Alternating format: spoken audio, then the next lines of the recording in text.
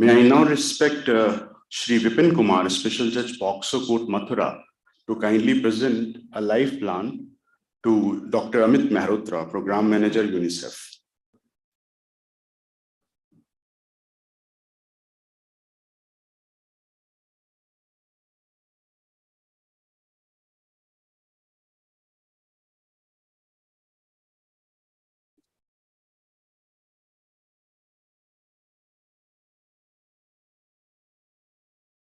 We start our programs in the name of God. And to do that, may I request Honorable Dr. Justice Kaushal Jain Thakur and other dignitaries on dais to kindly light the lamp so that the program may formally be inaugurated.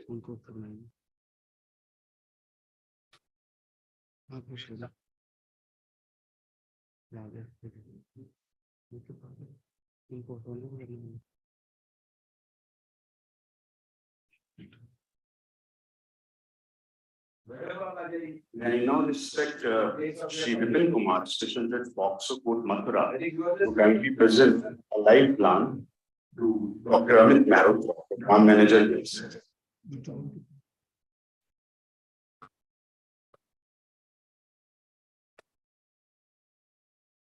O Lord, keep me not in unreality, but make me go towards reality.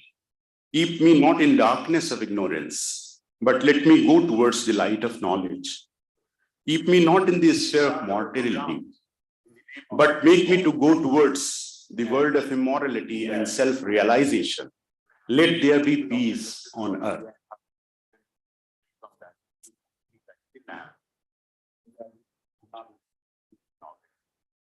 I request whosoever is having this live program, please stop it.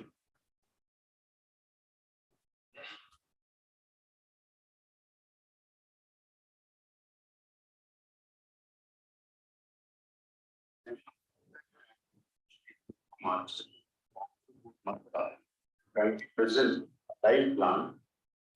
Dr. Amit Mehrotra, Program Manager, is.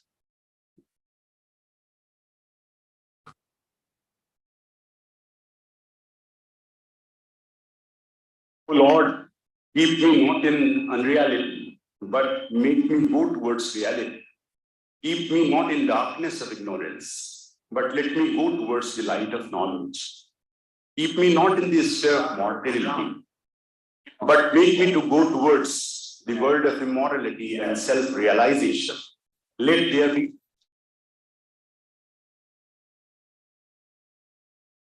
And thank you everyone on the dais. It is said that juvenile delinquent of today is the hardened criminal of tomorrow. Properly, effectively, and timely.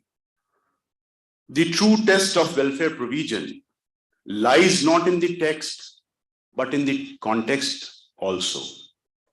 A well-drafted legislation is bound to fail if the mechanism through which it is implemented are lacking in giving effect to them at the grassroots level. It is therefore necessary that the applied mechanisms need to be effective, holistic, and result-oriented to achieve the objectives of the Act. The Act of 2015 and 2012, JJ Act and POCSO Act respectively, are two such special legislations to achieve special objectives that are protection, care, rehabilitation, and social reintegration of the child in conflict.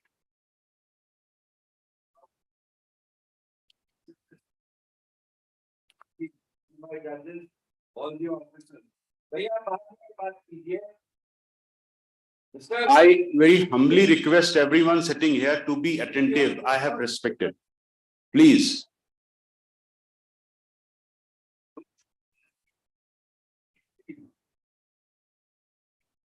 Please take care of the decorum. This is an important conference organized to achieve certain objectives.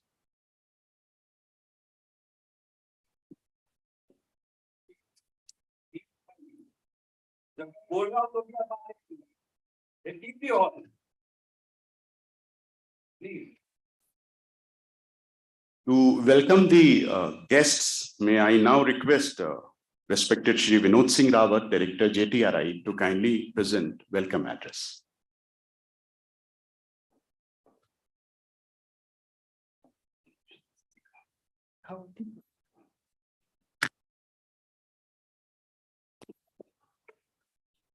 Namaskar.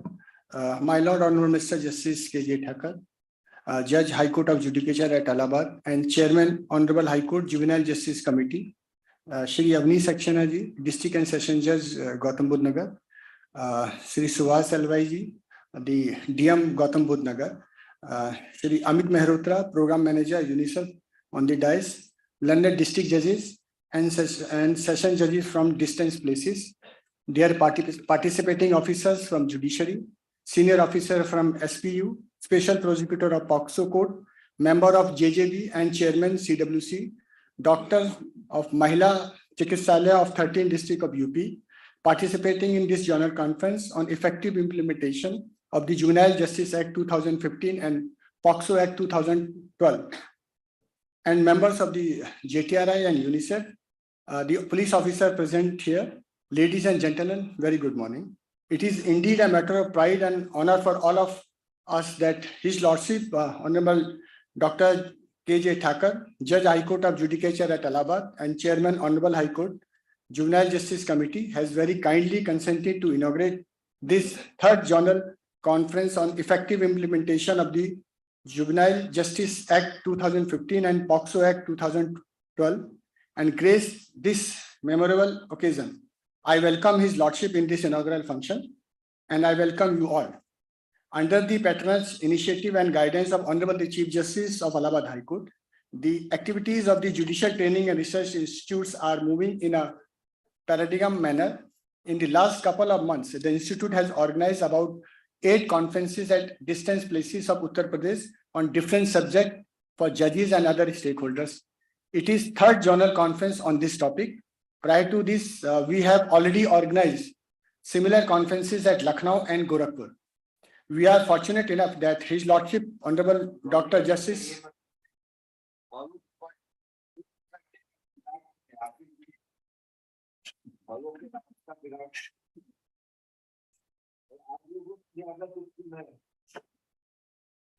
We are fortunate enough that His Lordship, Honorable Dr. K.J. Thakur has been a source of inspiration at both the places through virtual mode.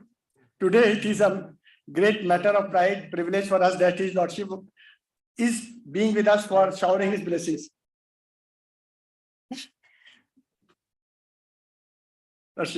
Recent data shows that rape, child abuse, and female feticide cases are rising in our country, which is a matter of great concern.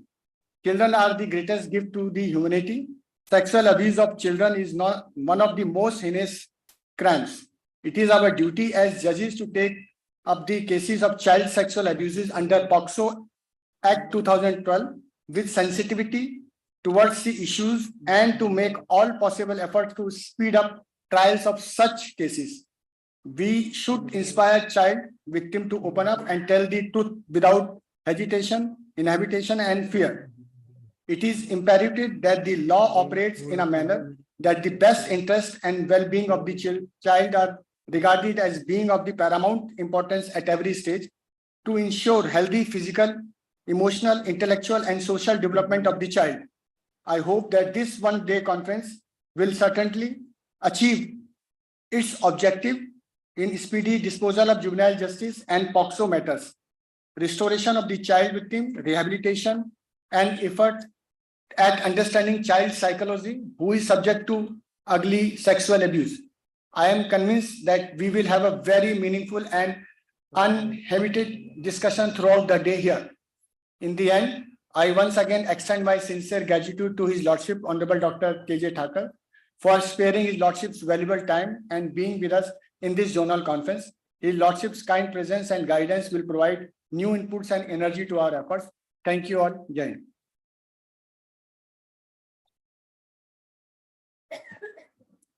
Thank you very much, sir.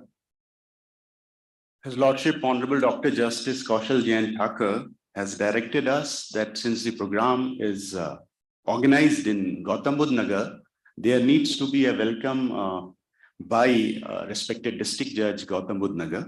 So for that, may I now request the respected Shri Amnish Saxena, District Judge Gautam Budh Nagar, to welcome the guest and to say a few words about the conference as well. Thank you, sir. A very good morning to all.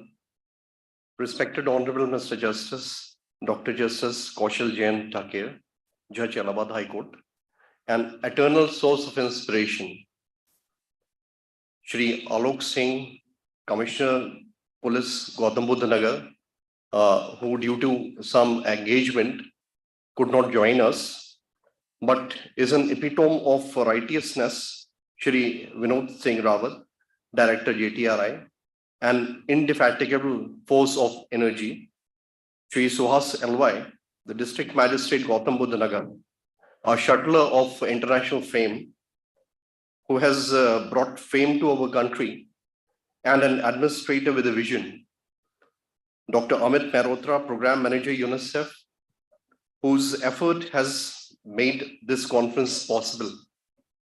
Respected district judges, officers and officials of the High Court and JTRI, Special Judge POCSO Act, Secretaries, District Legal Services Authorities, Principal Magistrate and members, JGB, Special Prosecutor, Chairman and member, Child Welfare Committee, District Child Protection Officers, Nodal Officer of the Special Juvenile Police Unit, Senior Doctors of the District Civil Hospital, media persons, police persons, staff of District Court Gautam Budh Nagar, who have made this organization a success, a conference success, and all other present.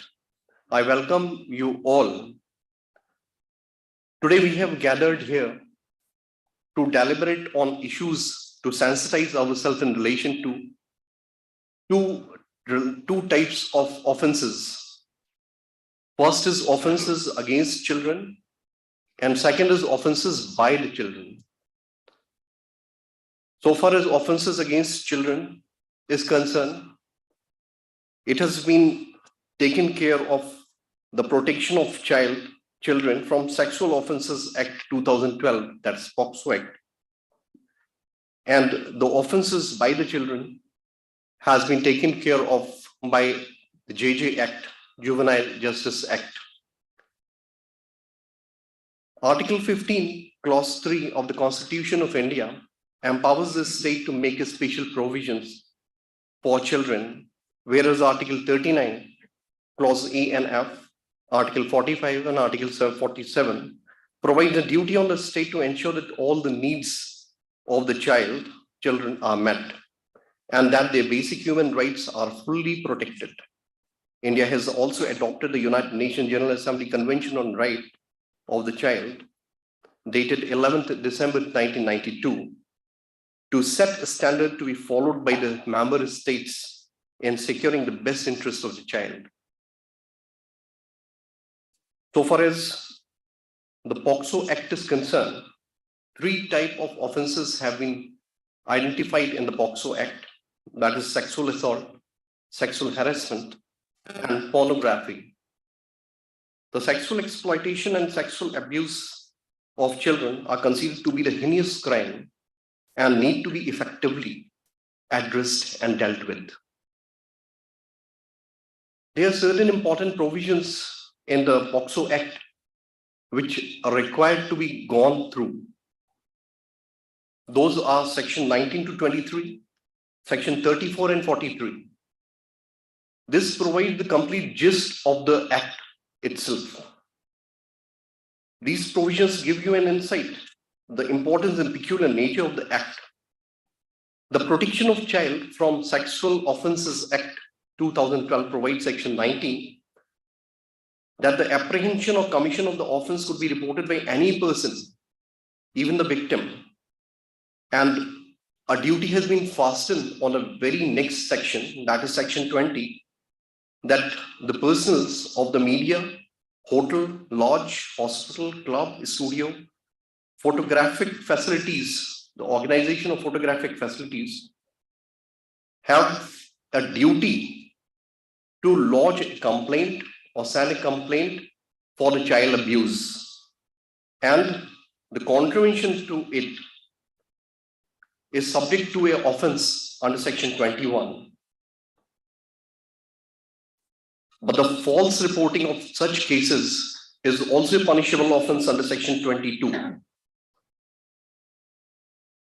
The Act further provides certain restrictions on the media reporting of the case under section 23. This is for the first time any act provides a media a specific role of the media in reporting such cases. The Act further provides section 34 that if the special court found that the act is committed by a child, then the child shall be dealt with under the provisions of the Juvenile Justice Care and Protection Act. Meaning thereby, if the offender itself is a child, then the POCSO court will not deal with these matters and it will be sent to the Juvenile Justice Board.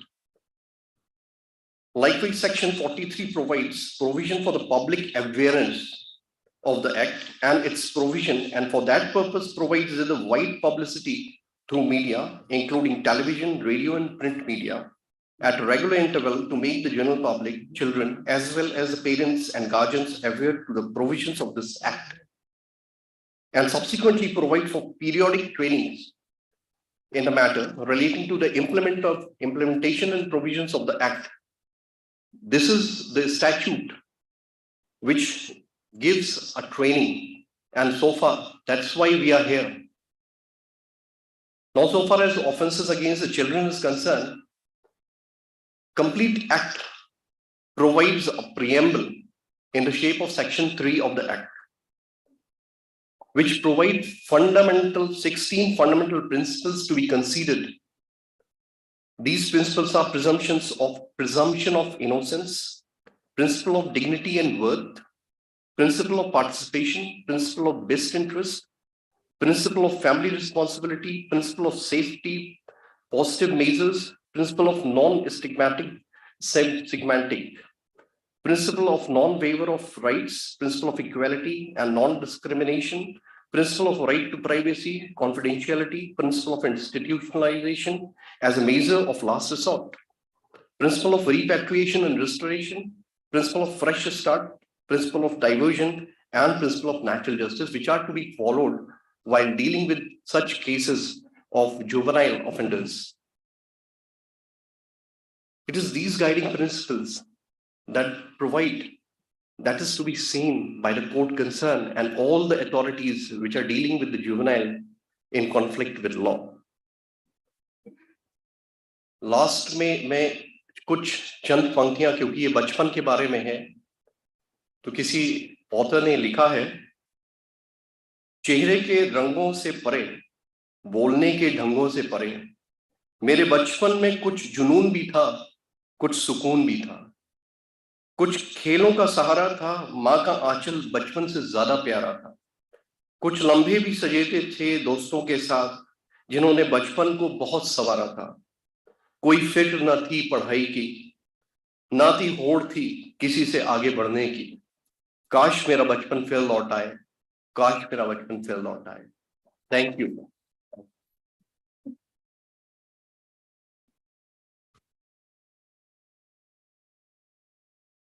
Thank you very much, sir. The background legislative history of POCSO Act would show that the rights of children and their protection was not taken adequately prior to that. Consequently, a need for special legislation was felt and came the POCSO Act. Somewhat same philosophy drove the enactment of JJ Act of 2015, because crimes in India, if we go by the data, will show that they kept rising during that period. UNICEF as an international organization has done tremendous work towards the protection of the rights of child, towards taking care of the special needs of children, towards considering the special demands of the child in conflict with law across the world, and more particularly in our country. UNICEF is involved with different organizations to achieve these objectives. and it has closely worked with the Juvenile Justice Committee of the Honorable Court in this regard. We have Dr. Amit Mehrotra, Program Manager of UNICEF with us, who will highlight the aims and objectives of this conference. May I request him to kindly highlight? बहुत बहुत धन्यवाद सभी को मेरा अभिवादन शुभ प्रभात good morning honourable doctor justice K J Thakar ji जो ऑनरेबल चेयरमैन है juvenile justice committee high court के लर्नर डिस्ट्रिक्ट एंड सेशन जज गौतम बुद्ध नगर श्री अवनीश सक्सेना जी डायरेक्टर JTRI श्री विनोद सिंह जी गौतम बुद्ध नगर के बहुत ही ऊर्जावान district magistrate Suhas ji all honourable जितने भी यहाँ पे गेस्ट आए हुए हैं ऑल पार्टिसिपेंट्स हैं आप सबको बहुत बहुत मेरी तरफ से अभिवादन with the permission of the chair sir मैं दोनों भाषा में बात करना चाहूंगा ताकि संवाद सीधा हो सके दिल से संवाद हो सके ये आज तीसरी जोनल कॉन्फ्रेंस हो रही है जिसका आयोजन यहाँ पर किया जा रहा है और इस पे 13 जिलों के प्रतिभागी पार्टिसिपेट कर रहे हैं हर जिले से लगभग 10 पार्टिसिपेंट्स हैं अप्रोक्सीमेटली 130 अपेक्षित हैं बट कहीं अधिक लोग आ जाते हैं बावजूद इसके कि बहुत खराब मौसम चल रहा है इससे पहले भी 2 कॉन्फ्रेंस हो चुकी हैं लखनऊ में और गोरखपुर में पूरा ऑब्जेक्टिव एक ही रहा है कि कैसे आज जब हम 10वें साल में हैं पॉक्सो एक्ट के इनेक्टमेंट में तो कैसे उसकी लर्निंग्स को हम जाने क्या हमारे पास चैलेंजेस आए हैं क्या बेस्ट प्रैक्टिसेस हैं कैसे हम और बेहतर ढंग से इन एक्ट्स का जो है इनेक्टमेंट कर सकते हैं इस पर चर्चा करनी है और it should not be one way communication जैसा कि पहली लखनऊ की वर्कशॉप में हमारे ऑनरेबल चेयरपर्सन ने डायरेक्ट किया था कि ये 2-वे डायलॉग होना चाहिए तो आज भी यही अपेक्षा है कि it should be a two way dialogue one side communication नहीं रहना चाहिए लखनऊ की कॉन्फ्रेंस में ये चीज और बुखर होके आई थी कि हमको बहुत डेलिब्रेशंस चाहिए हैं बहुत सारे इनपुट्स आए थे चैलेंजेस आए थे पार्टिसिपेंट्स ने एक्सप्रेस किया था कि हाँ हमारे पास बहुत सारे चैलेंजेस है इश्यूज उसको डिस्कस करना है गोरखपुर की वर्कशॉप में it was more engaging, more participatory, lot of inputs came. It was also that we heard a lot of good practices from the participants. So is the expectation today also that we would like to hear from your very, very rich experience, all the practical issues that you are facing in the implementation of POCSO Act and also the Juvenile Justice Act of Amendment 2015. जैसा कि विदित है कि जो बच्चे हैं they interact with the justice system in many ways या तो वो एज ए विक्टिम के रूप में जस्टिस सिस्टम के नजदीक आते हैं या सर्वाइवर के रूप में जस्टिस सिस्टम के नजदीक आते हैं कभी वो विटनेस के रूप में भी रहते हैं या कभी जब एज ए इंटरेस्टेड पार्टी के रूप में हो तो सामने आते हैं मुद्दा पूरा एक ही होता है कि कैसे बच्चों को जो है केयर प्रोटेक्शन हेल्थ वेलबींग और एक एडिक्वेट जस्टिस सिस्टम प्रोवाइड करा जा सके what is more important is that the justice for every child needs to be ensured and this is the ethos on which this honourable committee is operating मैं हृदय से बहुत बहुत धन्यवाद देना चाहूंगा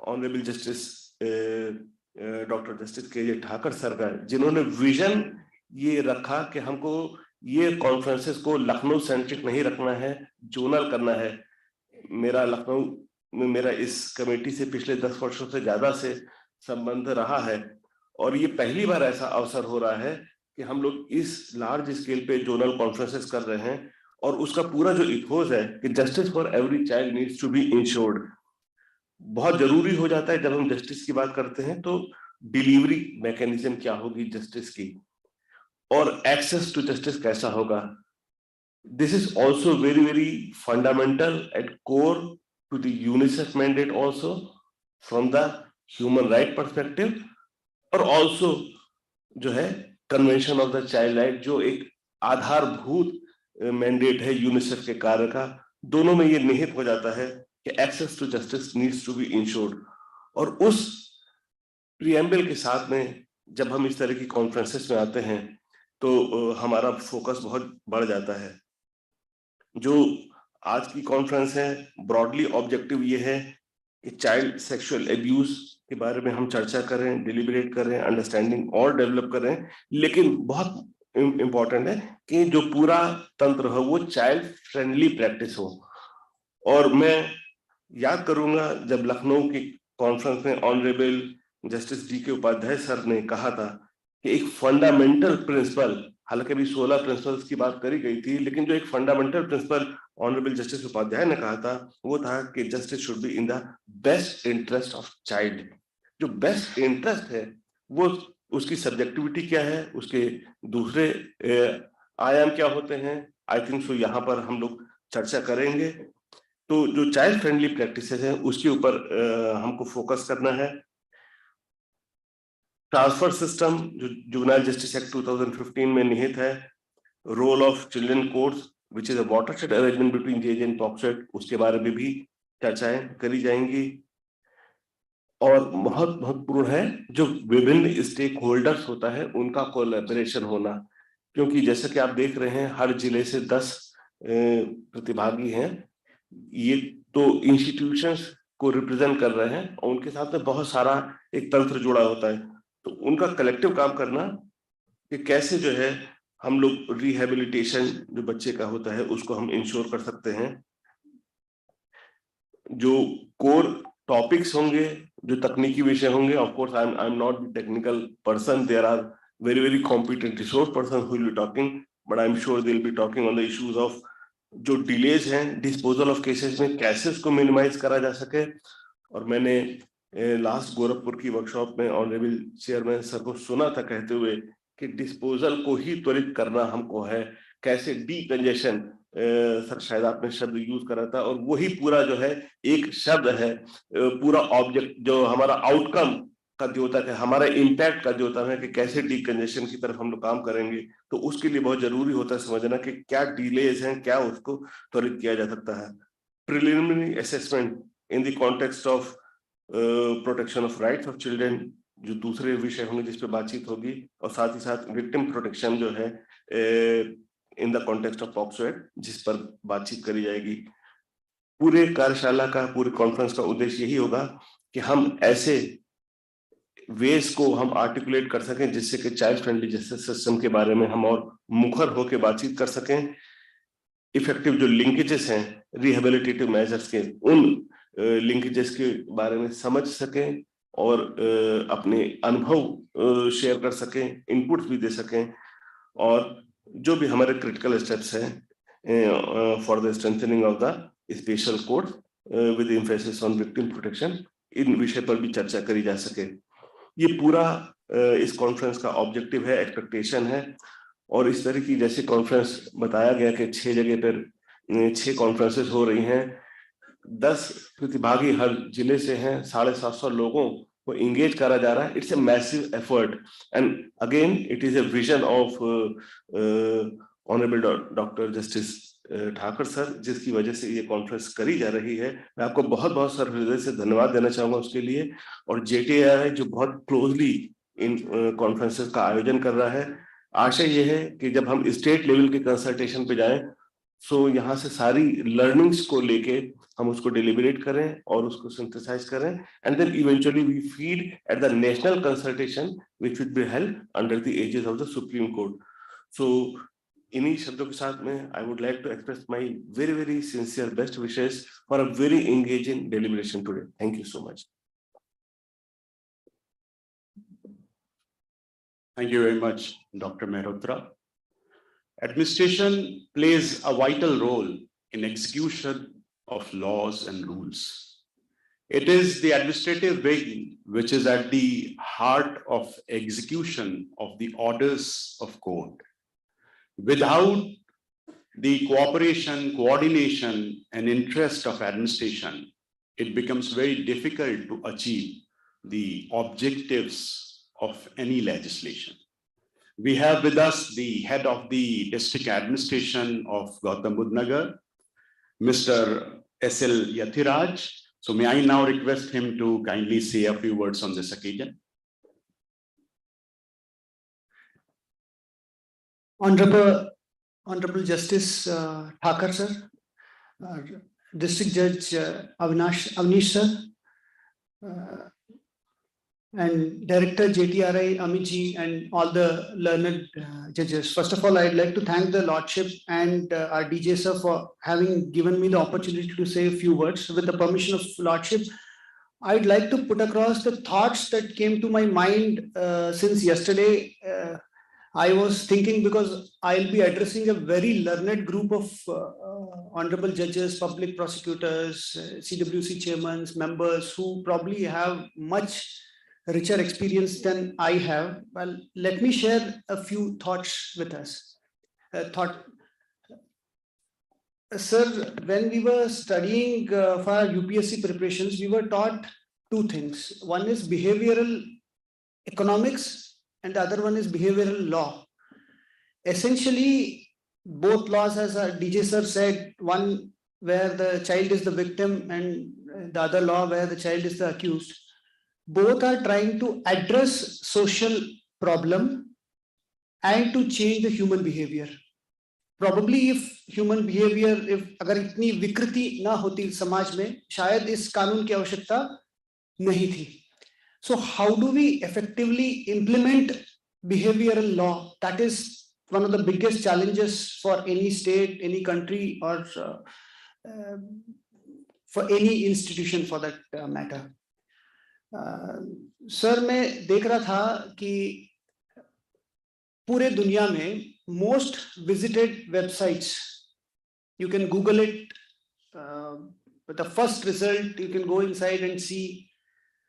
In top 15 most visited websites in the world, 3 of them are pornographic websites. And when you expand your search, top 25, top 50, the number increases. And each website has billions of views. Billion with a B, not million. So that means the problems and challenges that we are facing are extremely huge. In this regard, government and judiciary, yes, we try to adapt behavior of the society by enacting laws. I again try to, pehle to padhe hi the, but then I try to read POCSO Act, which has been extremely, yesterday also I read it full. Because I was coming to this conference, it has been done with huge care. But the real challenge is how do we implement it on the ground? Sir, हम ये सोचते हैं कि जब तक कि stake holders completely involve नहीं होते हैं तो जितने भी इंस्टीट्यूशंस है probably उतनी सक्सेसफुली हम लोग एनैक्ट नहीं कर पाते. तो sir, we would like to assure you कि जितने भी स्टेक होल्डर्स हैं, हमारे रेसिडेंट वेलफेयर एसोसिएशंस, AOAs, हमारी पंचायत, जितने भी स्टेक होल्डर्स है, we would create a brochures. अगर JTRI के पास, आप लोगों के पास अगर brochures है, we would distribute amongst them. And then the biggest stakeholder is our education department. To all the private schools, to all the government schools, we would like them to understand at the young age.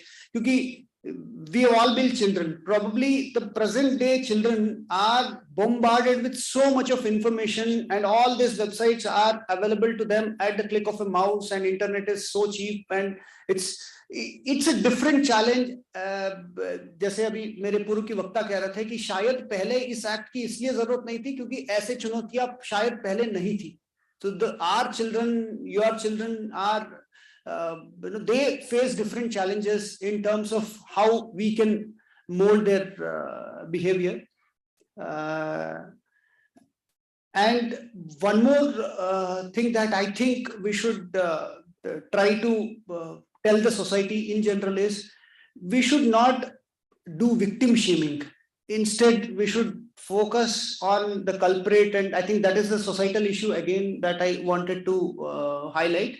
And in the end, because I know Lordship's address, we are all waiting for it, and sir, जब भी हमें High Court से भी address करते हैं, तो we all get enthused by sir's address. One more point I'll tell, and then I'll close my remarks. More than anyone, honorable judges know it better. Policy making is not black or white. We deal in shades of gray. To give an example, the speaker before me was mentioning about gender discrimination, PCPNDT Act.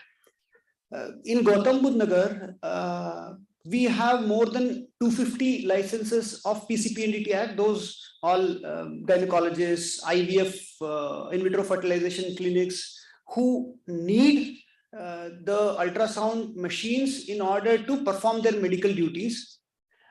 At the same time, the more number of licenses that we give, it would create that many opportunities for early gender identification. Just to give you the number, presently we have more than 50 applications pending. So I requested the Chief Medical Officer to just to see, can we keep any limit in terms of number of licenses that we give?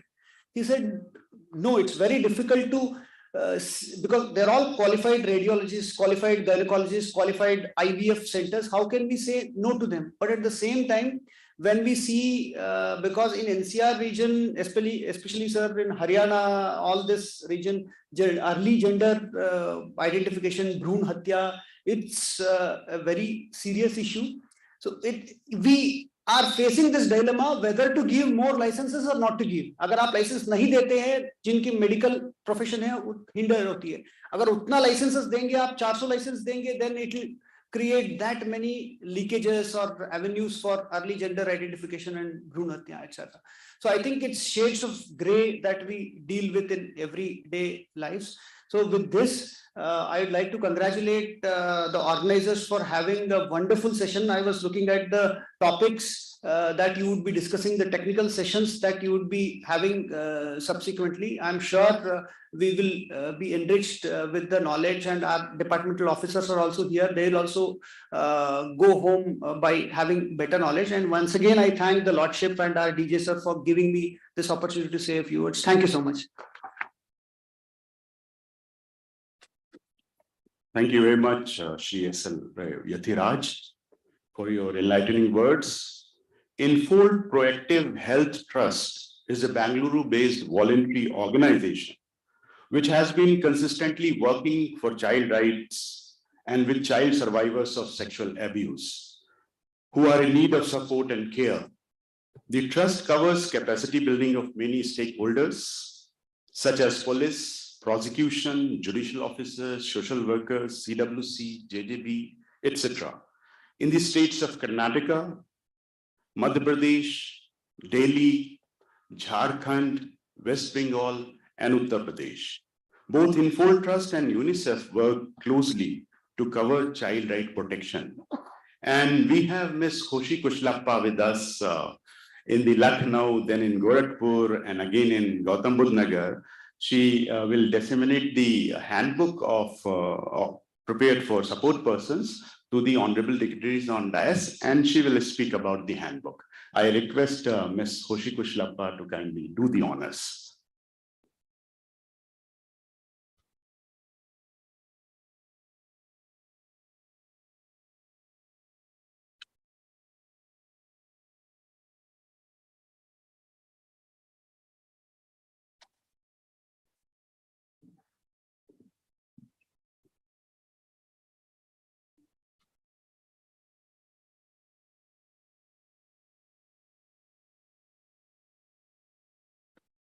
Sabiko namaskar, good morning.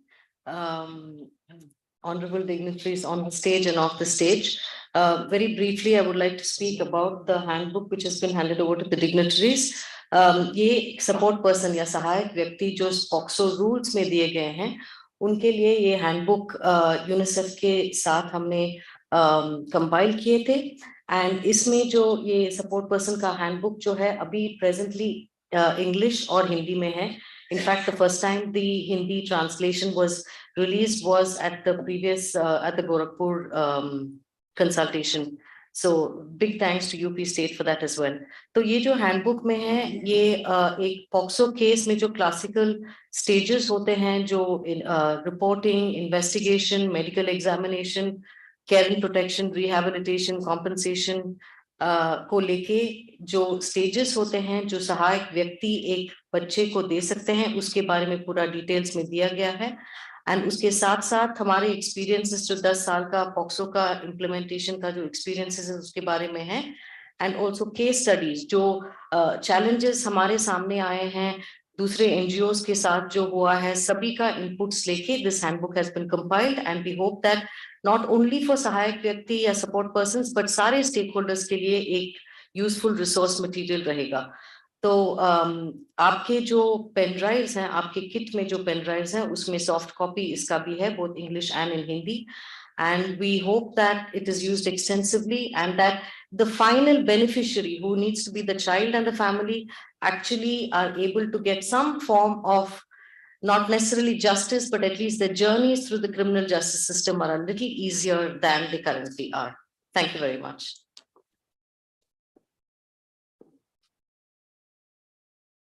Thank you very much, madam. The best interest of the child has to be served in both letter and spirit by according appropriate care and protection to the child. A proactive stakeholder will coordinate with other stakeholders to ensure protection of child, to secure justice to the child. The role played by police, magistrate, and prosecutors to ensure effective implementation of the Act is at the heart of the debate. The chairman of the Juvenile Justice Committee, Honorable Dr. Justice Kaushal Jain Thakur, has been taking special care of children's rights through his articles and through these conferences, which have certainly created a more sensitized atmosphere around these vital issues. With utmost respect and humility at my command, may I now request Honorable Dr. Justice Kaushal Jain Thakur to kindly deliver inaugural address.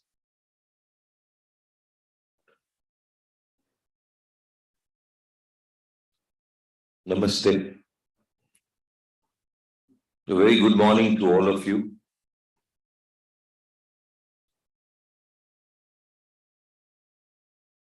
All the dignitaries on the dais, off the dais, all the photographers who are busy taking photographs, all those who are airing us live, and in absentia, my Honorable the Chief Justice.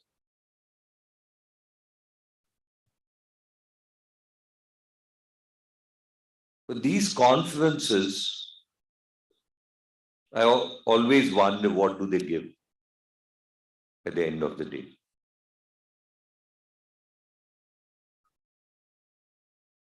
Is it only a conference, or do we give something to the society? If we cannot, we have genuinely wasted our Sundays. We have deprived our families of our company. And therefore, I have always been saying, decongest. The old word was remand home. Why did we substitute it?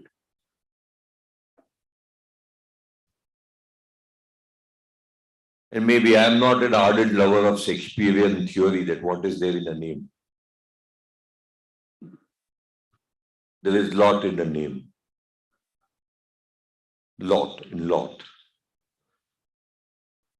And one more thing which has baffled me, because this is my third conference. And like NDPS, I'm even exploring on bringing to the courts those end users. You see, like money laundering. You have money laundering.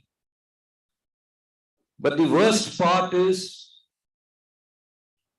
we had a conference in Bombay by a where we all had gathered and we have sent it, we have sent a proposal to the government that, see, unlike money laundering, see, young girls, why do I use the word girls?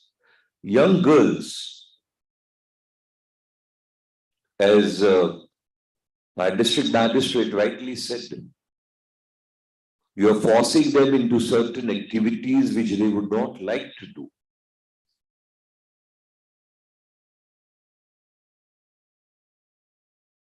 And in these days, gadgets have taken us to such great involvements. So I had to be a bit harsh when we begin with the lecture. Then Avnish told me, "Sahab, aapka bhi phone aaya." I said, yes, therefore I said that if it's very important, please attend it. I'm not against attending. But it disturbs the gentleman sitting next to us. There's nothing wrong in answering a phone call if it's important.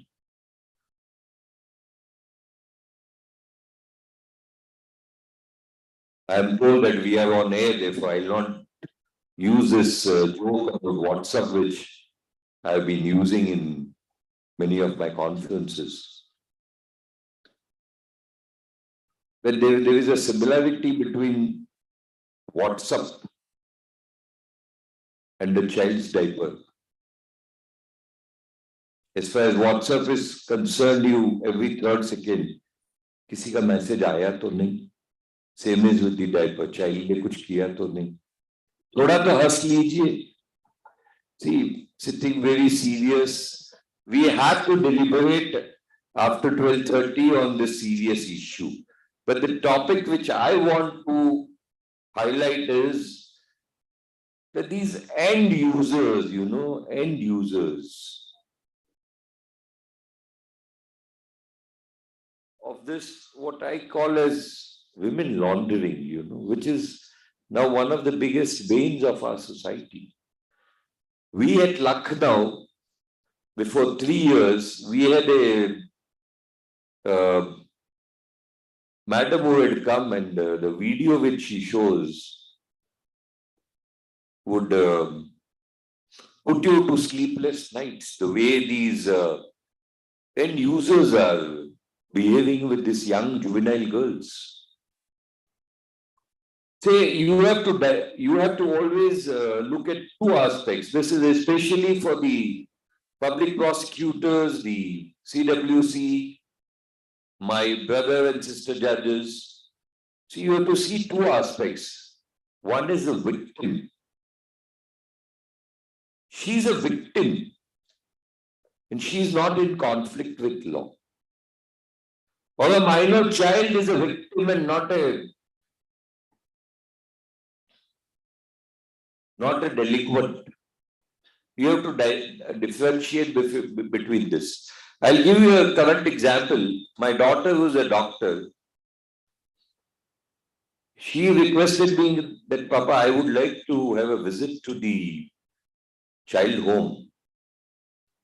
If Divakar would have been here, we give this example to all. There was a mother and a young girl in Allahabad. The mother said that I would like to take her with me. I am not a offender. I am offended. मेरी क्या गलती है? मुझे क्यों यहाँ रखा गया है? And let me tell you, she had come at the age of 14 when she was done a bad act. Today the child is 5-year-old. They say, नहीं, माता जहाँ रहती है वहाँ नहीं रहेगी बच्ची. Unfortunately, the CWC was so indifferent to all these. We on the judicial side had to take up this. So this is for CWC. Look at things in the correct perspective. The second aspect is that a girl was raped. He was brought to the home. She was kept there. Her parents are ready to take her. We'll keep her. We'll peacefully keep her. The CWC report was what happens if this happens again. Unfortunately, the talks were in my chamber, so I requested all my lady judges to move out. Then I gave my piece of my mind to him in the Hindi dialect used in UP, which I don't know. तब वो समझा कि नहीं sir आपकी बात सही है, ये भी सोचने वाली चीज है. मैंने बोला ये सोचने वाली चीज नहीं है, यही सोचना है आपको. See, as CWC, we don't have to be rigid.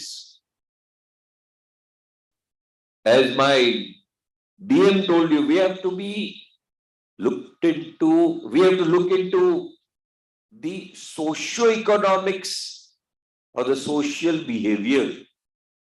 What are you going to give the society? Are you giving a criminal to the society, or you are trying to retrieve his childhood or juvenility?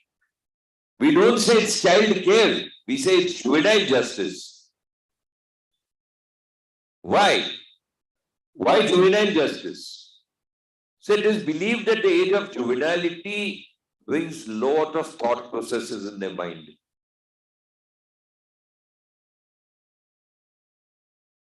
Recently, I was seeing a South Indian movie.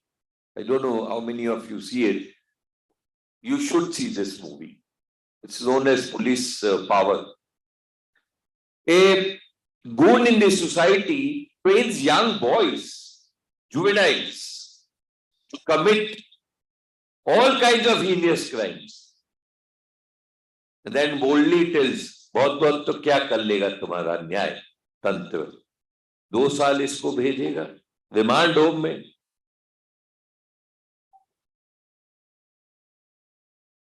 See, this is the mental psychosis of the society these days. And that is why this new act, there were a lot of questions that why 15 to 18 are to be treated as adults in heinous crimes. I don't go into all that. But our role is kindly differentiate between the victim and the offender. And thirdly, now give a new focus to what I call is the user of these services, of the, see behind the juvenile, as both my predecessors, all the 3 predecessors have told you, that why POCSO was immediately brought. IPC was very much there. Why was POCSO brought? That was the mental psychosis with which the society was going. And with utmost respect to the legislation, what happens if both of them are juvenile? Both the stakeholders are juvenile. What do we do? They elope.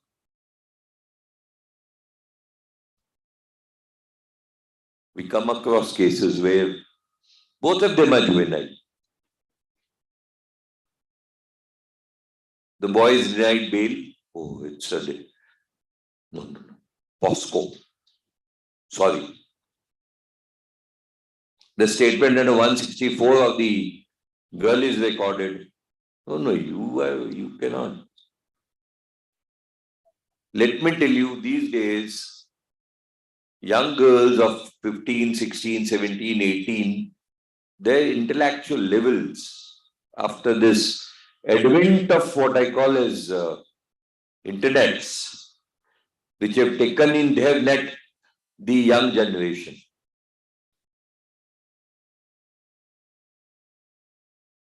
Young generation. हमारे जमाने में तो ये कुछ नहीं था.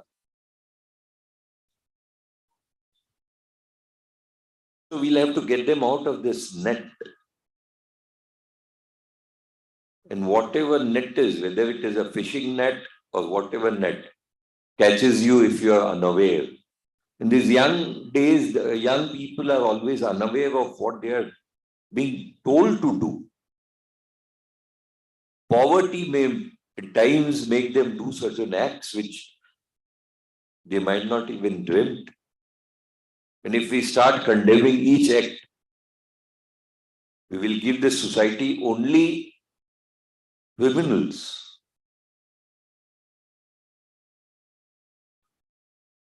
And let's not make remand home criminal homes, breeding centers of criminality. One more aspect to all the officers who are present here, my POCSO judges, especially POCSO judges, the judges heading the juvenile board. I would request you to direct your district magistrate, your officers, to at least once in a week visit the juvenile home in your district. See, recently one of my colleagues had gone to a private NGO, and let me tell you, all those who are from private NGO may pardon me. What she found was, जैसे हम लोगों ने evening court का मजाक बनाया था, वैसा इन लोगों ने बनाया. जब सरप्राइज होती है या कोई आने वाला होता है, सड़क से 6 बच्चे उठा के लेके आते. No, they are here only. They are here only. They are since long. The day the grants are given, the children are sent back where they were. So therefore, recently my district magistrate, I must applaud him, took my district judge Gorakhpur to the juvenile home, and you'll be more than astonished. जो jail में नहीं था वो सब वहां था. Mobiles, cigarettes. It was made viral, and it has come in news also. So I would request you, as respectable citizens, to decongest first the homes. All my judges, please hold regular sittings. Those who are in conflict of law, whether offenses are minor, give them personal bond, keep them under watch. Because you see, their life in the juvenile home is even worse than their homes. And it's basically eating on their mind, you know. So please decongest that. इसलिए ये नहीं कहता हूं कि heinous crime भी आप छोड़ दीजिए, but decongest. What happens is, yes, you all are right. Sir, judges nahi hai. I agree with you. We are hard pressed. But that is not since today. That's since hundreds of years.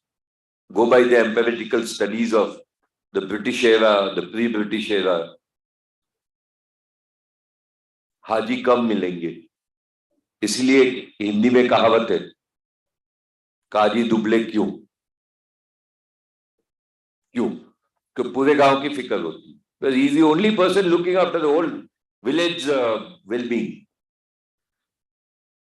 So please do up to your optimum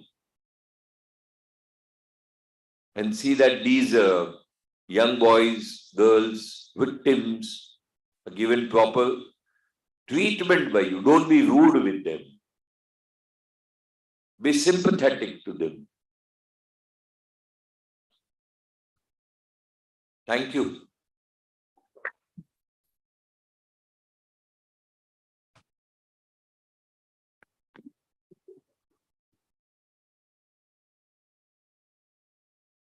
Thank you very much, my lord, for the heart-touching word. It will certainly go a long way in shaping this particular conference all through the day. Showing gratitude to honorable dignitaries is a part of all the rich civilizations. And when it comes to richness of civilizations, we as Indians stand ahead of many others. To do that honor, May I first request respected Shri Vivek Sangal, District and Sessions Judge Agra, to kindly present a memento to His Lordship Honorable Dr. Justice Kaushal Jain Thakur.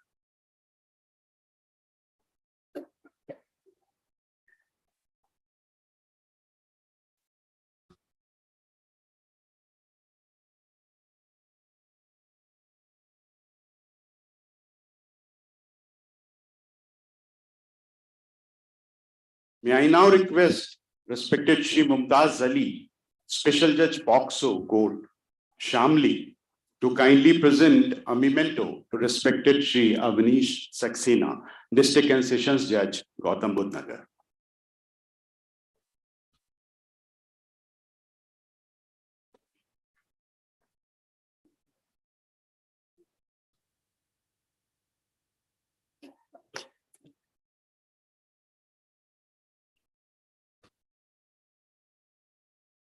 Chief Judicial Magistrate of the host district is always around when there are any important programs. So may I request Srimati Richa Upadhyay, Chief Judicial Magistrate, Gautam Budh Nagar, to kindly present a memento to respected Shri Vinod Singh Rawat, Director JTRI.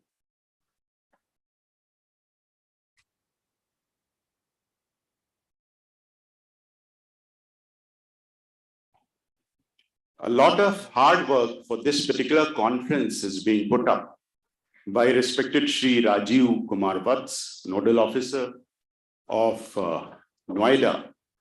May I request him to kindly present a memento to Shri S.L. Yatiraj, District Magistrate, Gautam Budh Nagar.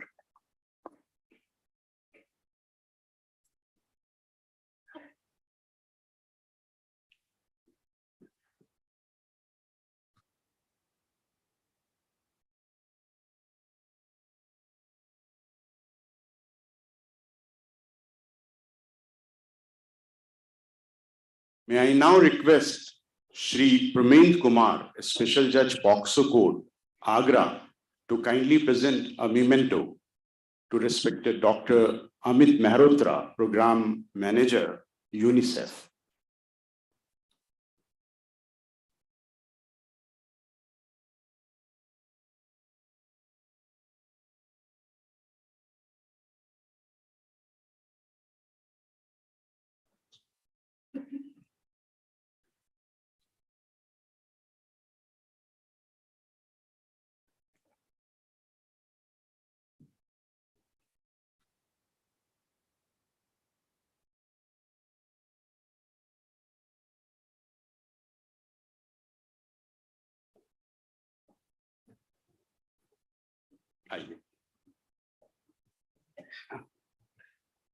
Yeah. Pramend.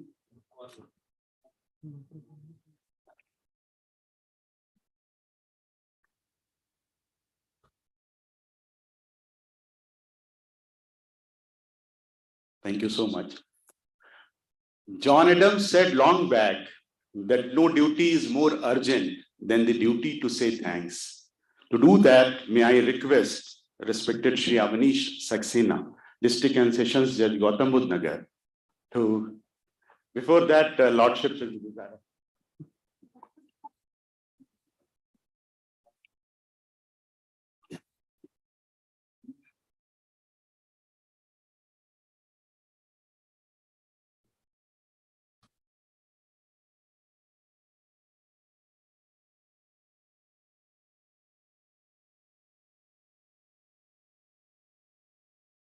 We are having the great honor of hearing Honorable Ms. Dr. Justice Kaushal Jain Thakur,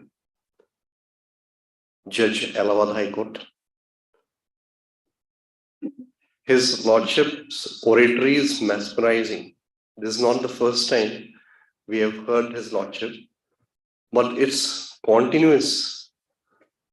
Since I have been at High Court and in these conferences, His Lordship is the only person who has a human heart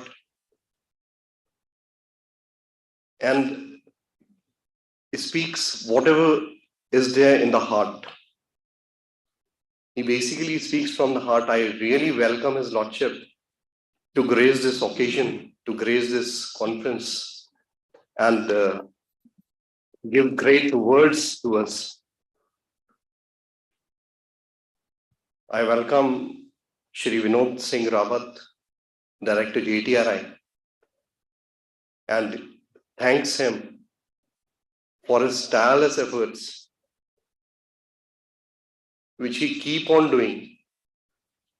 There is no Saturdays, no Sundays for Mr. Rawat. And even in the weekdays, he is planning where and how to make a conference at different districts. I really appreciate his efforts, his tireless efforts. I welcome Shri Suhas Elwai, the district magistrate, and give thanks to him that despite being the chief administrator of this Noida, he is taking out the administration of the complete Noida. And he has taken out time to be with us and to be a participant in this conference, and has shared the words with us from his basic perspectives. I welcome and give thanks to Dr. Amit Mehrotra, the program manager UNICEF, who along with his team is visiting Noida for the organization of this conference. This one-day conference has taken them a whole week. How to prepare, what should be the menu, where the sitting is, how we will deliberate on the issues. This is all being done by Dr. Malhotra and his team. I welcome and thanks the district judges who have made all their way from their headquarters to Noida. And it's a great occasion to see them at this venue.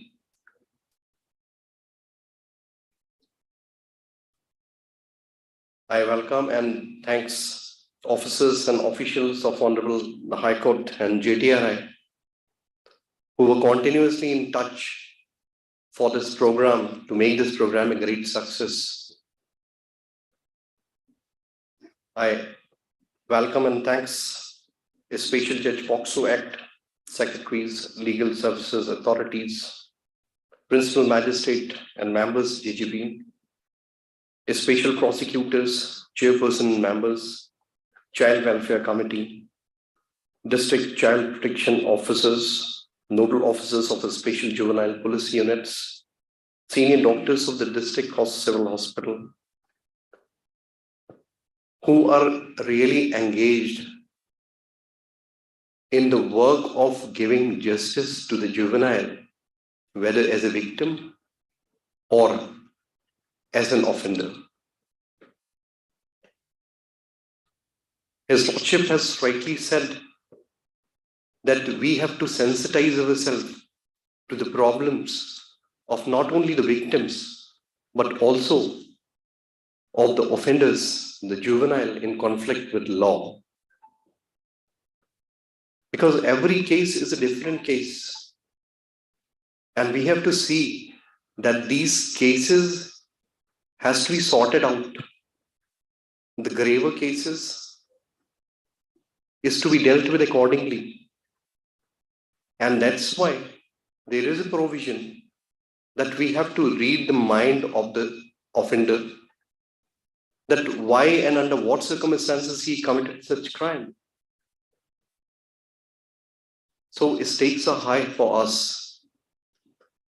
But I hope and think that you will definitely gather something from this conference. And lastly, I thanks the media persons, police persons, and staff of my court, the Gautam Buddha Nagar, who are in planning of this conference since last week or more. And I thanks all the persons present here. Thank you and have a great day. Thanks. Thank you very much, sir.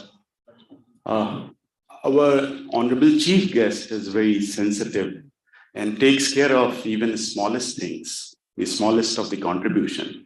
And therefore, his lordship wants to say something in the end before we go for it. Lordship.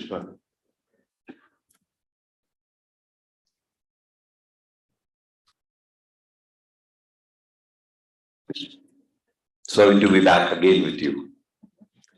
Avnish, जिससे मंडप दिया उसे तो आप भूल ही गए, इसलिए मुझे आना पड़ा.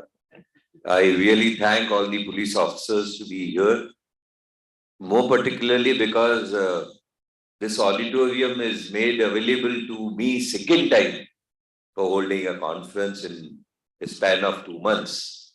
And therefore, I am really thankful to the commissioner and his team that just on the twinkle of our phone that we want this to be done.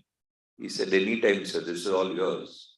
And I'm really thankful to him, in absentia, of course, to his officers, and to all my CWC officers who have remained present. A special thanks to all my brother judges who have, I know I put it to the Honorable Chief Justice. This is for the judges only. I put it to the Honorable Chief Justice of the committee. Yes, sir, अब थोड़ा कीजिए कि महीने में 3 दिन इनको छुट्टी मिले. Because regularly we are holding conferences, lok adalats, workshops, whatever. But my judges don't get time for their family, which is an essential part. I'll tell you one of my own experiences when I was a young judge. I'm talking about 1998. अभी नवरात्रि गई इसीलिए कह रहा हूँ. Gujarat is the only state maybe where Navratri is played but there are no holidays except the Dashera. Even the High Court doesn't close. So we had Lok Adalat where we were to, my district judge didn't believe in any even inauguration ceremony. हम नीचे आएंगे, hall में आएंगे, दिया करेंगे and the Lok Adalat is on. So he called me, we want to call the Chancellor. Baroda is the rare that अभी तो ये सब universities हो गई जिसके Chancellor Governor नहीं होते. So the Governor, the family, Baroda University was the first to have a Chancellor from the family like BHU. I went, told Madam कि आपको करना है. And I told that just 2 minutes of sermon. Comes the administrative judge, I want to come. Now. Then we were told that the Honorable Chief Justice is moving by and wants to come for Navratri. So my district judge told me, sir, agar aap aa rahe ho and if you don't attend my local adalat, it looks bad. So we had all this. And the day before, we had a workshop. Then I told my Chief Justice, yes, sir, this is overtaxing. So this is what I am assuring you that we'll at least see that some Sundays are left to you and your family. Thank you. Bye-bye.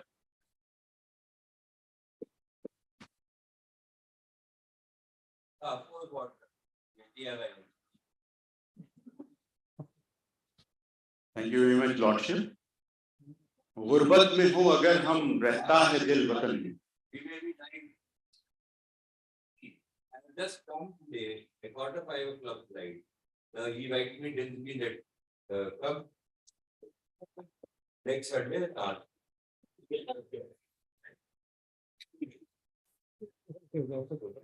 हो अगर हम रहता है दिल वतन में, गुर्बत में हो अगर हम रहता है दिल वतन में, समझो हमें वहीं दिल हो जहां हमारा. सारे जहां से अच्छा हिंदुस्तान हमारा. To do the honors to the nation, I request dignitaries on dais and off the dais to kindly rise up for nation anthem.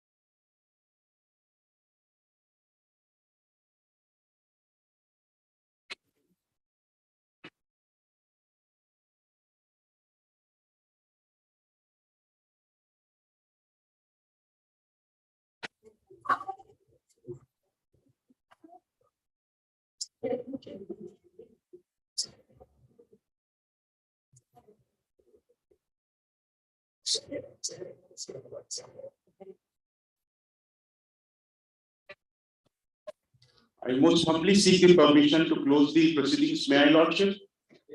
Thank you all. The proceedings for this session stands closed. I request all the participants to kindly be seated. We'll be reassembling within 5 minutes for the first technical session. Thank you all.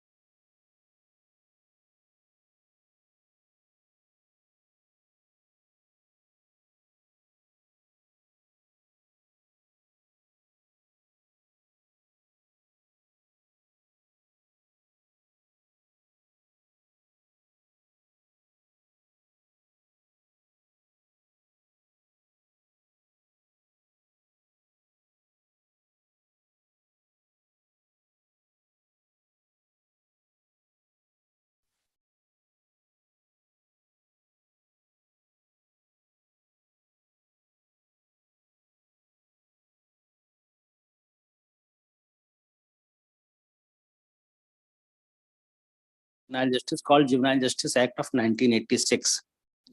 So this case law helped us in a big way. It helped the parliament in having confidence that they can actually get into an area which is not under their legislative domain and could enact a law which kind of supplied a very basic law which subsequently evolved. Now, how it evolved, I'll just take little moments to put before you what you already know. Judges who deal with criminal cases should not be dealing with matters related to children, and Khasab had pointed this out, and all of us realize, the clash of perspective, the clash of approaches. Many police officers, I remember initially in 2008-9, they used to say, sir, do you expect us to have multiple personality disorder?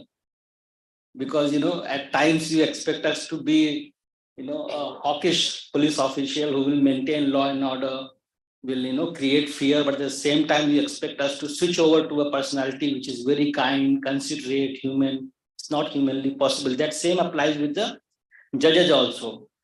Police do not have much help in this regard, but judges do have help because now we have principles, procedures laid down, codified in the rules.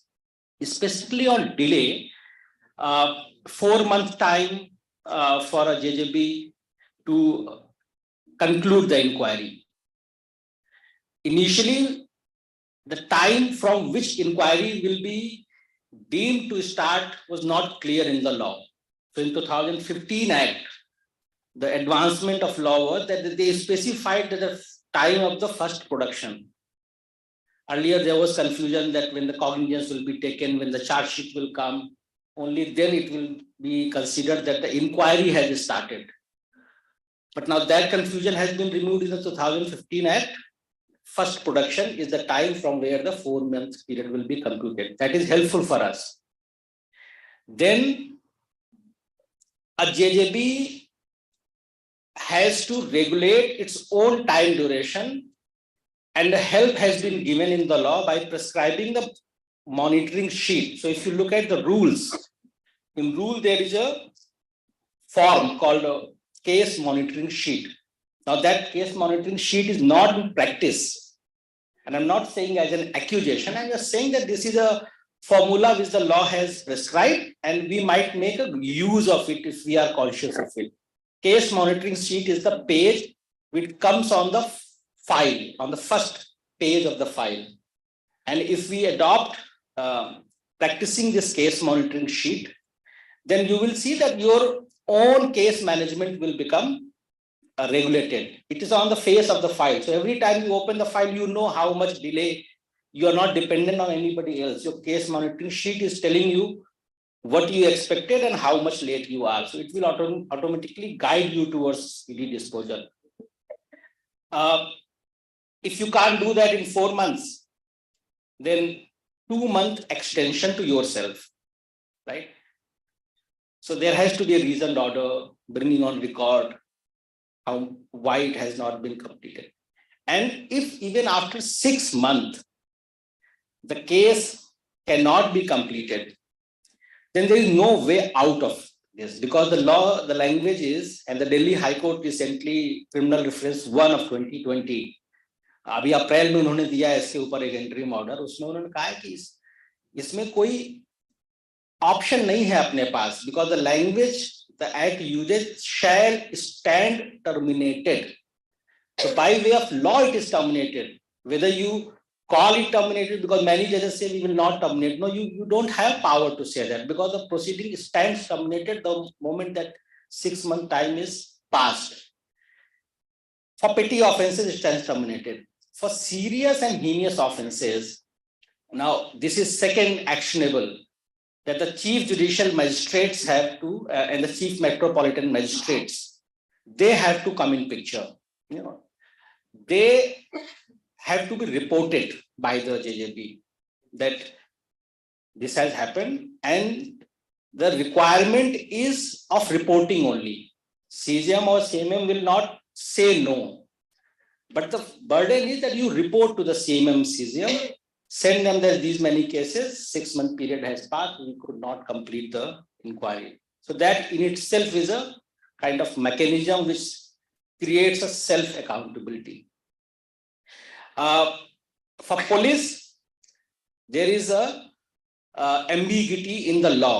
Sheela Barse gave law on 2 points. One was for police, one was for the courts. Court part has been codified in the act, but the police part is still not codified. So that area continues to be governed by Sheela Barse. अब शीला बारसे और JJ act में थोड़ा सा inconsistency इस बात पे है कि शीला बारसे जिस जमाने में था उस वक्त पेटी सीरियस हीनियस नहीं होते थे, तब सीरियस और नॉन सीरियस होते थे। 7 साल जिसमें 7 से कम है वो सब नॉन सीरियस बोले जाते थे और 7 साल से जो ऊपर है वो सब सीरियस ऑफेंसेस माने जाते। 2 ही कैटेगरीज थी उसमें और वो केवल डिले के ही कॉन्टेक्स्ट में थी। तो पुलिस के लिए जो रेगुलेशन शीला बारसे में है वो नॉन सीरियस ऑफेंसेस में है। कोई भी ऑफेंस जिसके लिए पनिशमेंट 7 साल से कम है उसमें पुलिस को 3 महीने का टाइम है फॉर कंप्लीटिंग इन्वेस्टिगेशन। अब जो जेजे एक्ट और रूल्स में प्रोविजन आए हैं वो थोड़े से इंटरेस्टिंग हैं, that you will have to apply your mind on that and see how you want to roll it out. That police अगर टाइम 60 दिन का टाइम है पेटी और सीरियस ऑफेंसेस में इन्वेस्टिगेशन कंप्लीट करने के लिए, फाइनल रिपोर्ट वर्ड यूज हुआ है, चालान चार्जशीट वर्ड यूज नहीं हुआ है, फाइनल रिपोर्ट फाइल करने के लिए आपके पास 60 दिन का टाइम है पुलिस ऑफिसर्स के पास। अब अगर 60 दिन के बाद आप फाइनल रिपोर्ट लेकर के आते हैं तो पहले प्रैक्टिस होती थी कि कई बार एक्सटेंशन दे दिया जाता था। कई केसेस जब चैलेंज हुए हाई कोर्ट्स में तो ये निकल के आया कि कोर्ट्स के पास एक्सटेंशन देने का पावर नहीं है, कंडोनेशन ऑफ डिले का पावर है। तो किस ग्राउंड पे कैसे आप एक्सटेंशन दे देते हैं? एक्सटेंशन परमिसिबल ही नहीं है, आप दे ही नहीं सकते एक्सटेंशन। चालान आया, बार्ड है लिमिटेशन से आप एक्सेप्ट नहीं करोगे, consequences will be on the police officer. वो एरिया थोड़ा सा मॉडल रूल्स में रूल नंबर 10 में आप देखेंगे, सब रूल 5, 6 में थोड़ा सा लॉ उसके ऊपर ले डाउन किया है कि 60 दिन का टाइम दिया है। अब यहाँ कंफ्यूजन ये होता है कि जो 60-90 का जो सीआरपीसी का प्रोविजन है कई बार लोग उसको पढ़ते हैं लेकिन वो जेजे में एप्लीकेबल नहीं है क्योंकि वो that is relatable to the right of bail. अगर वो 60-90, यहाँ तो राइट वैसे ही है, शुरू से ही राइट है बेल, तो वो 60 और 90 दिन का default creates a right to bail in criminal law, but in JJ right to bail is already right to bail। वो independent है gravity of offense, delay वगैरह को लेकर के फर्स्ट डे से राइट है वो 60-90 का कोई रेफरेंस यहाँ पे नहीं है। यहाँ 60 दिन का टाइम है आपके पास, इन्वेस्टिगेशन कंप्लीट करिए। और अगर आपको एक्सटेंशन चाहिए तो now the good thing is for the police officials to be aware of it that now you can actually move the JJB, put forth in writing reason क्यों हमसे इन्वेस्टिगेशन कंप्लीट नहीं हो पा रहा है। And if you can satisfy the JJB कि आपको चाहिए 10 दिन का टाइम, 15 दिन का time, then you can take an order from JJB giving you additional time for completing investigation. That is the practice which police is not yet aware of. So I will request that please take note of these very small developments, and I must tell you that these developments in the law have not been chalked out in AC conferences. They have been chalked out in consultations like this. I can point out which provision was pointed out by which person exactly and who took note of it and how it went into the law. So that much detail I have with me. These developments are very informed by ground practitioners. So I think I'll stop here and request Chair to Mr. Thank you, Mr. Sthana. Once you mentioned that petty offences and dropping it or proceedings getting terminated, this is obviously a mandate of law which the Honorable Delhi High Court has recently pointed out in a suo motu matter that is of 2020 or 21. This needs to be addressed if we are still not in a position to address it, because petty offences cannot go beyond that period which is prescribed in legislation. So that important issue which you have raised is something which is very necessary to be addressed by all the JJBs and the principal magistrates sitting here with us. We have a very distinguished panelist with us this time who was not there in Lucknow and not in Gorakhpur, but he's a very distinguished person in the field. Mr. Satya Prakash, he's Chief Operating Officer, FXB India Suraksha. He has a very unique experience of academics and field in the sense that he has been working on child rights, combating human trafficking for more than a decade. And he has been involved in states such as Jharkhand, Assam, Manipur.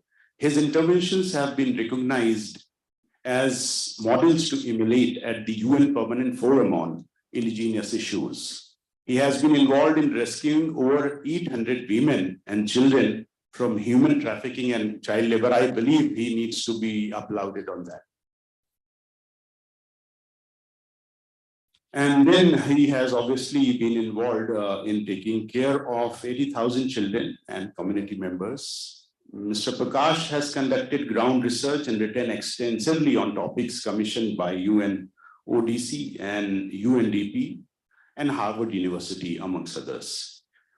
He has been involved as a panel with Lal Bahadur Shastri Academy of Administration, Mussoorie Child Resource Center, Government of Rajasthan, Central Academy of Police Training and Central Detective Training Institute, and Tata Institute of Social Sciences, Mumbai. So here we have a very prominent person. He holds MPhil in Sociology from Delhi School of Economics. And he has got expertise in social and behavioral research at the University of Miami. Over to you. I welcome you in this panel, and I welcome you on behalf of JTRI, UNICEF, and all the participants, and request you to kindly address the participants in 10 minutes, please. Over to you. Thank you, sir. It's been an honor to be part of this exercise, which I have been witnessing as a practitioner when first this exercise started in India, and to add to what Khan Saab has shared, we also run Childline in this district of Gautam Budh Nagar for almost like a decade now. And as a sociologist, I wanted to pursue in academics, but the teaching was the one profession which I wanted to continue. But as part of the organization, I have been working very closely with the child welfare committees, with the police, and that's how the passion about training of law enforcement comes. Now, for today's context, I'll be very precise and flagging in one issue, which is all about determination of age. I'm sure in this house, we have police officers, we have CWC and JJB. On day-to-day basis, they face this as a situation. Now, my exposure to this issue is precisely when I talk about the 13 districts where this consultation is trying to engage.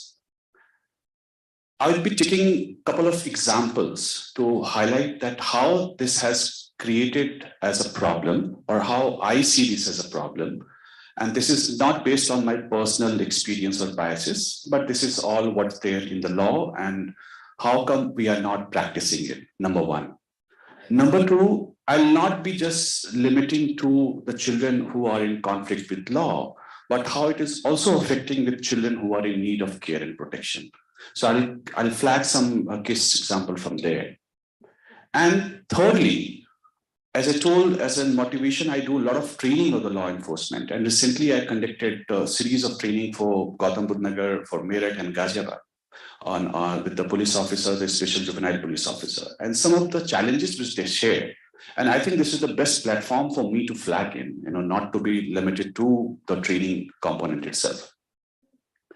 Now, while saying this, with a lot of responsibility, I want to make a statement that when it comes about determination of age, what I have experienced, the process and the procedure which have been followed are not seen as an exception.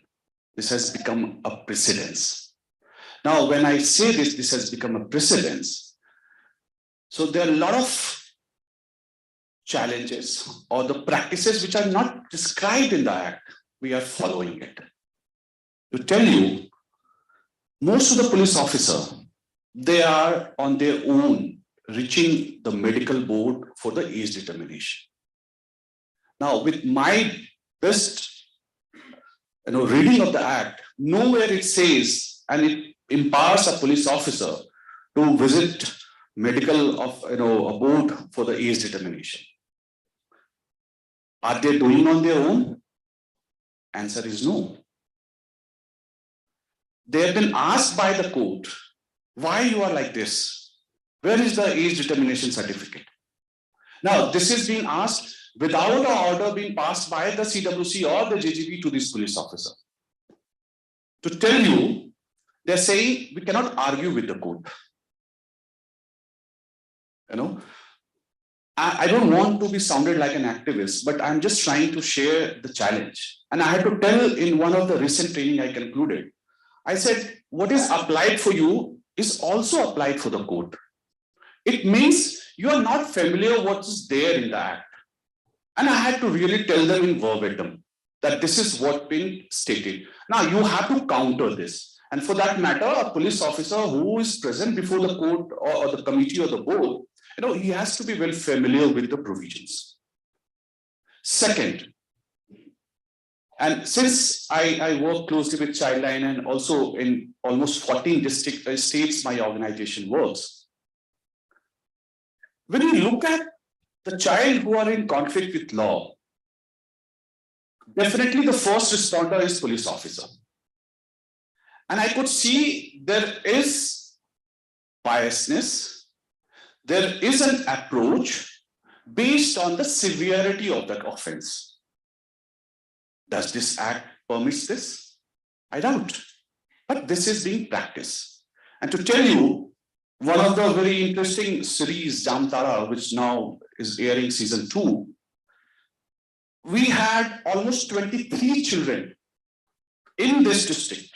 This was in 2012 till 2014. And there was a prime time show by Ravesh. It says Chori Ki Pathsala. So we had children found in different timeline who were found to be accused in petty offenses. Now, none of the children were handed over to Childline or to CWC stating that they were found to be in petty offenses. Definitely it had repercussions and will have a delay because there is no reformative, no recorrection steps can be adopted. Now, they were happy to mention in their GD that they are in need, they're found to be lost. They nowhere mentioned that they were found to be involved in petty offenses. Good enough. But wherever it comes about serious or heinous offenses, even if the child presumed to be 16, 14 years, we have witnessed that they have been booked as an adult and they are never brought in front of the JGB. And I had a very interesting case where, sir, I had to literally visit JGB on and off and took 2 years in this district to make a child declared as a child. He was sent to a jail. He was 16 years of age. He was from Nepal and found to be in an event where there were other 4 adults were also engaged. And we got this information from the Nepal embassy. And when we visited the jail and we got the age certificate from Nepal embassy, it says that the date of offense he was 16. Now, why it is happening? So definitely there is a procedural gap. And I think Honorable Justice has said, it's just not about visiting the observation home. Are we visiting the jail as well? What is stopping us to take advantage what is there in the Act, presumption, and thirdly, the practice which I have been witnessing and observing for at least last 4 years, at least in this part of the region, I don't know from where the order comes. Earlier, we used to get in the medical board examination result, you used to get 16 to 18, 15 to 17, there was a range. Very interestingly, now you have lagbhag 18. लगभग 19. Now, how to decode this lagbhag? Recently, and sorry if there is a colleague from Meerut, I could see the inspector is sitting here, that a girl possibly trafficked from Jharkhand to Meerut. Now, Jharkhand and Meerut is not neighboring district or state. Now, she was rescued with the police and the child welfare, the child line. Now, she was, with the order of CWC, she was sent to the shelter home. Now, when the age determination certificate comes, it says Lagbhag 18. Now, the CWC considered that she is an adult and she can be relieved, released on self-custody. And she claimed that there is a cousin brother, and CWC ordered that the child can be handed over to the cousin brother.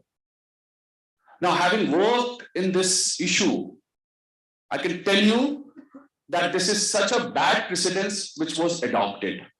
Why Lagbhag 18 is as an adult? Now, there are several judgments, which clearly says, and one of the judgment I was reading from Ashwini Kumar, that medical examination is not something which will give you an accurate information. And it again varies on gender, on ethnicity, based on the nutrition level the child has received. It has a lot of repercussions. Now, still we have over-reliance on the age determination certificate. So when we encounter with the police officer, they would say that the certificate may be nullified, it can be forged. But does the Act suggest us to read like this? I doubt, it does not. And that's where what I see, that whenever where we have a situation, and I'm sure JJP police officer and the court, so as the CWC, on their day-to-day practice, they face this situation. But still we are relying. Now, what is happening with this practice? I could see, and that's where I started with a quote, that rather than seeing this as an exception, this has become a precedence. We are completely foregoing the principles, the 16 principles, which completely guide each one of us sitting in this room. And why we are becoming selective? They're saying, no, you won't know that the severity of the crime, what will happen to the child and to the family. They bring in the narrative of the victimology plus the accused, the alleged one who's in the offense. And I think, and looking at the cases in this zone, this has created a lot of delay, and that's why when I was informally discussing with Anand, I would say that the practice which is being followed has a lot to contribute when you want to look at from the outcome point of view. What's the result? What's the benefit? Are we looking at the best interest? And to tell you, this has a lot to also do in the POCSO related cases. When you have this age determination criteria coming in, and I'm sure when we open this discussion, the CWC and JJB would agree with me that this Lagbhag quote unquote situation has created a lot of biasness, and you take decision on a case-to-case basis.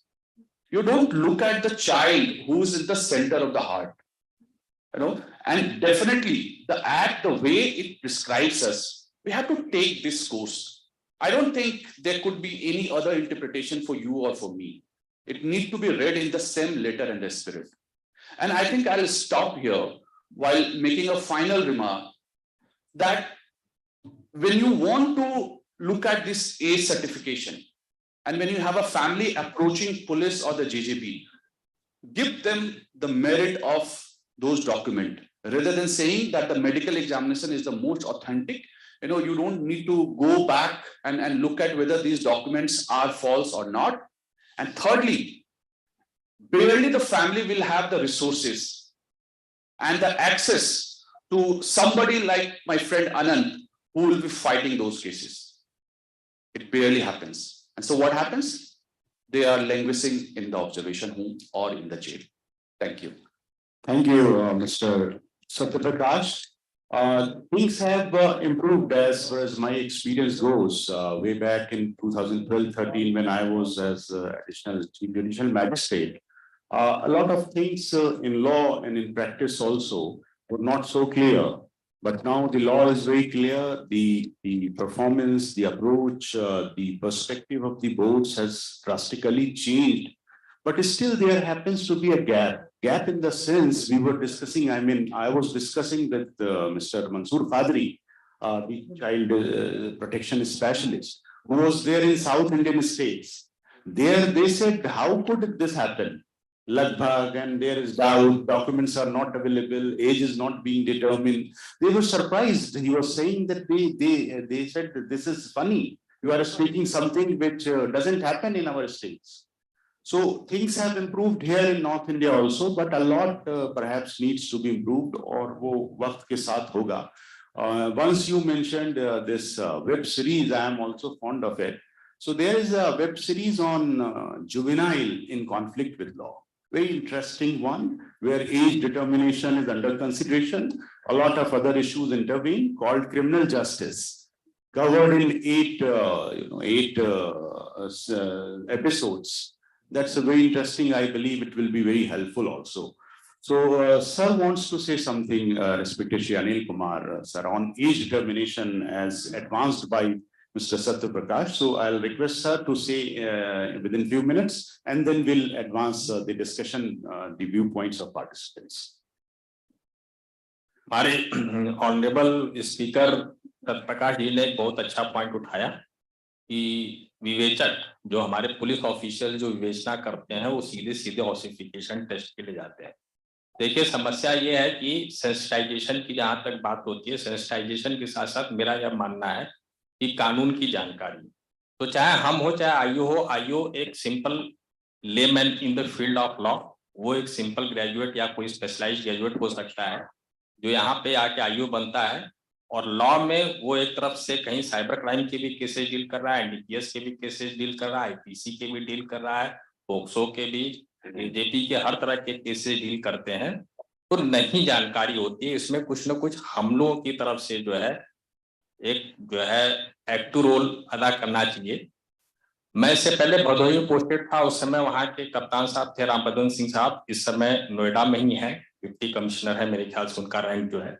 तो मैंने उनसे बात की थी, उन्होंने शहर से के लिए तैयार भी हो गए थे कि जितने भी आईओज हैं उनका किसी दिन एक कॉन्फ्रेंस लगा के संडे के दिन उनको हम लोग पोक्सो के बारे में सारी जानकारी दी, स्पेशली जो उनके मतलब की चीज है कि आप विवेचना कैसे करें। अब बात आई जैसे कि एज डिटर्मिनेशन, तो एक्ट क्या कहता है? एक्ट बहुत क्लियर कट, चाहे पुराना सेक्शन 12 हो चाहे 94 हो, बहुत पहले स्पष्ट कहता है पहले आपको सर्टिफिकेट चाहिए, हाई स्कूल का सर्टिफिकेट रहे, स्कूल, उसके बाद इन एब्सेंस, सीधे सी बात है, इन एब्सेंस में स्कूल फर्स्ट अटेंडेड, फिर इन एब्सेंस में आपके जो है म्यूनिसिपैलिटी या ग्राम सभा, इन एब्सेंस ऑफ ऑल तब जाके ऑक्सीफिकेशन टेस्ट की बात आती है।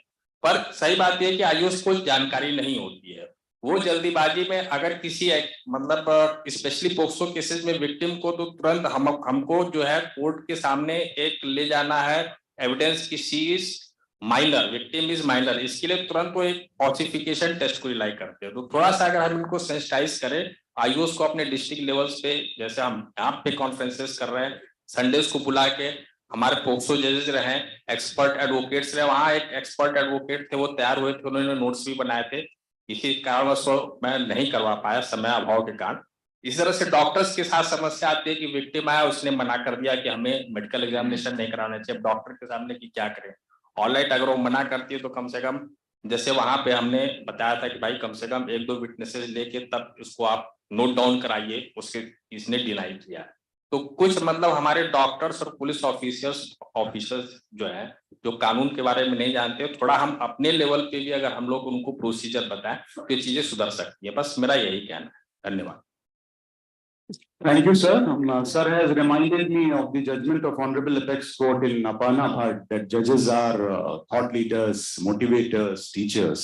So we need to do it perhaps in juvenile justice and POCSO related matters. There is a recent judgment, not now recent, but still that is a very, very exhaustive judgment on age determination, and as sir has pointed out as to how the court will proceed, although it is there in the act, but still this judgment clarifies a lot of things. That is Sanjeev Kumar Gupta versus State of UP, AIR 2019 Supreme Court 4364, authored by Honorable Dr. Justice D.Y. Chandrachud. अच्छा judgment है, इसमें काफी इस अच्छे issue को अच्छे से किया गया है. Now the house is open for discussion. I'll just highlight what is written in the schedule. The participants will have to share experiences, difficulties faced, practices they have adopted, some innovative things which you might have done in any capacity you are doing, and solutions sought. So in this way, the discussion will proceed. We are left only with 15 minutes for open house discussion. So I request the participants to kindly come ahead with these things.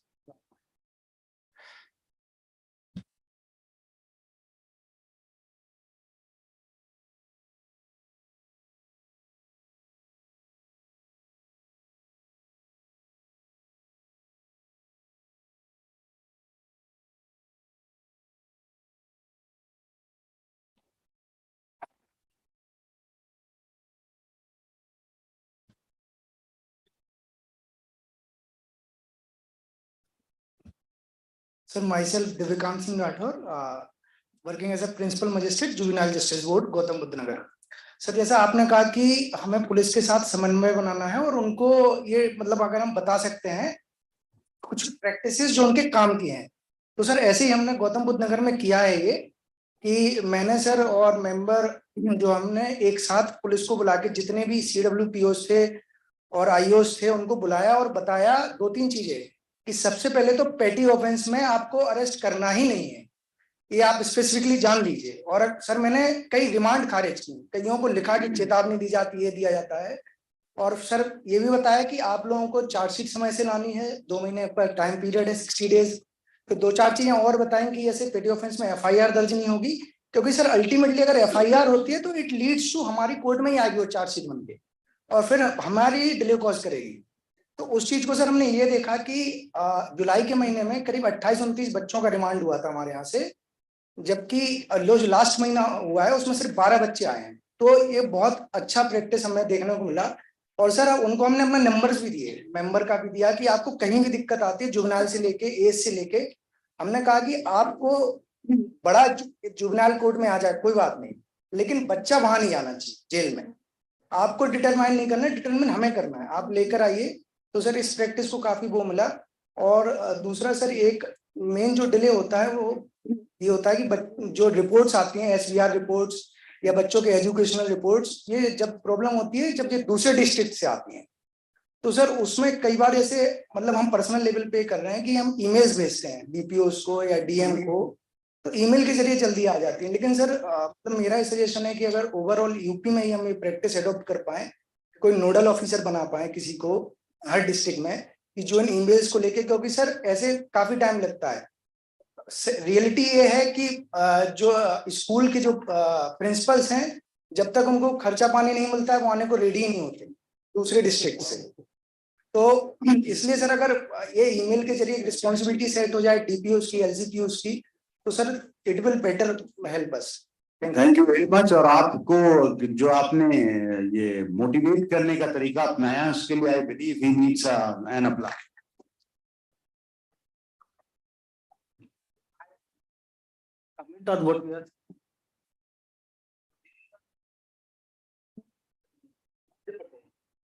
तो वहां पर एक judicial officer है, interesting session उनका एक होता है making of a principal magistrate. तो उन्होंने हमको एक बार रोक करके कहा सर हमको 15 मिनट दीजिएगा, हम लेना चाहते हैं एक सेशन अपने ऑफिसर्स के लिए. और उन्होंने पूरा बताया कि मजिस्ट्रेट बनना अपने आप में एक जर्नी है, और फिर जब वो मजिस्ट्रेट JJB में आते हैं तो वो मजिस्ट्रेट को अपने आप को खत्म करना होता है और एक नया इंसान क्रिएट करना होता है जो होता है प्रिंसिपल मजिस्ट्रेट. और वो यही है कि एक जो कन्वेंशनल प्रोटोकॉल है मजिस्ट्रेसी का वो तोड़ करके, थोड़ा सा हो सकता है कोई कहे कि ये एक्टिविस्ट है, लेकिन लॉ ने हमारा डिजाइन वैसा किया है, ओपन अप होना ऑफिसर्स के लिए, उनसे बात करना, थोड़ा सा उनको गाइड करना, ये आप एक्टिविस्ट नहीं हो रहे हैं, ये नेचर है प्रिंसिपल मजिस्ट्रेट के काम का। तो thank you sir for doing this. That's wonderful. हाँ please, you have something.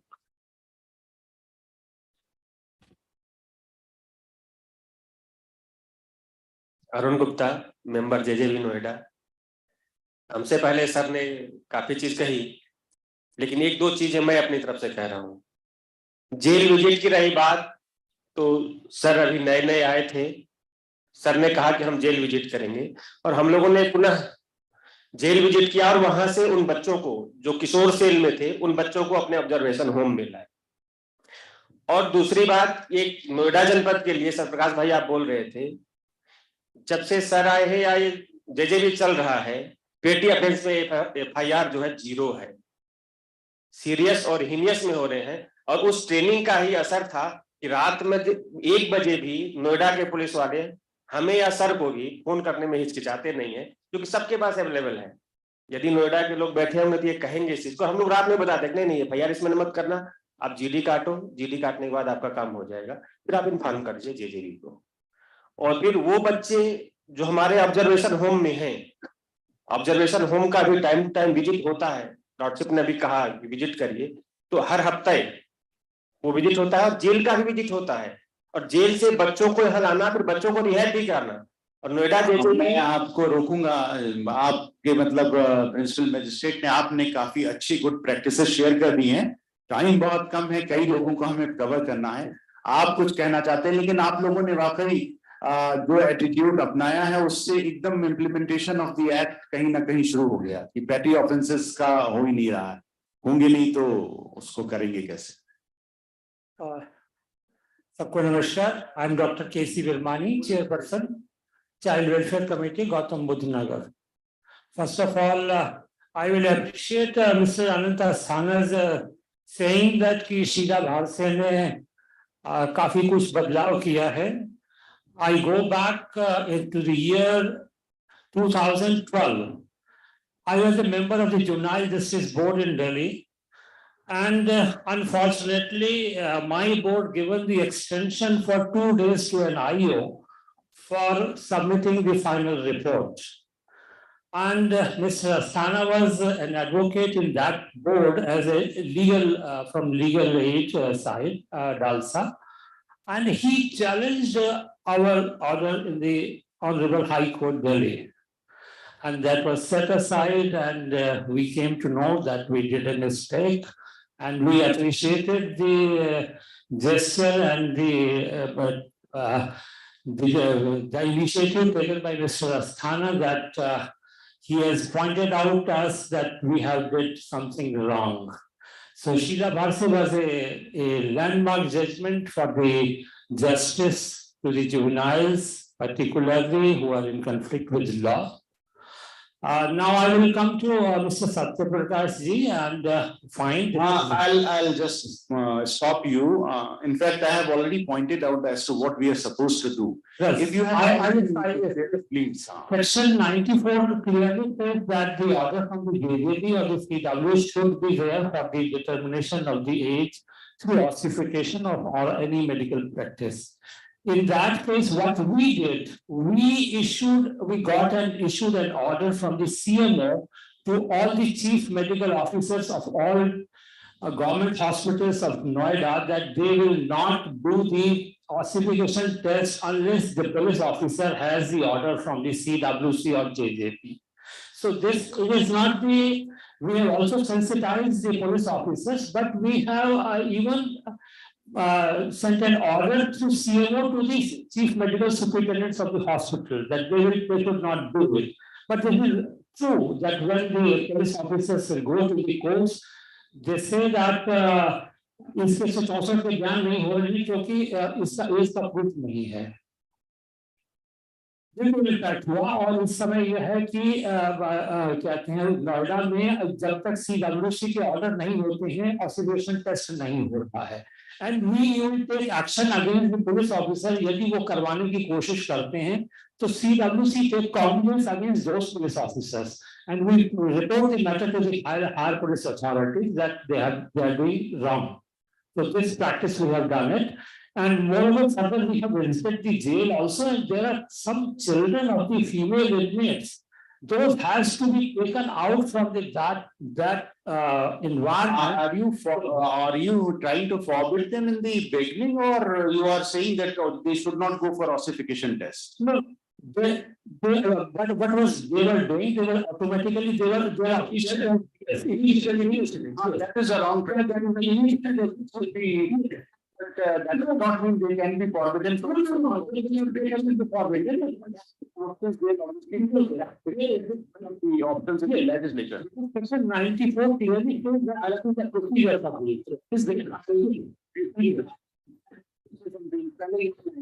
Please. Sir will say something, then you will supplement.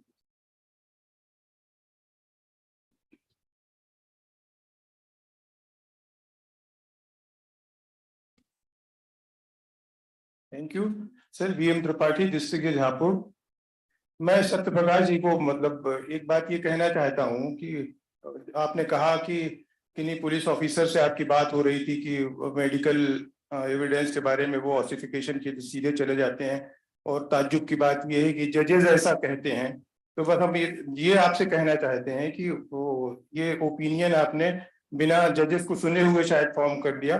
मेरा हम्बल सबमिशन ये है कि ऐसा नहीं होता। जजेस ये कहते हैं कि आपकी एज के लिए क्या प्रूफ है आपके पास, आपने कलेक्ट किया है क्या। वो ये नहीं कहते कि आप मेडिकल कराएं। वो पुलिस ऑफिसर जो बेचारा पहले से ओवरबर्डन्ड होता है, उसको ये जरूर कन्वीनियंट लगता होगा कि वो सीधे जाके ऑसिफिकेशन टेस्ट करा के एक सर्टिफिकेट ला के दे देता है। तो हम बस हमारा ये था कि आप he is the next party, जजेस को सुनने के बाद आप एक ओपिनियन बनाएं। ऐसा नहीं होता कि वो ये कहते हैं कि आप ऑसिफिकेशन टेस्ट के लिए जाइए।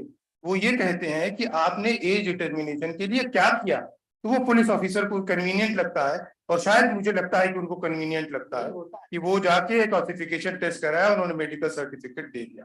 और दूसरी बात ये, बहुत हम्बली मेरा सबमिशन ये है कि ठीक है, हम अल्टीमेटली हम रिस्पॉन्सिबल हैं एज ए जज, हमारा मजिस्ट्रेट रिस्पॉन्सिबल है सारे जजमेंट सारी ओपिनियन के लिए, मगर थोड़ा थोड़ा सा अगर इसको बाइफरकेट करते चले कि कहीं ऐसा तो नहीं कि हम दूसरे जो सेगमेंट्स हैं उनकी रिस्पॉन्सिबिलिटी भी जज के ऊपर डाल रहे हैं। कहीं ऐसा तो नहीं कि जो काम पुलिस ऑफिसर को करना चाहिए था उसके लिए हम जज को अगर मेडिकल ओपिनियन में लगभग वर्ड लिखा जा रहा है तो ये लगभग क्यों है। अगर वो लगभग लिख रहे हैं तो वो ये क्यों नहीं लिख सकते कि इसमें कितना दोनों तरफ पॉसिबिलिटी है जो जज देख सकता है उसको। तो जो ऑलरेडी ओवरबर्डन ऑफिसर है, जज है, वो सब ओवरबर्डन है, हम सारे ओवरबर्डन हैं, जज भी पुलिस ऑफिसर भी। हमें किसी के अगेंस्ट हम भी किसी एक्टिविस्ट की तरह रिस्पॉन्स नहीं कर रहे हैं, we are just sharing our views. तो ये हमें कहना था। तो आप ये मेरे हमें सबमिशन की है कि जहां भी इस बात को पुटअप करें, हमारा करबद्ध प्रार्थना है कि ये न कहें कि जजेस ओरली कह रहे हैं। जजेस ऑसिफिकेशन के लिए नहीं कहते, जजेस इसलिए ये कहते हैं कि आप एज सर्टिफिकेट लाइए उसका। Thank you very much.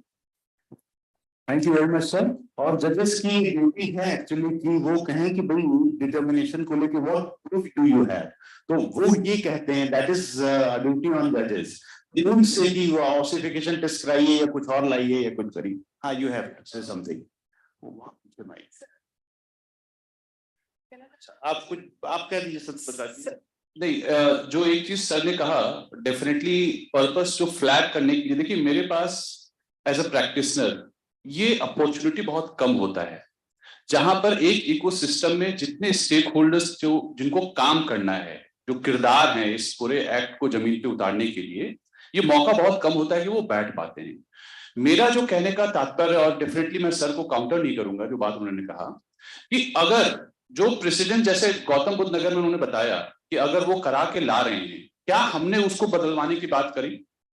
क्या हमने सीएमओ को या चीफ मेडिकल ऑफिसर को जो इस तरह से क्योंकि मुझे बहुत चुनौती हुई है यहाँ पर, और मैंने कई दफाए अनंत को बताया कि ये सिर्फ डिलिक्वेंसी में नहीं, जो बच्चे in need of care and protection में है, वहां कितना बड़ा रिस्क आप डाल रहे हैं। क्योंकि ये जो जोन है इसको टच बेड कहा जाता है जब आप ह्यूमन ट्रैफिकिंग की बात करें। और मेरे लिए जो मेरठ का मैंने उदाहरण दिया, वो क्या हो रहा है, क्या वहां पर एक्ट में ये नहीं बताया गया कि वहां पर एसडीआर आपको कराना है? तो डेफिनेटली ये एक इकोसिस्टम बनाने की बात है। ये डेफिनेटली ये एक ऑब्जेक्टिव नहीं है मैं यहाँ बैठ के कि एक एलिगेशन के तौर पे, क्योंकि वो चीजें बदलेंगी नहीं, ये जो बहस है वो भी सदियों से चला रही है. That is going on, that we appreciate, and CJM has to say something now. Thank you so much, sir, for the opportunity. Actually, मैंने as a JJB board में as a principal magistrate 4-5 साल काम किया है, तो I just want to share 2 things. First thing जो अस्थाना जी ने बोला है about the time period of investigation, which is 60 days in the act and the rules में provide करता है. अगर मैं आपको एक point, मेरा observation है, I just want to point it out that जब हम सेक्शन 15 की इंक्वायरी करते हैं तो यूजुअली क्या होता है, उसमें हम हीनियस ऑफेंस की में ही हम प्रिलिमिनरी असेसमेंट करते हैं. तो पुलिस वालों को ऐसा लगता है कि उसमें हम 90 डेज तक इन्वेस्टिगेशन कर सकते हैं. And somehow, because the act also provide and the circumstances, it has to be seen by the JJB board. तो and the circumstances जो हैं वो सिर्फ उन CD में है जो इन्वेस्टिगेशन ऑफिसर जो है उसको कलेक्ट करता है. एंड इन्वेस्टिगेशन ऑफिसर पे उसकी ड्यूटी भी होती है कि वो उन डॉक्यूमेंट्स की कॉपी जो है वो चाइल्ड या उसके गार्जियन को प्रोवाइड करे.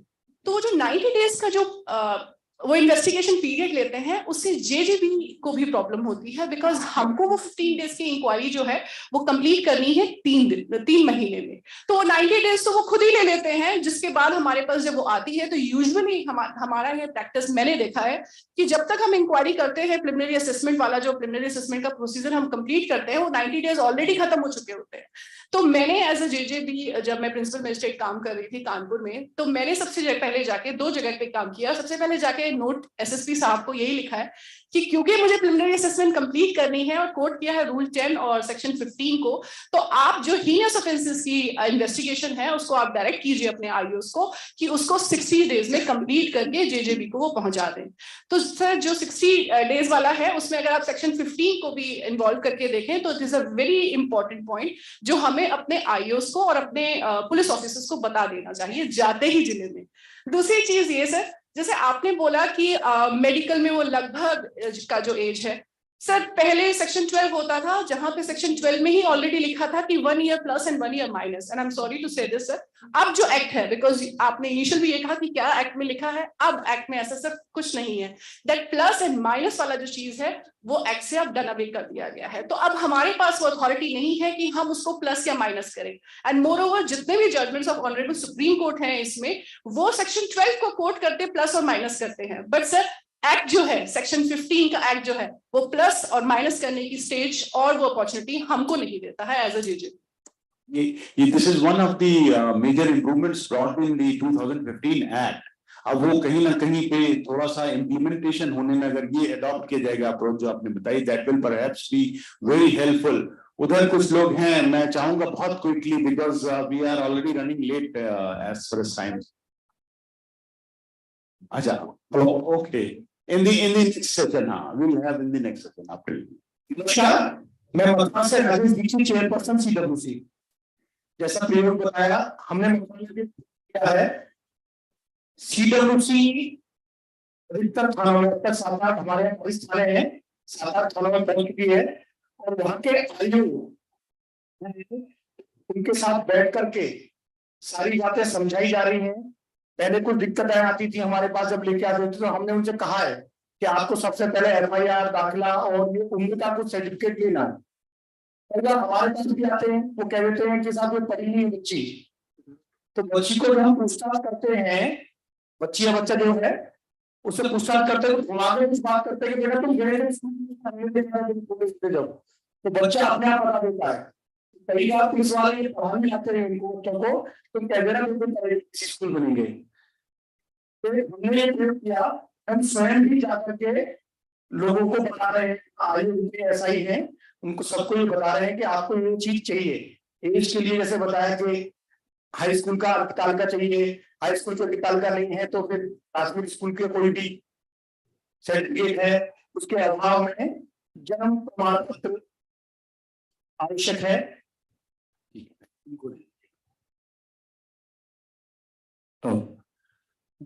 Doctor Virendra Kumar JJB sir, अभी एक विषय आया था कि जो आईएम है उनको जानकारी नहीं है, नॉलेज नहीं है.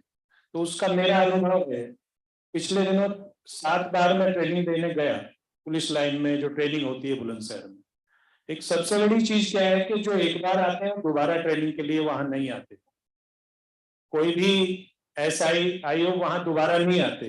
दूसरी चीज वो सिंसियर नहीं होते ट्रेनिंग लेने के लिए, बिल्कुल भी वो इस बात के लिए सिंसियर नहीं होते कि हम कुछ आए हैं सुनने के लिए, और कई बार बड़ी सख्ती से मोबाइल और उनको बातचीत करने से रोकना पड़ता है, वो कठिन होता है। तीसरी बात मैंने सुझाव दिया था, वहां पे जो हमारे अधिकारी बैठते हैं तो सीनियर अधिकारी नहीं बैठते, एक तो जब सीनियर नहीं बैठते तो वो सिंसियर नहीं होते, अगर वहां पे SP महोदय या SP क्राइम बैठे तो वो सिंसियर रहे, इसलिए नहीं होते। दूसरी बात मैंने एक सजेशन दिया था उनको कि भाई जो ट्रेनिंग के लिए IO आते हैं या कांस्टेबल आते हैं उनको जानकारी ठीक से हो जाए। आप जब यहाँ ट्रेनिंग लेके जाते हैं इनको कोई सर्टिफिकेट या अपने किसी भी उस पर दे दीजिए कि आपने ट्रेनिंग ली 4 घंटे की और आप उसके बाद चले गए। अब वो अगली बार क्या होता है, किसी दूसरे थाने में चले जाते हैं, उनको काम दूसरा मिल जाता है। हाँ, वो उनका एक सर्टिफिकेशन बात बिल्कुल ठीक है, मैं आपको करूंगा थाने में तो उनको वही चीज मिले, वो एड्रेस करने की चीज है, ये बात सही है। अगर कोई सीनियर पुलिस ऑफिसर उस पैनल में बैठेंगे तो ऑब्वियसली वो लोग रुकेंगे, उनकी भी कुछ जेन्युइन कंसर्न्स हैं, ओवरबर्डन है, कहीं कुछ है, लेकिन इंटरेस्ट ना लेना। तो जो लोग बैठे हैं पुलिस ऑफिसर्स यहाँ इस प्रोग्राम में, मैं उनसे रिक्वेस्ट करूंगा कि उनकी अगर कहीं ट्रेनिंग हो, चाहे CWC से या JJB की तरफ से कोई ऑर्गेनाइज अगर होती है, तो उसको थोड़ा सा सीरियसली लें, तो उसके बेनिफिट्स मिलेंगे, हम लोग एक्ट को ऑनर कर सकेंगे। एक पुलिस ऑफिसर कुछ पीछे कहना चाह रहे हैं, बाल संरक्षण अधिकारी दूसरे थाने में जाते हैं तो फिर हम लोग के पास हाँ बहुत कम लेट चल रहे हैं, इनको आप देखिए, फिर वो पुलिस ऑफिसर है, लास्ट में उनको हम लेंगे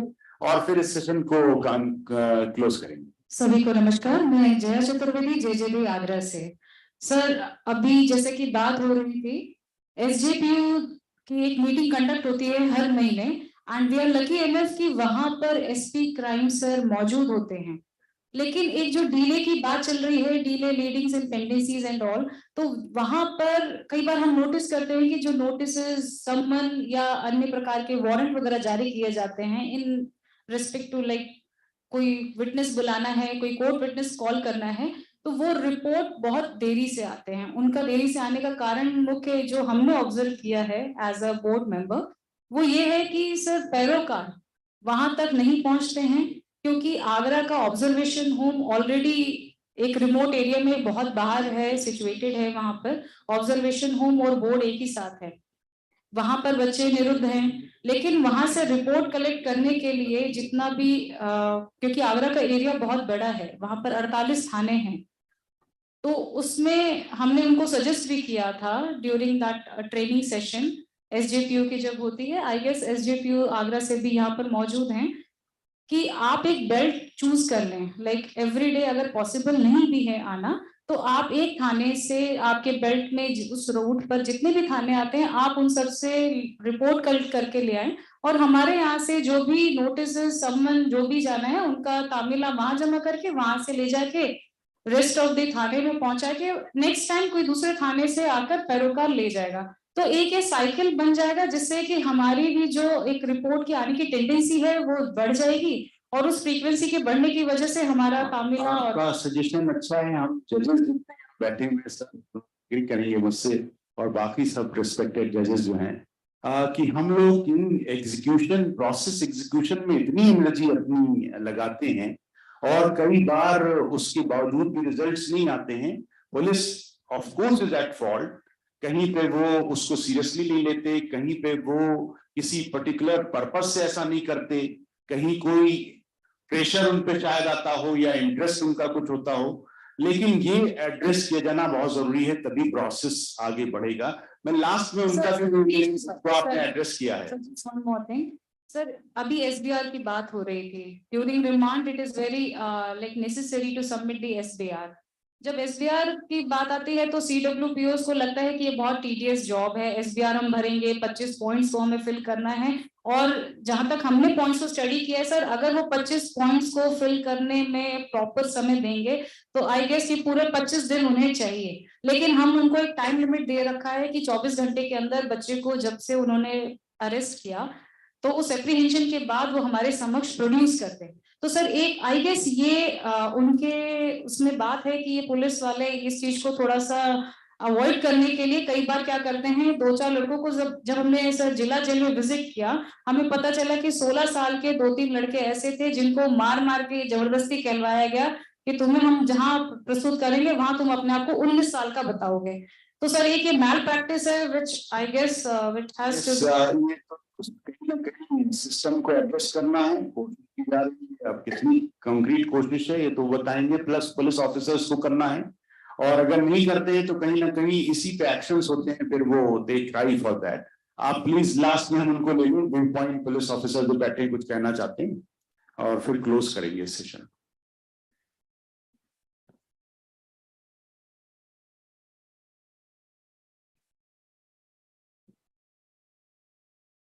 सर मैं जनपद आगरा से हूँ, एसजेपी प्रभारी हूँ, सत्यदेव शर्मा सर मेरा नाम है।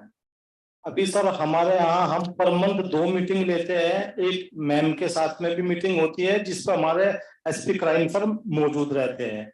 एक मीटिंग सर स्पेशली जो बाल कल्याण अधिकारी होते हैं उनके संबंध में लेते हैं, जो भी बच्चे के लॉ होते हैं, जे एक्ट वगैरह, पोस्को एक्ट वगैरह, उनके बारे में सर डीपली बताते हैं कि यदि बच्चा छोटा है तो उसमें एफआईआर नहीं होगी, उसमें केवल जीडी एंट्री होगी। और जो भी सर सर्कुलर आते हैं, जगह जगह मीटिंग होती है, जहां पे सर जो बताए जाते हैं उसका फॉलो सर होता है। और एसजेयू के माध्यम से सभी थानों को सर एक लेटर भी लिखा जाता है, उसमें इंस्ट्रक्शन दिए जाते हैं बच्चों के संबंध में, ये कार्य करना है, ये करना है, इसमें एफआईआर दर्ज होनी है, हीनियस क्राइम में इसमें नहीं होनी है सर। और सर पर मंथ जो है सर 2 मीटिंग होती है, एक सर जिसमें जेजेबी बोर्ड के मेंबर रहते हैं और हमारे सर बाल कल्याण अधिकारी रहते हैं। उसके अलावा सर जो बच्चों संबंधी सर मुकदमे कायम है 363 के सर, उनमें भी सर हम आईओ को स्पेशली सर एज के संबंध में, मेडिकल के संबंध में सबको सर यहाँ से लेटर भी संबंधित एसएचओ को जो बाल कल्याण अधिकारी है उनके लिए भी सर स्पेशली सर करते रहते हैं। हमारे जनपद में सर कोई ऐसी समस्या ये बहुत अच्छी बात है, मैं उम्मीद करता हूँ बाकी पुलिस ऑफिसर्स भी इसको फॉलो करेंगे। लास्ट में मैं जितेंद्र कुमार सिन्हा सर से कहूंगा अगर कुछ 2 मिनट में concluding remarks.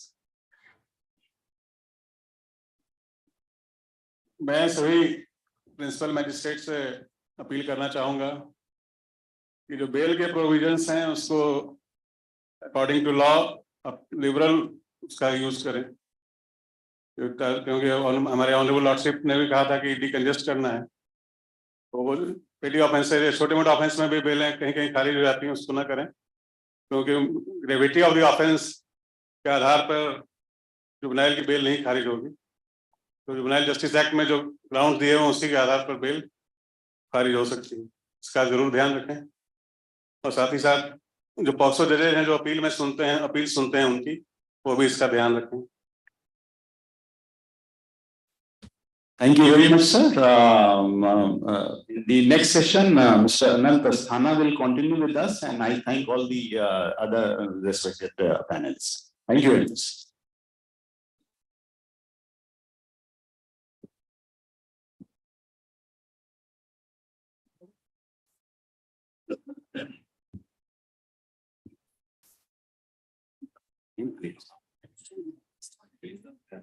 I now will request the respected Shri Vivek Sehgal, District and Section Judge Agra, and respected Shri Harmeet Singh, District and Section Judge Firozabad, to kindly come over on dais for the next session, sir. I also request Ms. Swagata Raha, Sir, Director online. So she will be joining us online, and I request Ms. Pooja Tomar to kindly come and join us on dais. Ms. Pooja Tomar. Yes.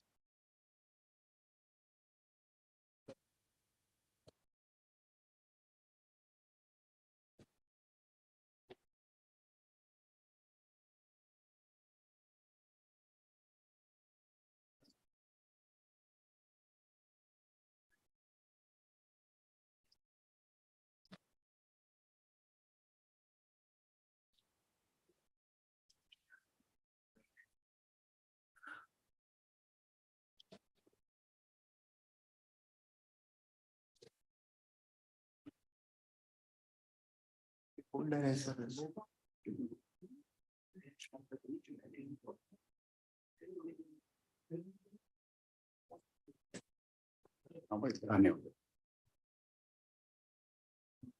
Please have seat.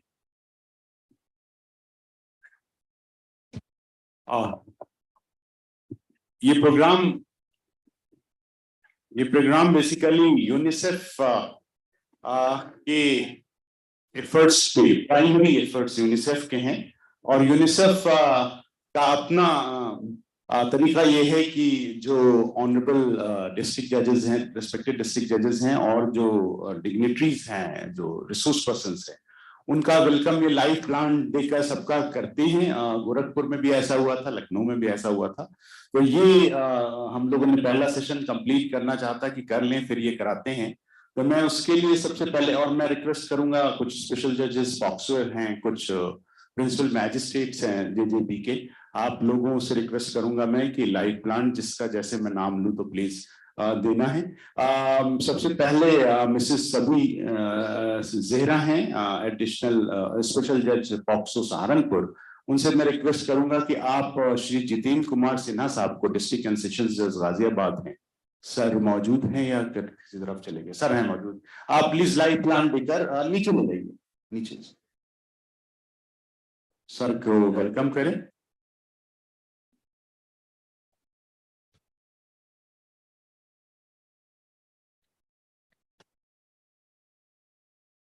अब मैं request करूंगा श्री विजय कुमार आजाद से, special जज POCSO Firozabad, कि आप life plan देकर Shri Vivek सेंगल, district and session जज आगरा, तो ऊपर हैं डायस पे, साथ में आप यही।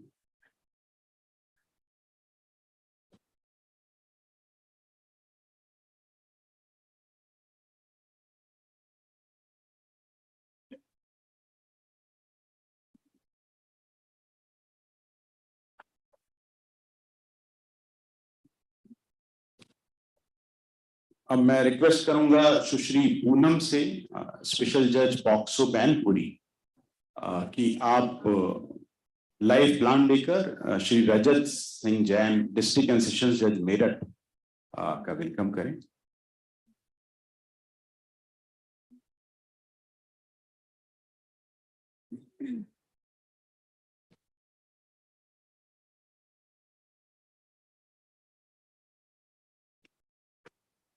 मैं अब रिक्वेस्ट करूंगा इसी क्रम में श्रीमती श्वेता दीक्षित से, स्पेशल जज पॉक्सो हापुड़, कि आप Shri Anil Kumar, district and sessions जज मैनपुरी, उनको लाइफ प्लान देकर करें।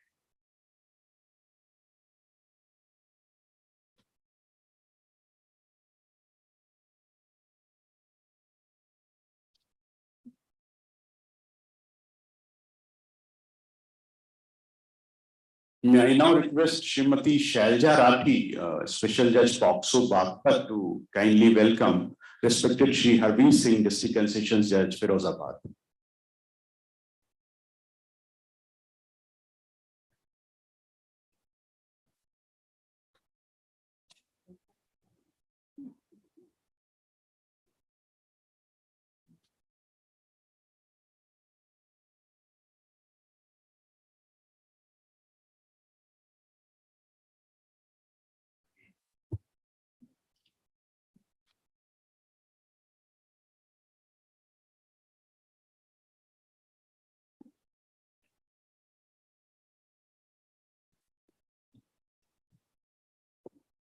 अब मैं रिक्वेस्ट करूंगा श्री राम बाबू, स्पेशल जज पॉक्सो मुजफ्फर नगर, कि आप चवन, रिस्पेक्टेड श्री चवन प्रकाश साहब का लाइव प्लान देकर स्वागत करें।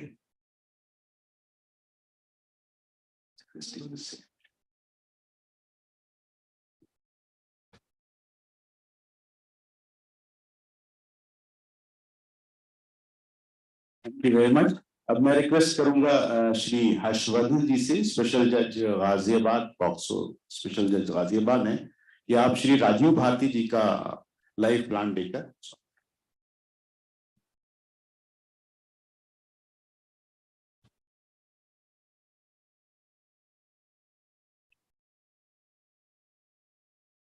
मैं रिक्वेस्ट करूंगा श्री ध्रुव राज जी से, स्पेशल जज पॉक्सो एक्ट बुलंदशहर, कि आप श्री जी के वैश्य सर का, डिस्ट्रिक्ट एंड सेशन जज आमली का लाइव प्लान देकर स्वागत करें।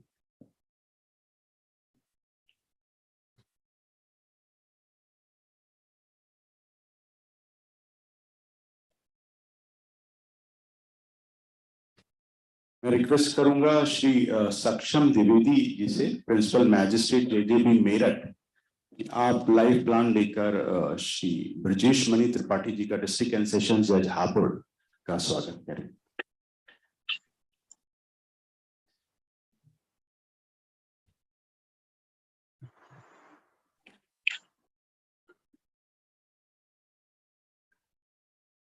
मैं miss Neetu Vishnoi, special public prosecutor, POCSO court Gautam Buddh नगर,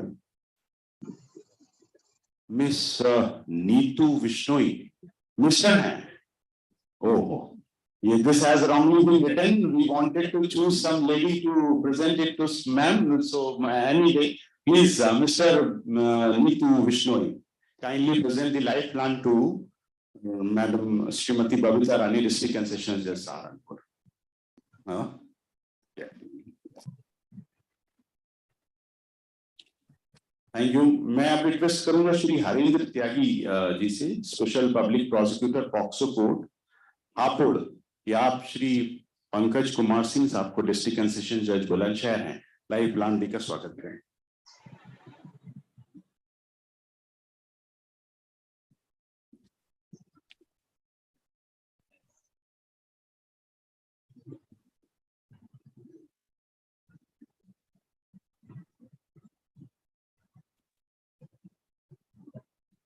रिक्वेस्ट करूंगा श्री से, सेक्रेटरी डीएलएस से मैनपुरी, कि आप श्री अनंत अस्थाना जी को लाइव प्लान देकर उनका स्वागत करें।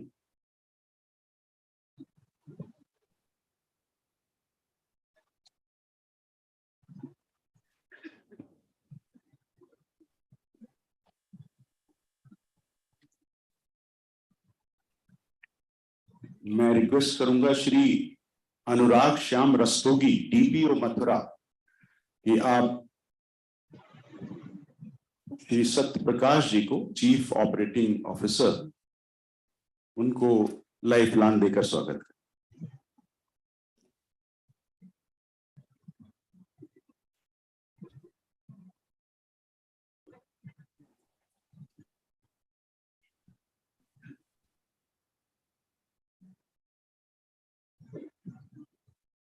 प्रकाश जी यहाँ ऊपर बेंच पे थे, बच्चा नीचे होंगे, वो एक्चुअली पिछले सेशन में थे।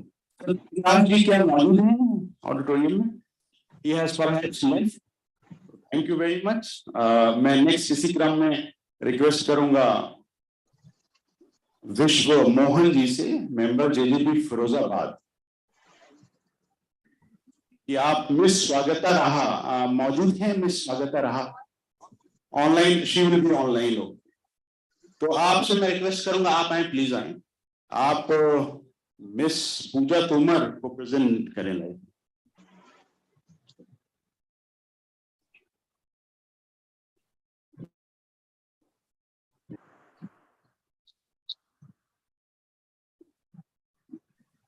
मैं रिक्वेस्ट करूंगा श्री जय हिंद शर्मा जी से, सेक्रेटरी डीएलएस से जीबी नगर, कि आप मिस खुशी कुचलप्पा, मेरे ख्याल से मैडम पीछे बैठी हुई हैं, मिस खुशी कुचलप्पा को लाइव प्लान प्रेजेंट कर उनका।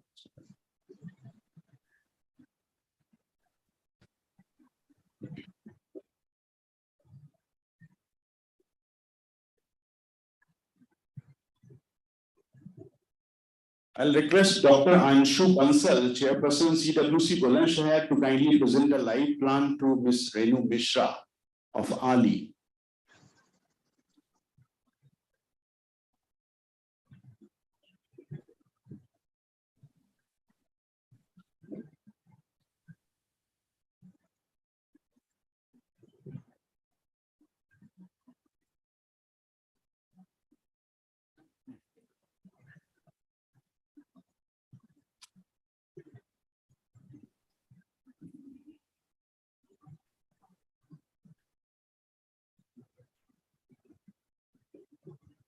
In the end, may I request Srimati Manju Chaturvedi, Chairperson CWC Manpuri, to kindly present a life plan to Miss Sneha Singh.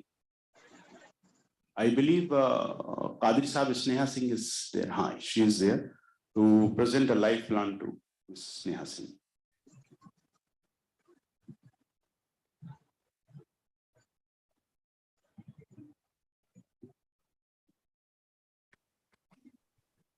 Thank you very much for doing the honors. This session, that is technical session 2, will be devoted to the process of inquiry with focus on section 14 and 15 of the JJ Act, the parameters outlined in the Act, understanding the importance of preliminary assessments and drawing inferences, the evidence of practices followed, social investigation report, which is very important, and we have a very prominent psychologist with us to deal with this, and procedures to achieve justice for children to ensure rehabilitation and restorative justice. So to set the tone, again, I believe she will be Miss Swagata Raha, who is online, will be setting the tone. So I welcome you, Madam, in this session. And she is the Director of Research in Full Trust, which is playing a very prominent role in child protection rights.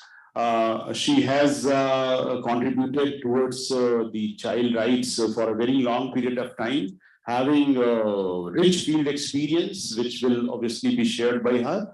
So I request you to kindly enlighten all of us with a request to kindly take 10 minutes for the same. Over to you, Madam. Thank you very much, sir. I have a brief presentation and I hope that it is on display for everyone to see.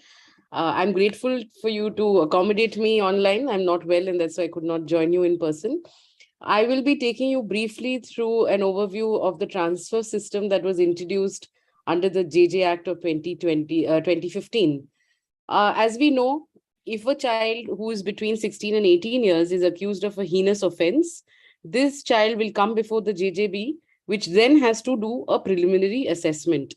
Now, there are 4 distinct aspects of this preliminary assessment. The JJB has to examine whether this child has the physical capacity to commit the offense, the mental capacity, whether the child has the ability to understand the consequences of the offense, as well as the circumstances in which this offense has been committed. We have the Supreme Court's recent decision in Barun Chandra Thakur versus Master Bholu, and the Supreme Court has laid down several guidelines as to how this process should be done. And one important clarification that it has given is that there is a distinction between mental capacity and ability to understand consequences of offense, which commonly is confused to mean one and the same. So one sees that JJBs get reports from psychosocial experts, which tell them that the IQ of the child is normal, samanya paya gaya hai, and that is then used to arrive at the conclusion that the child understood the consequences of the offense. But the Supreme Court has clarified that this is not the case. The ability to understand requires a separate assessment of whether the child understands the impact of the offense on himself, the family of the victim, school, other community members as well. What is also important to bear in mind is that the assessment has to be done by the JJB. The JJB may take the assistance of experts. And here again, the Supreme Court has clarified that if there is expertise within the JJB, if there is a JJB member who is a psychosocial expert, then the JJB can decide not to seek assistance external to the JJB, or the JJB may still decide that they need additional support. Where such expertise is not there, the Supreme Court seems to say that the term may should be interpreted as shall, and assistance has to be taken with a view to understand what the mental capacity of this child may be, or any of the other parameters as well. The law also very categorically says that the process must be completed within 3 months.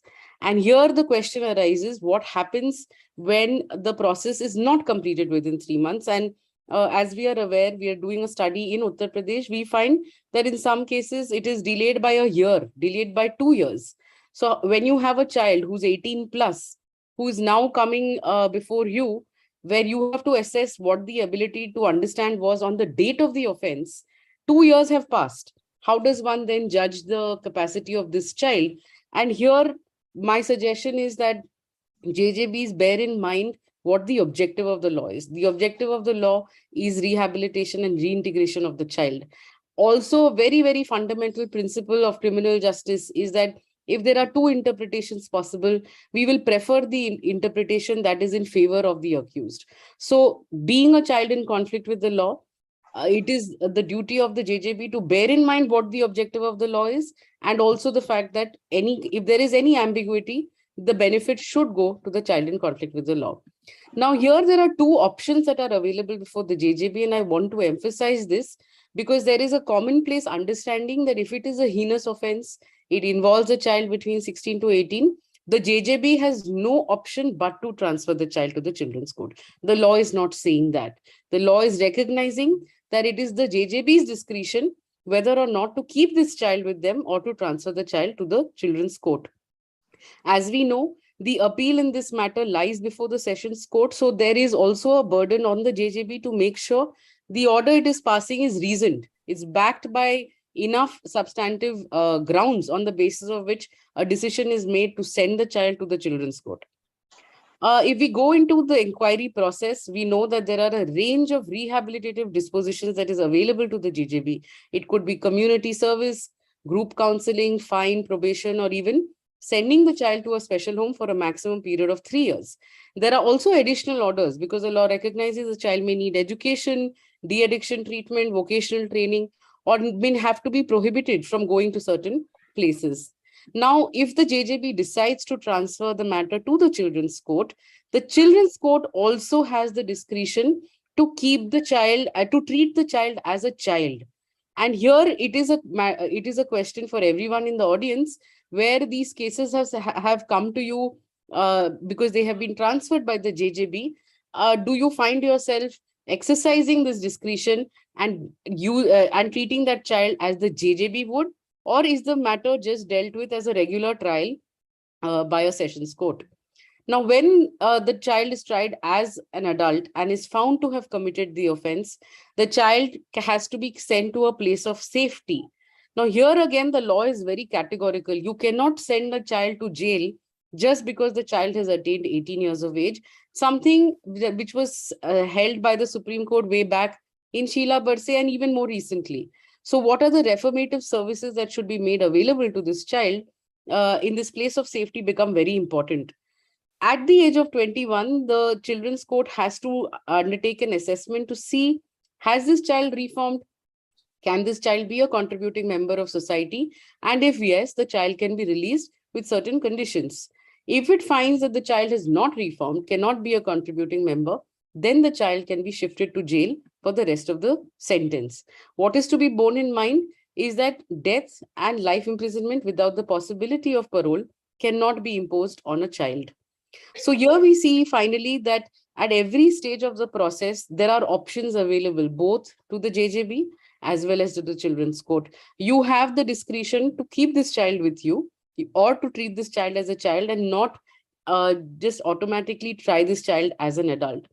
And I want to end with this particular judgment of the Bombay High Court, where it was a single judge bench which clearly said that yes, the law does allow us, has created this entire process where a child can be tried as an adult. But the intention of the law is that this is a conscious, calibrated decision. It is not a default choice. And ultimately, one has to bear in mind what the objective of the law is, bear in mind the principles that have been laid down in Section 3. It is reformative, it is not retributive. And if there is any doubt, if there is any concern with respect to the implementation of Section 15, JJBs or children's courts have to go back to what the objective or the preamble of this act says and understand these provisions in light of the entire act. Finally, I would like to say that there are several other principles of the JJ Act as well that have to be borne in mind. There is the presumption of innocence. there is the principle of dignity, principle of best interest, non-waiver of rights. And this is something recently that has been observed by the Delhi High Court as well. As part of these processes, are we asking children to incriminate themselves? Are we creating an environment where children are openly sharing with us what has happened, and then that information is used against them to try them as an adult? So we cannot lose sight of all the other constitutional rights that are available to children in conflict with the law as part of implementing Section 15. I will stop here, sir, and over to you. Thank you very much. It is often said that when you have some paucity and somebody honors it, it is very interesting and good. So thank you for being so precise in your approach. We have paucity of time. Now we have again Mr. Anant Asthana with us. Would you go before Ms. Pooja Tomar, or should we go for it? Yes, because this session in fact concentrates on her area. Ms. Pooja Tomar is with us. She is a psychologist with a wide range of experience in different forensic settings. She has taught and she has got involved in research. She has been trained at two prominent institutions, National Forensic Science University and Chandigarh University. She is a senior psychologist with Tihar Prison Children Home and impaneled psychologist with Juvenile Justice Board. Delhi Police, she is involved with that as a capacity support officer. She has been a junior research fellow at DRDO, supervised many dissertations. She has got many articles to her credit and a large number of expert lectures she has delivered. Her interaction in Gorakhpur was very interesting. I still remember. She has coordinated many programs on child sexual abuse, juvenile deviance, and associated issues. I request her to address with a request to kindly share the experiences in the best possible manner, because that is always enriching. Over to you, Ms. Pooja Tomar.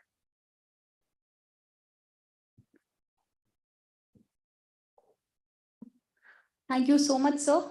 And again, I'm feeling very honored to be present in front of all the dignitaries and honorable officers. Sir has given my introduction. I am working with JJB as a panel psychologist in Delhi. I have worked with lots of cases. I have given reports. So I would like to start my talk with the case only, so that I can, reach to the PA, the level of PA, which we are actually here to discuss. So there was a case, and there was actually the relevance of PA you will able to understand. There was a case of boy. He has committed some offense, and that was a murder case. And he brought to the JJB, OHP and everything. PA was done.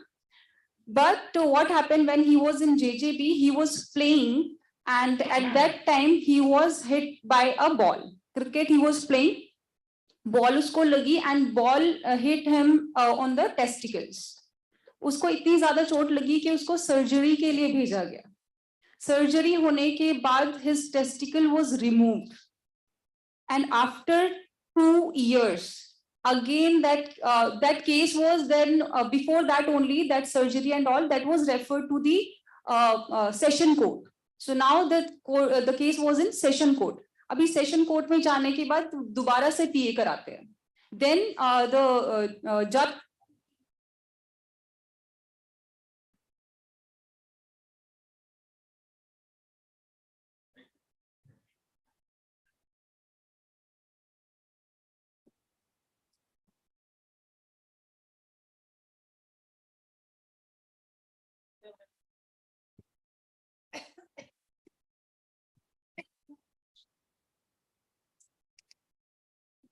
okay.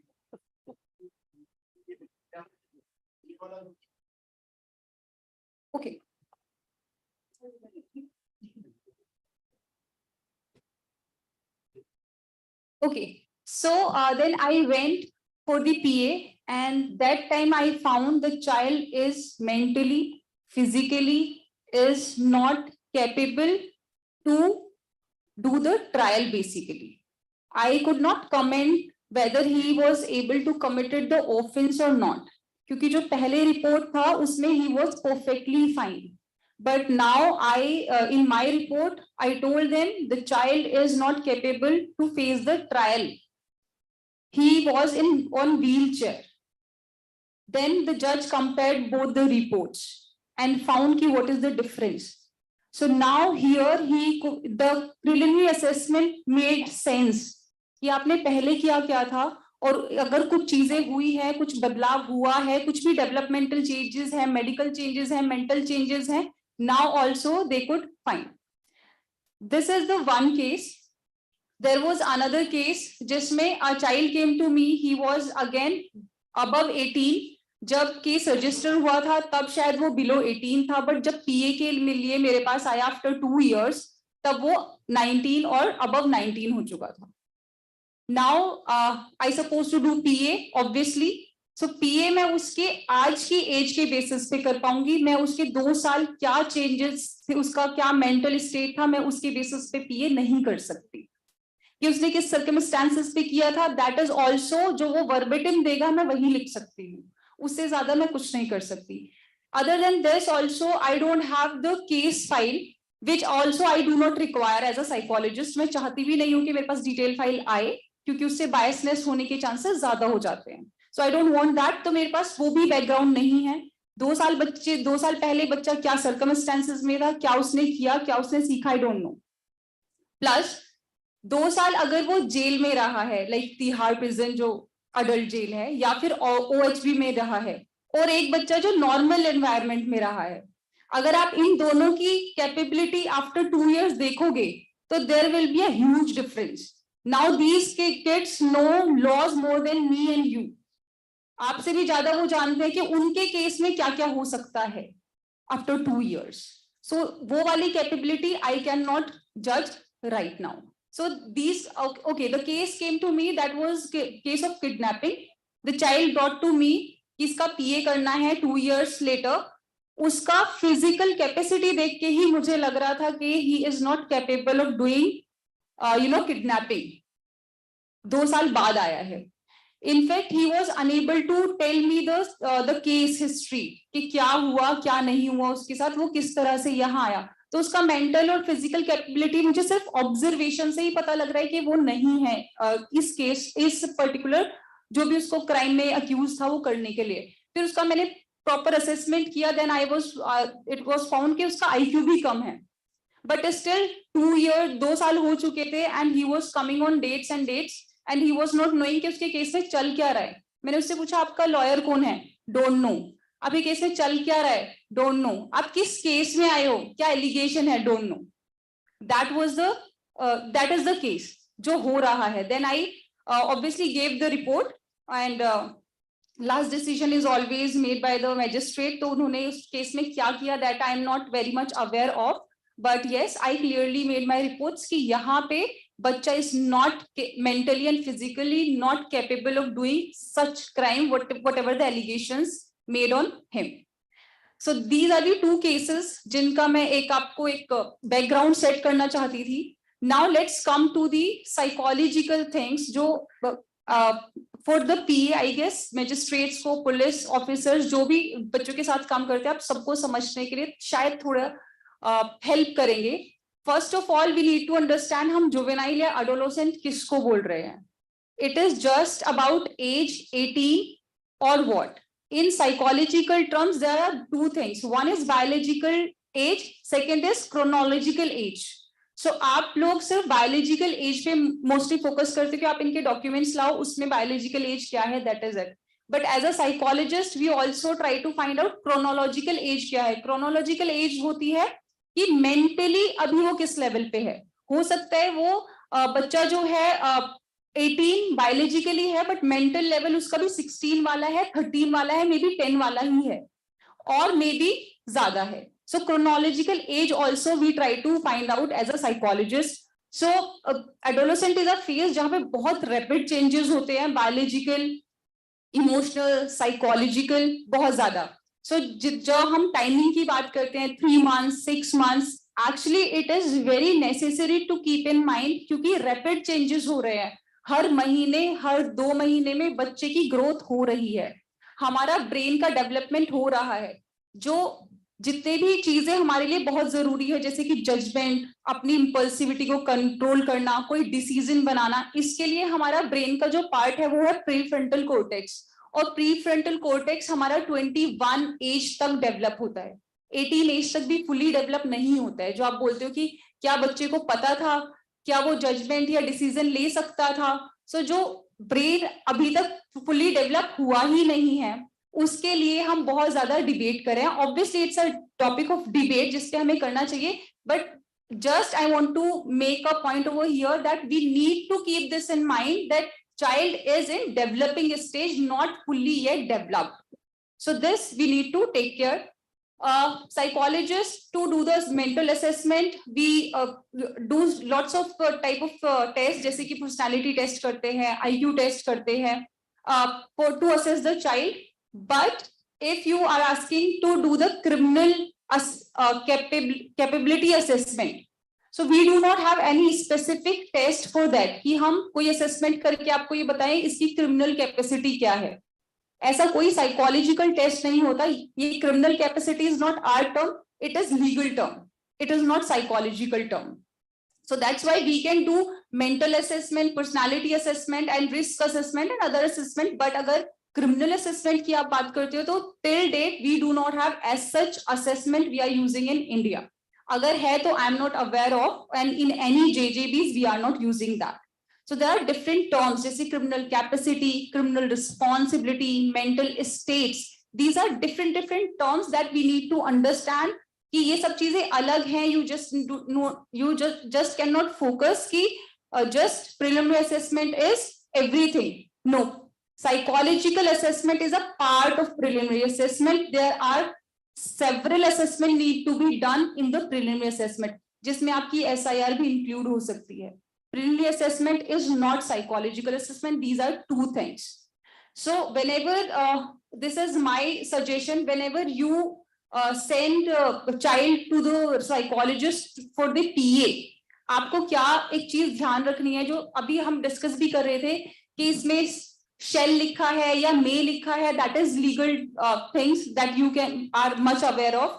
But what I want to say, whenever you are sending a child for the PA, you just be clarify कि आप PA करवा क्यों रहे हैं, what is the purpose of PA, आप इस PA से जानना क्या चाहते हैं बच्चे के बारे में, किस चीज के बेसिस पे आप ट्रांसफर करेंगे. सो अगर आप वो स्पेसिफाई करके किसी भी साइकोलॉजिस्ट को बोलेंगे that we want to know this thing about the child psychologically, so the psychologist obviously will be in a much better condition to do the assessment. So this is a humble request to all of you, be specific कि आप psychologist से क्या जानना चाहते हैं, क्योंकि हमारे पास तो जो भी आएगा बहुत सारे असेसमेंट हमारे पास हैं. सो अगर आप जनरल एक पीए चाहते हैं तो we will also do the general assessment. उसके ऊपर आप कैसे अपना जजमेंट बनाएंगे, that is again up to you.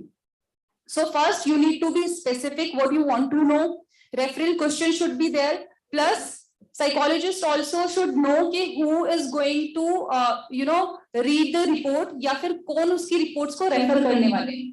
क्या ये लॉयर्स रेफर करेंगे, जजेस रेफर करेंगे, डॉक्टर्स करेंगे, प्रोसिक्यूटर करेंगे, that also a psychologist should know. Plus एक जो ट्रेन साइकोलॉजिस्ट है उनके आप पास आप भेजो, दैट वुड बी बेटर. अगर आप किसी भी जनरल साइकोलॉजिस्ट के पास भेजते हो, किसी नॉर्मल पर्सन को बुला के करवाते हो PA report, then they are not much aware again what you want to know about the child, and they will do normal report. जैसे कि आपके पास SIR आती है कॉमन, सेम फॉर्मेट, सेम भरा हुआ है, और आप उसको रेफर कर लीजिए, आपको सेम पीए भी फिर वैसे ही मिलते हैं. So it is again our duty कि हम इसको थोड़ा सा स्पेसिफाई करें. लास्टली आई वुड से कि there are few key points which I want you to take from here. First of all we all should know the purpose of PA. वो हमारी guidelines में बहुत क्लियर होना चाहिए. हम JJ act में डाल सके तो, या डिफरेंटली हम कोई गाइडलाइंस बना सके. पीए कौन करेगा, किसके लिए करेगा, and what is the purpose of PA. Plus there should be professional and trained and experienced people. हमारे जेजे एक्ट में लिखा है कि आप किसी भी एक्सपर्ट को बुला के करा सकते हो, but again that is not going to serve the purpose. जैसे अभी हम जजेस की बात कर रहे थे कि एक जजेस की डिफरेंट जगह पोस्टिंग होती है, पुलिस की डिफरेंट पोस्टिंग होती है, इसीलिए वो बहुत जल्दी से बच्चों के बारे में समझ नहीं पाते हैं। Same like psychologists, if they are working in different fields and suddenly you will give them a child case who is accused or who is suspected in a case, they won't be able to understand what is the background and how they're supposed to prepare the case. Yes. Yes. Okay, sir. 1 minute, sir. Then again, one more request in your area, if you will focus on the research and detailed study to develop few tools, जैसे मैंने कहा हमारे पास बहुत सारे test होते हैं, ऐसे ही हमें बहुत सारे टेस्ट अभी भी डेवलप करने की जरूरत है जो हम पीए के लिए यूज कर सकते हैं। So that is also should be a part. And lastly, PA हम किस लिए करा रहे हैं? हम सिर्फ ट्रांसफर के लिए करा रहे हैं या ट्रांसफर क्यों नहीं करना चाहिए इसके लिए करा रहे हैं? That also we need to keep in mind what we want to achieve from the PA reports. So that is it.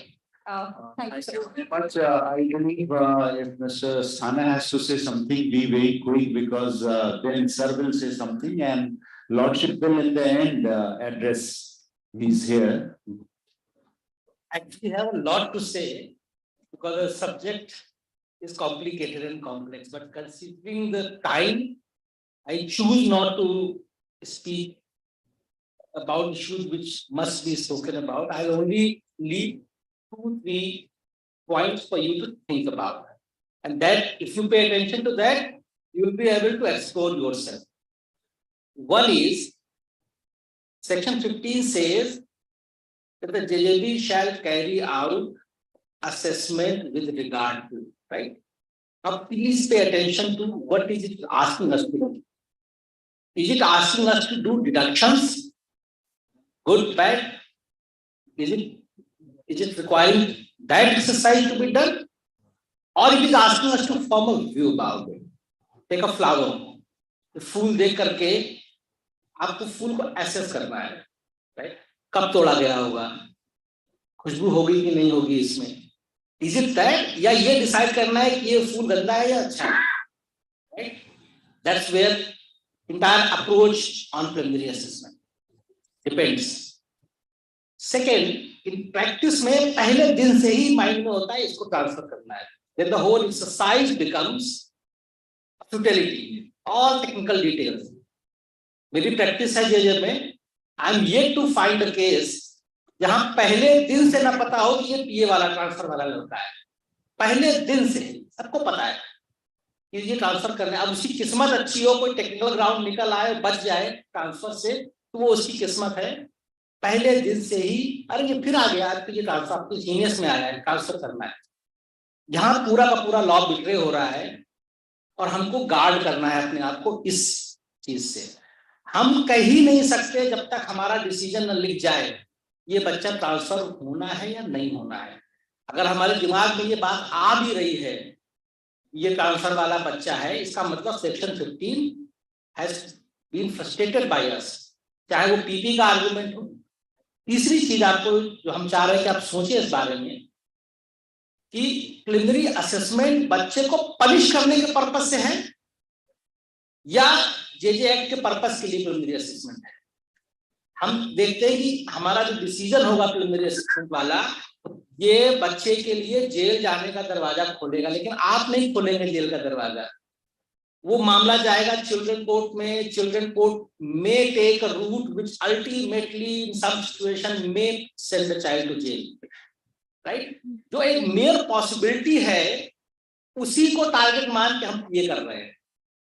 ये बदमाश लड़का है इसलिए इसका ट्रांसफर कर दो, लेकिन लॉ तो इस तरह से डिजाइन नहीं है। जो डिसीजन चिल्ड्रन कोर्ट को लेना है वो लेंगे जब उनके पास कंसिडरेशन के लिए मैटर आएगा। लेकिन जिस वक्त हम पीए कर रहे हैं, are we taking the decision on preliminary assessment based on a pre conclusion कि he has to end up in jail? That's why I have to send. So please think about it, क्योंकि यहीं से पूरा का पूरा process में विशेषण आ रहा है। टाइम होता तो हम आपको बताते कि जो एक्सप्लेनेशन है कि PA will not be a trial, वो क्यों है? जेजे में क्या होता है, जेजे की इंक्वायरी का मतलब क्या है? There are two ways of this is a controversial provision in terms की इंटेंट क्या है ये अभी तक क्लियर समझ में नहीं आ रही है। आम धारणा ये है कि पीए जो है वो बच्चों के खिलाफ एक्शन लेने का दरवाजा खोलने का है, बट इज इट सो? इस बारे में आप देखेंगे तो ट्रायल को अगर आप समझेंगे कि ट्रायल क्या है जिसको प्रोहिबिट किया गया है पीए में, क्या हम पुलिस के डॉक्यूमेंट्स को कंसीडर कर सकते हैं? क्या हम चार्जशीट देख सकते हैं? क्या एक चौचर देख सकते हैं? सर्कमस्टांसेस कहाँ से पता चलेंगे? राइट, तो please think about all this. I will stop here. Thank you very much. I'll now request Shri Arvind sir to kindly address. Good afternoon, all officers. In fact, section 14 and 15, there are some practical difficulties where we see that how to make an inquiry into the documents. So on one side is our officer who is competent, on the other side is an advocate, though not permitted, but is a clever and intelligent advocate who will submit his case in a manner that you are either confused or you are not able to take each and every aspect in the letter and spirit of the sections or the law. See, while determining the age, section 94 is very clear. The high school certificate, board examination certificate, second is municipal certificate, third is ossification test. But the practical difficulty arises that somebody will come, the parents will come, look, this is the certificate register of the school. Our child was born in the year when the offense has been committed. He was below the age of 16 years or 18 years. So if you feel that there is some suspicion or you feel the certificate may be fake, then make a detailed inquiry. First of all, the school register comes into picture. That is not a sufficient document. Sometimes I have seen the school register is not signed by anybody. There is no stamp on that. There is no name of the school. But say the child was studying in Saraswati Vidyalaya, so and so place, such and such place. So how to improve or how to clarify all these aspects? Apart from school registration book or school registration register, there is another register which is called attendance sheet of the boy, of the child. You must record, you must summon that attendance register. Third is result report card every year, which is being kept as a matter of record in the school. That result of each and every child is there in the school. All three certificates, when you correlate them, they must have the common features. That yes, the date of birth of the child is particular year and day and month. Another misguiding certificate is that the very intelligent advocate will advise from the day first, when an offense has been committed, he will refer it to some school. The child be admitted either in a private school or in a correspondence school or in any school in the same year. And his date of birth is recorded much lower than what he is ought to have been. And after 2 years he will come, look, this is the high school certificate. This should be admitted as a document. You can verify from the board, you can verify from the school that this is the date of birth, and so far as law is concerned, anybody can be declared juvenile at any stage of the proceedings, whether it is before the JJP or the session court or even the high court, even the Honorable Supreme Court. The law is there. So once you see the certificate, yes, his date of birth is lesser than the 16 years, the age is lesser than 16 years. But you must note that the certificate which has been procured is at a later stage.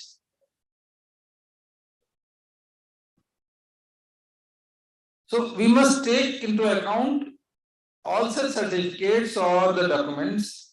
Read section 35 of the Evidence Act, read section 94 of JJB, Juvenile Justice Act.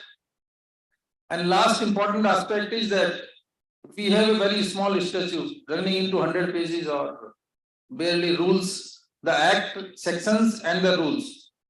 But we have several judgments running into 100 pages.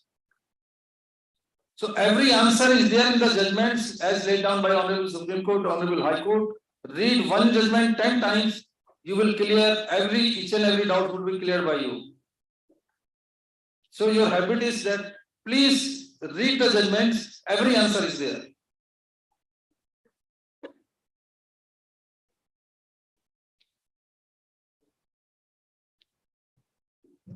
I very humbly request His Lordship, Honorable Dr. Justice Kaushal and Thakur to kindly occupy the seat on the list. The program will. Thank you. So my request was that the law laid down by Honorable High Court, Honorable Supreme Court is much than the statute. One judgment running into 100 pages, read one judgment 10 times, your doubts will be clear. No practical difficulty. All you are competent. Reading one judgment once, twice, thrice, it will be more and more clear to any problem, any difficulty you are facing while dealing with any subject. So thank you very much. Thank you very much, sir. With this, we have completed this session. I'll now request His Lordship to kindly come and occupy on the dais, the seat, and give the concluding remarks.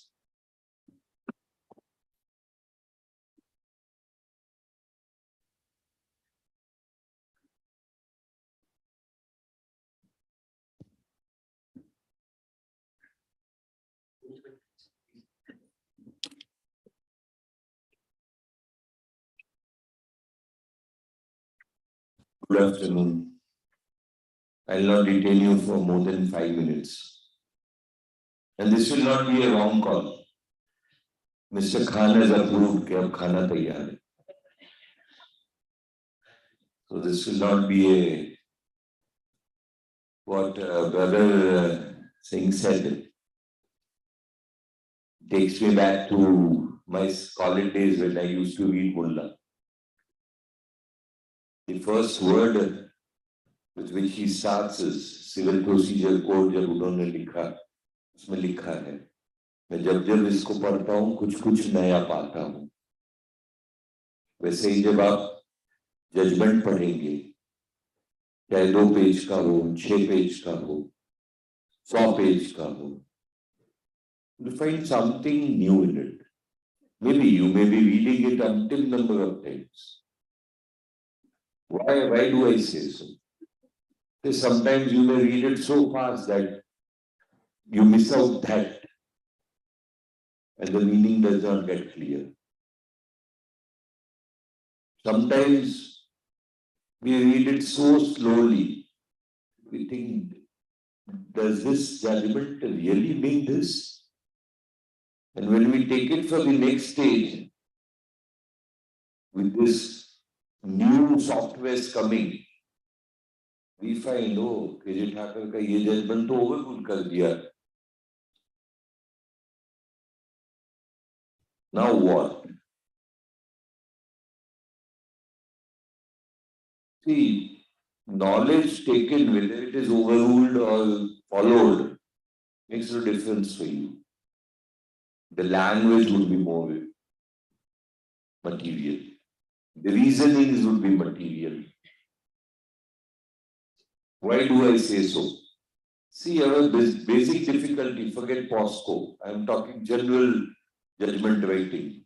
Our difficulty is when we are judicial magistrate first class, we are told, आपको तो हिंदी में ही लिखना, हिंदी के सिवा कुछ नहीं. Fine, yes. Then we go to higher judicial services. How can you write judgments in Hindi?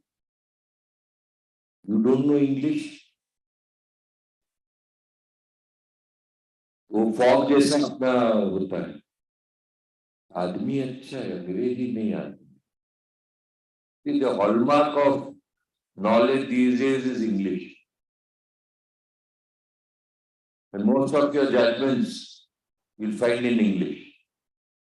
But I would request you to even to go by the translated judgment these days available in the journals, which will give you more insight. See, you think much better in the mother tongue rather than a foreign language. And I hope these 2 sessions which you have undergone must have thrown much light, not repeat anything more. I'll not come between you and your lunch.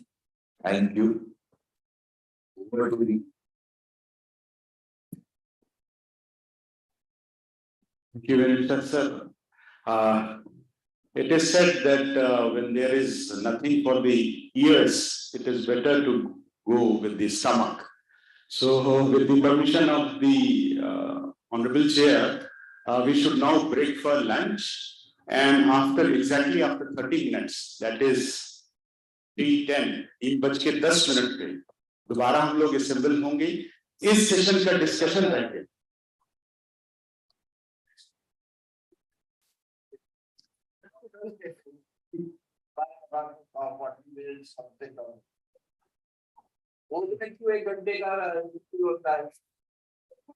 Lordship, our session get delayed.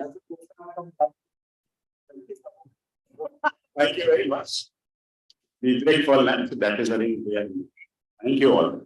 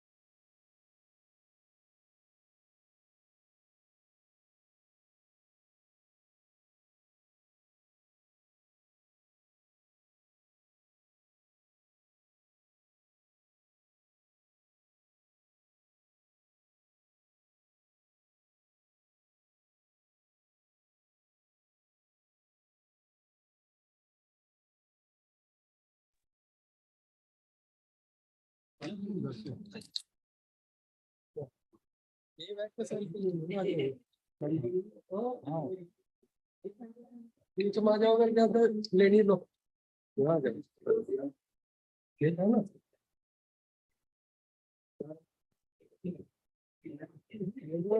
सही में यार मध्य खाना तो देख पा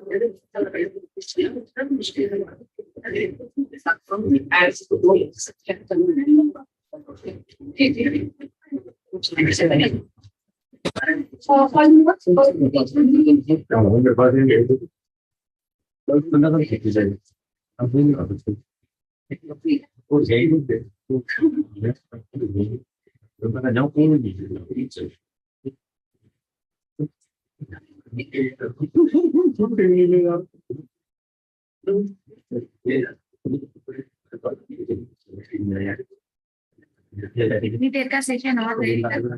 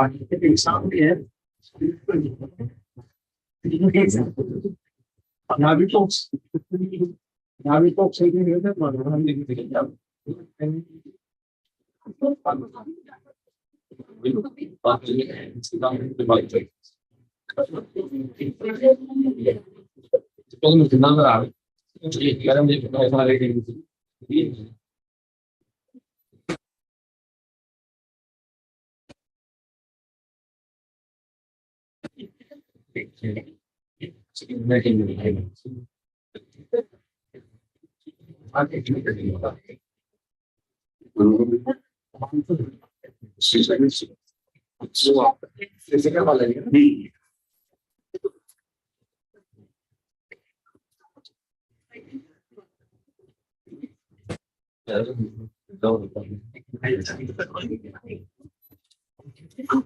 back, everyone. We have not been able to take up the question answer session, and therefore it is necessary to take up that part. And I therefore request Shri Vivek Sandal sir, District and Sessions Judge, Agra, and respected Shri Harveer Singh sir to kindly come over the dais. We'll go for question answer session, sir. So the entire panel will be there. I also request Mr. Anant Asthana to kindly come over on dais, and Ms. Pooja Tomar, please come on dais. We'll go for experience sharing, queries or difficulties faced, so that what was left could be filled up in this film.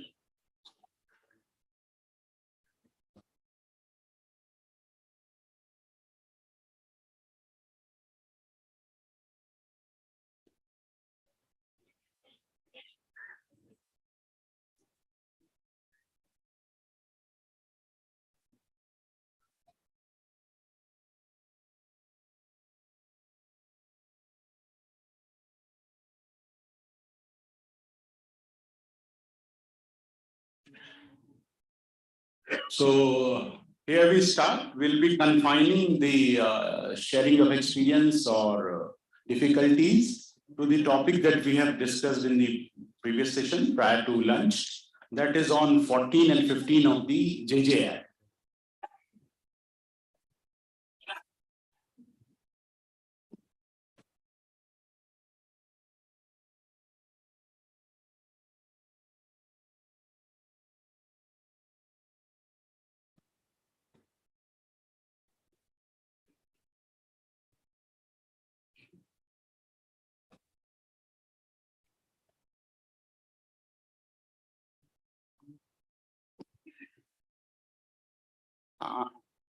I hope he is there to come up.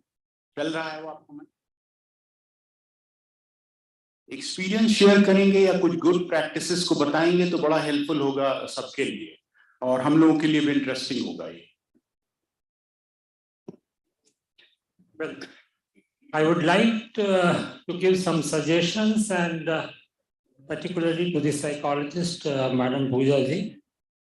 Pooja ji, this PA under section 15 says that the child has to be assessed as far as his physical capabilities are concerned, his mental capabilities, that whether he can foresee the consequences of his act which he has committed against the law of the land, and then the circumstances. Well, the inquiry conducted by the psychologist, well, if we see broadly, it is based on subjective matter, because we don't have any assessment tool for it. As you very well said that you measure the intellectual capabilities, his personality traits. Well, I'm also a psychologist. I would like to suggest a few things that if you add the thematic or perception test, if you add the color pyramid test, if you add the incomplete sentence blank test, if you add the Rorschach test, these are a specialized test to assess the personality and to get the inner feelings and inner, what you say that, what is the inner mind. These are the certain tests to which you can assess broadly the personality of the child, and it can also reflect that under which circumstances the child has committed an offense. Secondly, it was said that in Barun Chandra Thakur versus Master Kolu, it has clearly said that the format of the SIR which has been given in the JJ Act is not up to the mark. It does not give it does not cover many aspects. whether the child has a confrontation in the family, he has some problem with his peer group, he has problem with his siblings, whether he has problem in his school or the society or somewhere else, what were the circumstances why he has committed the offense. SIR does not cover all these things, not even SPR. Secondly, recently the Delhi High Court 2 or 3 days back given a judgment, it given an order, sorry, not judgment, but this PA does not show that the manner in which the offense was committed and the reasons behind that. Nowhere in the PA report it is being mentioned that what was the reasons, how under which circumstances the offense was committed. It is missing in many PAs. So my request is that it should not be more subjective. We should be objective based on some scientific tools, some psychological tools, so that the correct picture should come before the Juvenile Justice Board. I'll request you, if you have got some suggestions, concrete suggestions, to kindly send it on the institute's email ID. If you have got some materials from the perspective of a psychologist, you may kindly share the same with us. As far as this social investigation report is concerned, as I see from 6 of the model rules, you'll find that 49 riders are already there, and they exhaustively, to a large extent, cover many things. Still there could be some additional things which a psychologist perceives to be relevant for that particular case. Yes. Or there are unique cases before the board sometimes. So for that purpose, it may be slightly elaborated, because it is not combined in a fixed milieu. All the riders are already there. Exactly. So this is what we can do. Please have a look on this Form 6. I have already gone through the Form 6, and I have even when these rules were being modified in the year 2016, I have even given suggestions for this aspect, and as Mr. Saran knows it. And when suggestions in JTRI, when we get more suggestions on JTRI, email address, that is jtriup@gmail.com. So kindly send them. We'll try to advance them forward when we'll have meeting with the honorable. Thank you very much. Thank you. Yes, please. Please pass on the mic. Sir, can I have a question on the behalf of CWC, because we are facing also so many things in a very difficult manner.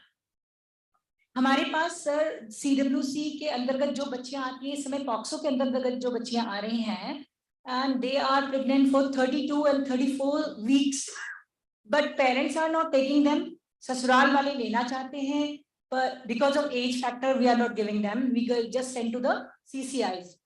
तो हमारे साथ ये problems आ रही है कि sir उनके जो बच्चे वहां पे पैदा हो रहे हैं till the completing the age, they are also in CCIs, वो भी वहां पर हैं. पर ऐसी सिचुएशंस में क्या हमें करना चाहिए? We are waiting for the age. ससुराल को हम दे नहीं पा रहे हैं and parents are not taking them. तो ये एक मेरी बहुत बड़ी क्वारी है, बहुत दिन से है. क्या इसमें अमेंडमेंट होना चाहिए सर? क्योंकि ये विलिंगली बच्चे जा रहे हैं और हमारे पास कुछ फॉल्स केसेस भी आते हैं. यहाँ पे रजिस्टर्ड वो केस ऐसे होते हैं, ऐसे लगता है कि जिसे भगा कर लेके गए हैं, बट जब हमारी उनकी वो इंटरेक्शन होती है बच्चों की, वो हमें खुद बताते हैं कि हम अपने मन से गए थे, हम अपने मन से वहां गए, 1 साल तक वहां रहे, then we are coming back to the home. उसके बाद वो बच्चे यहाँ रहे हैं और now she is pregnant about 32 and 34 weeks. तो व्हाट काइंड ऑफ मतलब हम उस समय क्या करें? See, I'll speak from the legal angle, and I'll request other panelists to speak from the other angle, that is sociological angle. From the legal angle, we are our hands and legs are tied with law. Yes. We may have empathy towards some people. We may have empathy towards a particular case or cases of children in general, but we cannot deviate from law.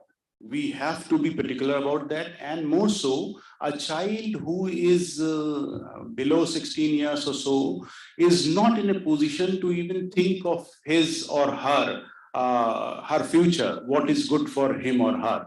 So it is the CWC which is supposed to think about what is best in the interest for the child. That is why the Act has repeatedly used the best interest of the child.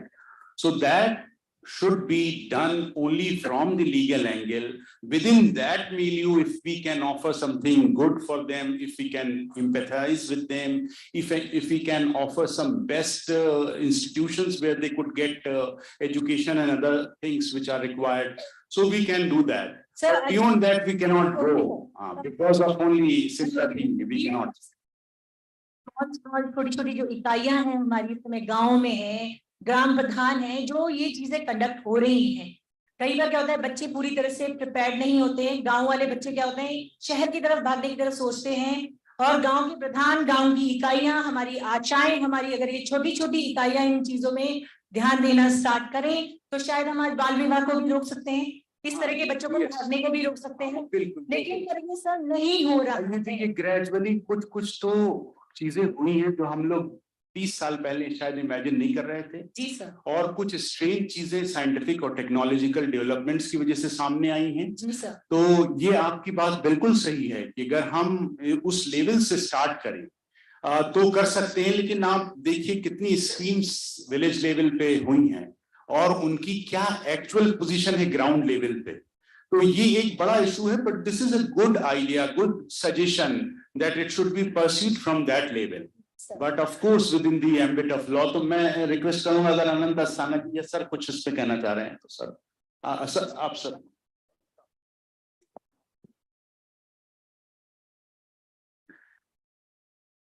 Madam, आपकी problem बहुत अच्छी है, बहुत सही है, लेकिन हम जो समाज में सोशल स्टिग्मा है, ये सोशल इविल्स हैं, उनको खत्म नहीं कर सकते, मिनिमाइज कर सकते हैं। हाँ सर, वही आपने कहा कि ससुराल वाले बच्चे को ले जाने को तैयार थे। हम इससे एक स्टेप आगे चलते हैं कि बच्ची प्रेग्नेंट है और माँ बाप ने मना कर दिया। जो लड़का था ससुराल, सोकाल लड़का हुआ है, ससुराल वाले उन्होंने मना कर दिया कि हम इसको साथ नहीं ले जाएंगे। अल्टीमेटली बालिका को बालिका गृह केंद्र में भेज दिया गया। वहां वो बच्चा जन्म लेता है और वो 14-15 साल की लड़की उस छोटे बच्चे को, 16 साल की बच्ची छोटे बच्चे को पालती है। मैं आपको एग्जाम्पल बता रहा हूँ, खुद अपना व्यक्तिगत एक्सपीरियंस विजिट करने का। बालिका गृह केंद्र लखनऊ में गया। मैंने उन बच्चियों से पूछा कि बताइए आप यहाँ सब खुश हैं? Yes sir. आपको कोई यहाँ तकलीफ है? No sir. आपको कोई डांटता है? No sir. आपको खाना टाइम पे मिलता है? Yes sir. यहाँ बिजली पानी ठीक है? Yes sir. मैंने कहा कि फिर आप यहीं रहिए, घर क्यों जाना चाहते हैं? कहा no sir, we want to go our home. Here is the problem. तो सब प्रॉब्लम्स का जो आंसर है वो है कि हम अपने अलावा दूसरे के प्रति कितने सेंसिटिव हैं। अगर हमें अपना ही सब कुछ देखना है तो सुबह से शाम दफ्तर गए चले आए। इस बीच में अगर हम अपनी ड्यूटी के साथ साथ कोई सोशल ड्यूटी कर पाते हैं, चाहे वो अवेयरनेस है, हमारा DLSA अब शुरू हुआ है, देखिए बहुत सारी अवेयरनेस आ रही है। DLSA में प्रोग्राम्स लगते हैं एवरी वीक। वो हर तरह की लीगल एजुकेशन, एनवायरमेंट, सब पे आजकल बात बताते हैं गांव में जाके। तो सबसे बड़ी पहली चीज है कि हमें सेंसिटिव होने की जरूरत है। ये जो एस्पेक्ट्स है इसमें सेंसिटिव होने की जरूरत है। अगर हम माँ बाप को कन्विंस कर लें कि जो बच्ची इस हालत में है वो आपका बच्चा है और बच्ची का बच्चा भी आपका बच्चा है, और ये सोशल सामाजिक बुराई है, इस बुराई को आप इस चीज को एक्सेप्ट करिए, सोशल बुराई को दूर करिए, बच्चे को समझाइए कि ऐसा गलत किया तुमने, ठीक नहीं किया, आगे कोई बच्चा ना करे। तो जब हम एक लेवल पर पहुंचेंगे, बच्चों को समझाएंगे, एजुकेशन देंगे। एजुकेशन डजंट मीन कि हम 10वीं 12वीं करा रहे हैं, सोशल एजुकेशन, अवेयरनेस, तो ये बुराई धीरे धीरे कम होगी। और जैसे जैसे बाकी लोग समझेंगे, गांव की बात लीजिए आप, गांव में कोई बच्ची ऐसी होती है तो बाकी जो बच्चियां हैं उनको तो समझ आने की जरूरत है एक इंसिडेंट हो गया आइसोलेटेड, ठीक है, उसको हम एक्सेप्ट करना चाहिए और वो एक सोशल इविल था, लेकिन साथ साथ हमें बाकी प्रिवेंटिव मेजर्स कि आगे कुछ ना हो। इसकी एक कहावत कही जाती है कि एक आदमी समुद्र के किनारे खड़ा था, बहुत बड़ा तूफान आया, बहुत सारी मछलियां बाहर आके गिर गईं, उसने एक एक मछली को फेंकना शुरू किया समुद्र में। किसी थर्ड पर्सन ने कहा कि आप टाइम वेस्ट कर रहे हो, ये तो लाखों हैं, कितनी फेंकोगे? उसका जवाब यही था कि जितनी फेंक दी उनकी जिंदगी तो बच गई। तो हम समाज में जितनी चीजों को अगर अवॉइड कर सकते हैं, समझा सकते हैं, अवेयरनेस दे सकते हैं, उनमें जागरूकता ला सकते हैं, उसी से हमारा ये जितनी सामाजिक बुराइयां हैं, सोशल सिस्टम हमारा बहुत स्ट्रांग है, अभी भी भावनाएं बहुत हैं। आपने देखा होगा कि भाई भाई में कितना प्रेम है, भाई बहन में कितना प्रेम है, माता पिता में कितना है, बच्चों में आपस में कितना है, ये बाहर कहीं नहीं मिलता। इंडिया की कल्चर बहुत रिच है। सबसे बड़ा दायित्व हमारा ये है कि हम अपने आप को समाज के प्रति सेंसिटिव करें कि अगर ऐसा हो गया तो उसको चार पड़ोसी समझाएं कि नहीं आप घबराइए नहीं, ऐसा हुआ है, आगे हम देखेंगे, हम बच्चे की मदद करेंगे। कहना भी बहुत होता है, अगर आप कर भी नहीं सकते एटलीस्ट कहिए तो सही। नहीं सर, कहते हैं पूरा प्रयास करता है, वही प्रयास 7 बालिकाएं ही हैं प्रयास। जी सर, वही प्रयास आपकी कामयाबी होगी। बिल्कुल सर, वही गारंटी की बात है। 99% बच्चे हमारे सब पेरेंट्स के पास ही जाते हैं। Thank you sir, thank you very much. Please, हाँ वो देखिए पीछे आप।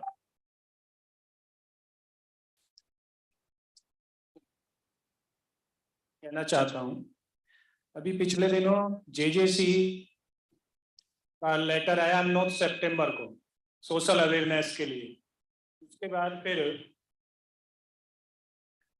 उत्तर प्रदेश राज्य विधिक सेवा प्राधिकरण का पत्र आया 13 सितंबर को। फिर इस डिस्ट्रिक्ट से जिला विधिक सेवा प्राधिकरण का पत्र आ गया। उसके बाद काम कुछ नहीं हुआ, पत्र दौड़ते रहते हैं इधर से उधर। ये पत्र देखिए, एक चीज हमें बिल्कुल मान लेनी चाहिए कि हमारा देश सबसे बाद में आजाद हुआ, बहुत लेट हुआ। बाकी भी ब्रिटिश रूल था, बाकी जगह भी। जैसे ये पत्र घूम रहे हैं, एक दिन ये पत्र प्रैक्टिस में बदल जाएंगे, ऐसा नहीं है। हमारे देश में जो भी काम शुरू होता है, पहली बार आपने देखा होगा, अगर आपको याद हो, जब यहाँ इस देश में कंप्यूटर्स आए तो कितने एजिटेशन हुए, सबने इसको अपोज किया कि कंप्यूटर आ जाएंगे, हमारी आंखें चली जाएंगी, बेरोजगारी हो जाएगी। आज कंप्यूटर साइंस में नंबर 1 पर रोजगार है और सबने एक्सेप्ट कर लिया है।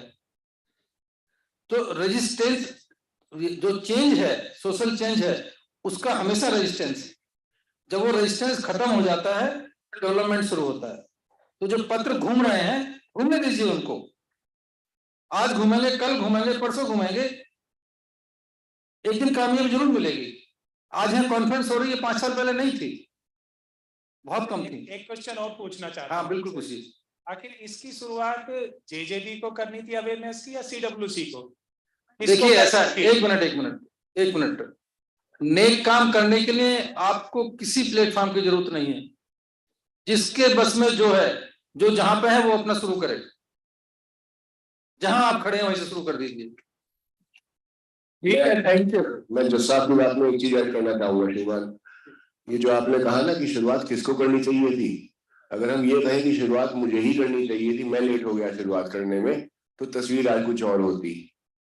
तो शुरुआत हमेशा मुझे ही करनी है, और ये बड़ा विलक्षण संयोग है। It is a very rare opportunity कि एक समस्या से, एक एस्पेक्ट से जुड़े हुए सारे स्टेक होल्डर एक रूफ के नीचे यहाँ पर हम एकत्रित हैं।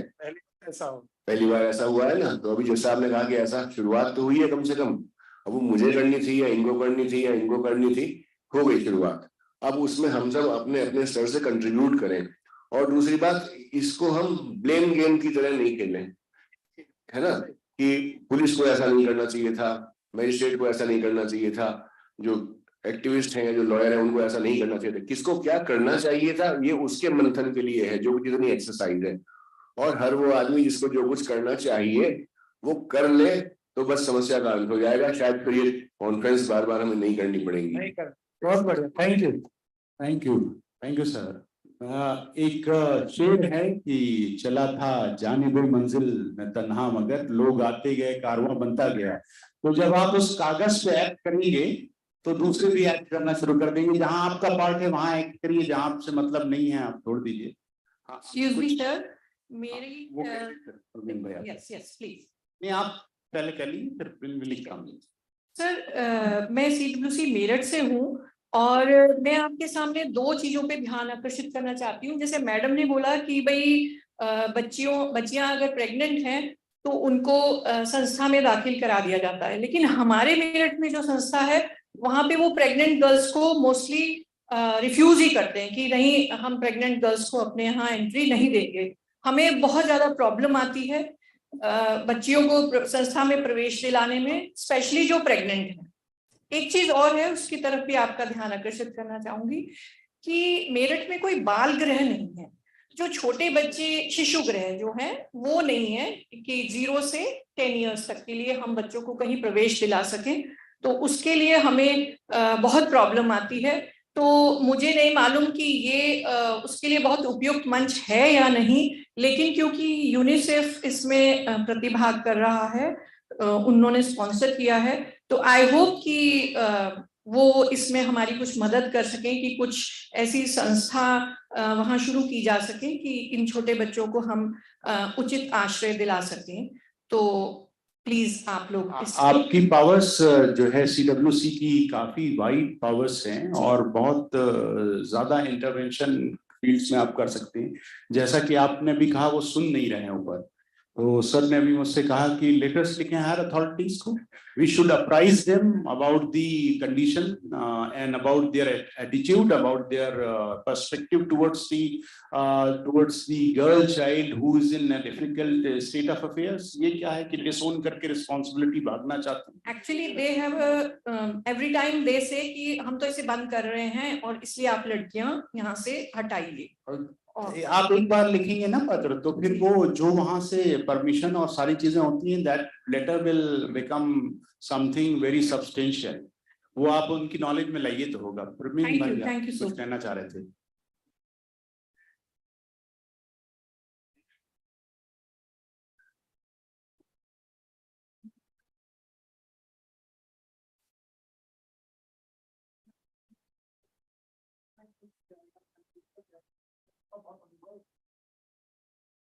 आप कुछ एग्जाम्पल ऐसे दें, जैसे कोई हीनियस ऑफेंस है लाइक गैंग रेप हुआ या डेथ, कि आपके एक्सपीरियंस से आया हो कि हाँ ये ऑफेंस है और ये एक्यूज्ड है और ये मेजर की तरह ट्रायल ना हो कि इसका जुवेनाइल की तरह होना चाहिए था, बिटवीन 16 to 18। उससे थोड़ा सा माइंडसेट को बदलने में या समझने में हम लोगों को हेल्प मिलेगी।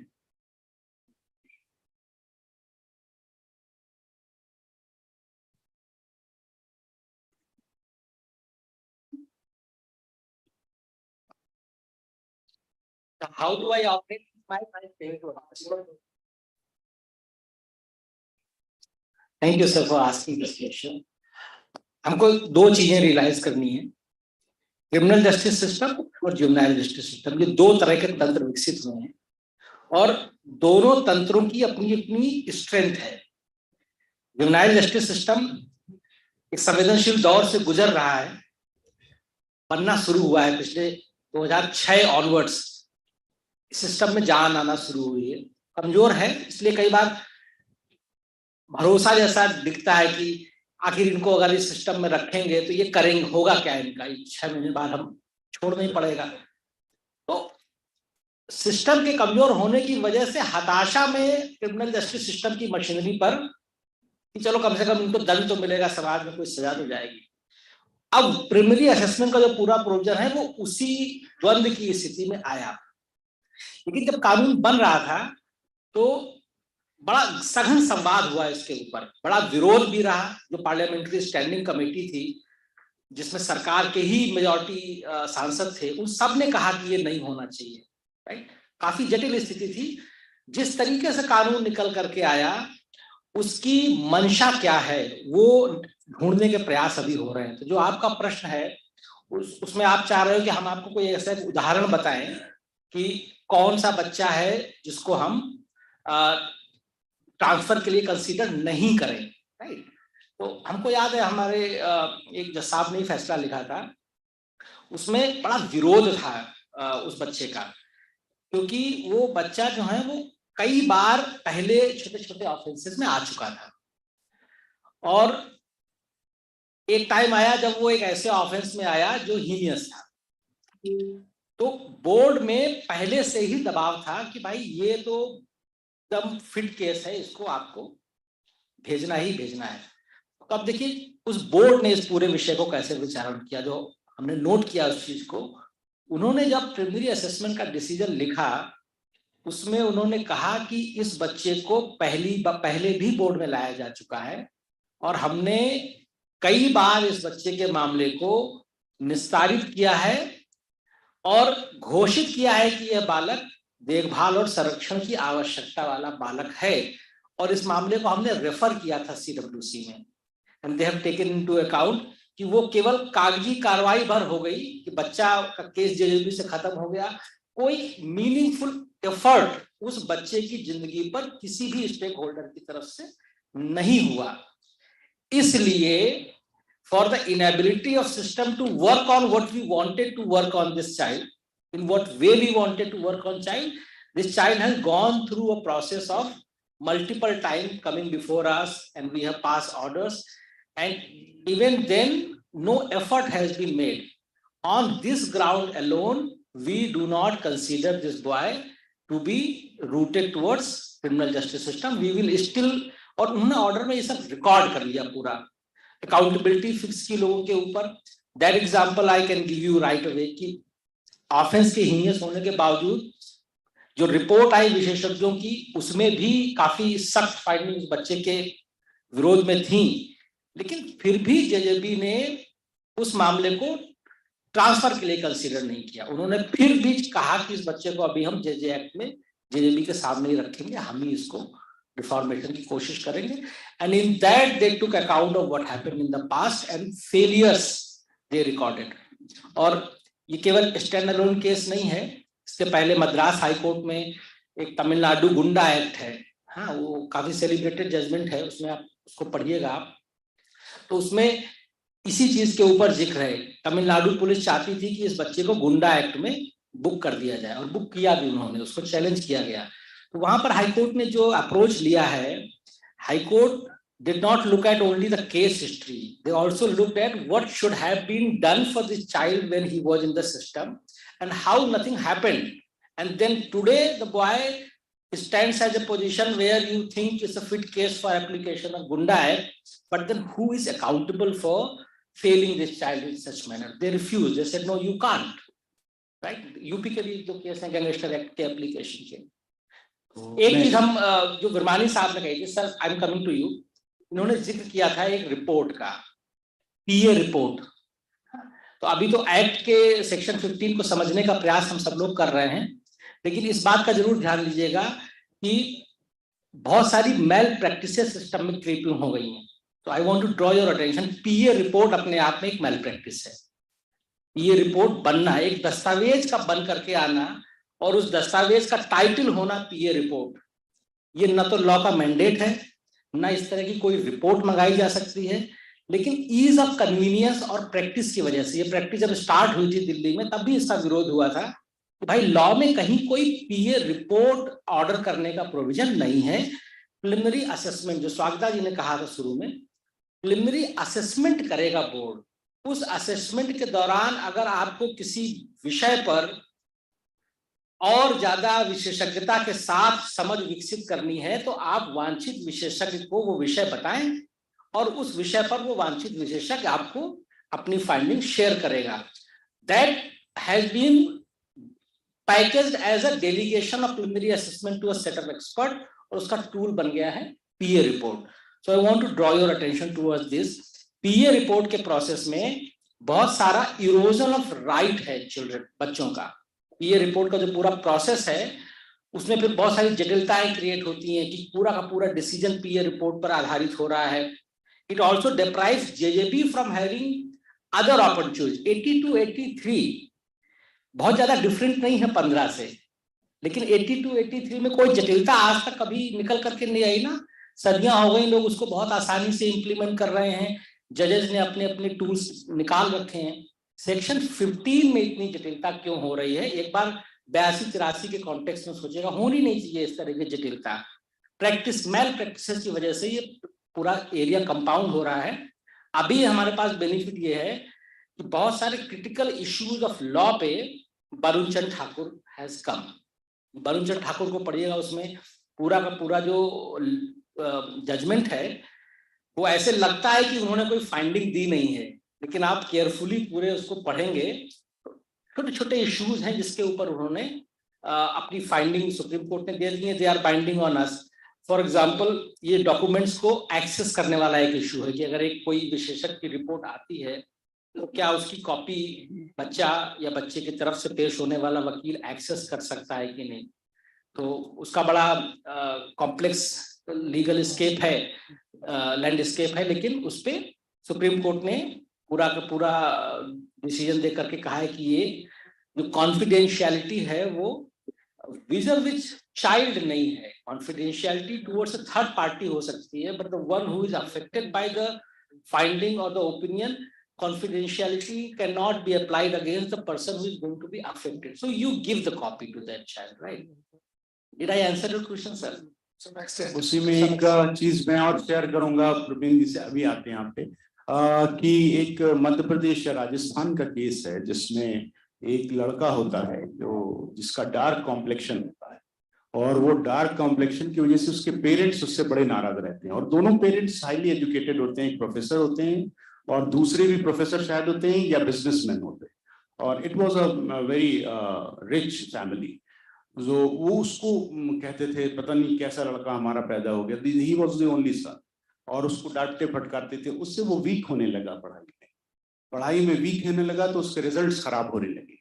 वो बच्चा अपने बाथरूम में जाके क्रीम लगाया करता था अपने चेहरे पे, खूब सारी क्रीम, कि मैं कैसे गोरा हो जाऊं, और वो ये करता रहा, और माँ बाप उसको बीच बीच ह्यूमिलिएट करते रहे, कभी फादर ने मारा भी जब उसने बड़ी गलती की, और उसको जब फेल हो गया वो तो उसने फैब्रिकेट कर दी अपनी मार्कशीट, किसी से सीखा और उसके बाद जाली मार्कशीट ले आया। इत्तेफाक से उसके प्रिंसिपल कहीं फादर को मिल गए तो उन्होंने कहा आपके बच्चा इस बार भी फेल हो गया, उसको और ज्यादा टॉर्चर किया गया।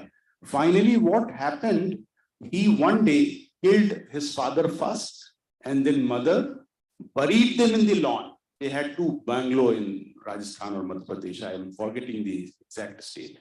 He buried them in the bungalow, and then he created a fictitious identity on virtual platform. He was extremely good in this virtual issues, so in computer technology. So he created it, and on that he was trapping someone. So he got a girl, he trapped her and told her to get her admitted in London School of Economics or Cambridge University, and then by that he allowed her to come close to him, and when it was found that something is fishy, he even killed that girl with whom he was in love. So now who is guilty? Is it the father, or is it the mother? Is it the circumstances only, or is it the boy? Should all the persons become criminal if they are badly treated by parents? So this Juvenile Justice Act is having something which is very unique in itself.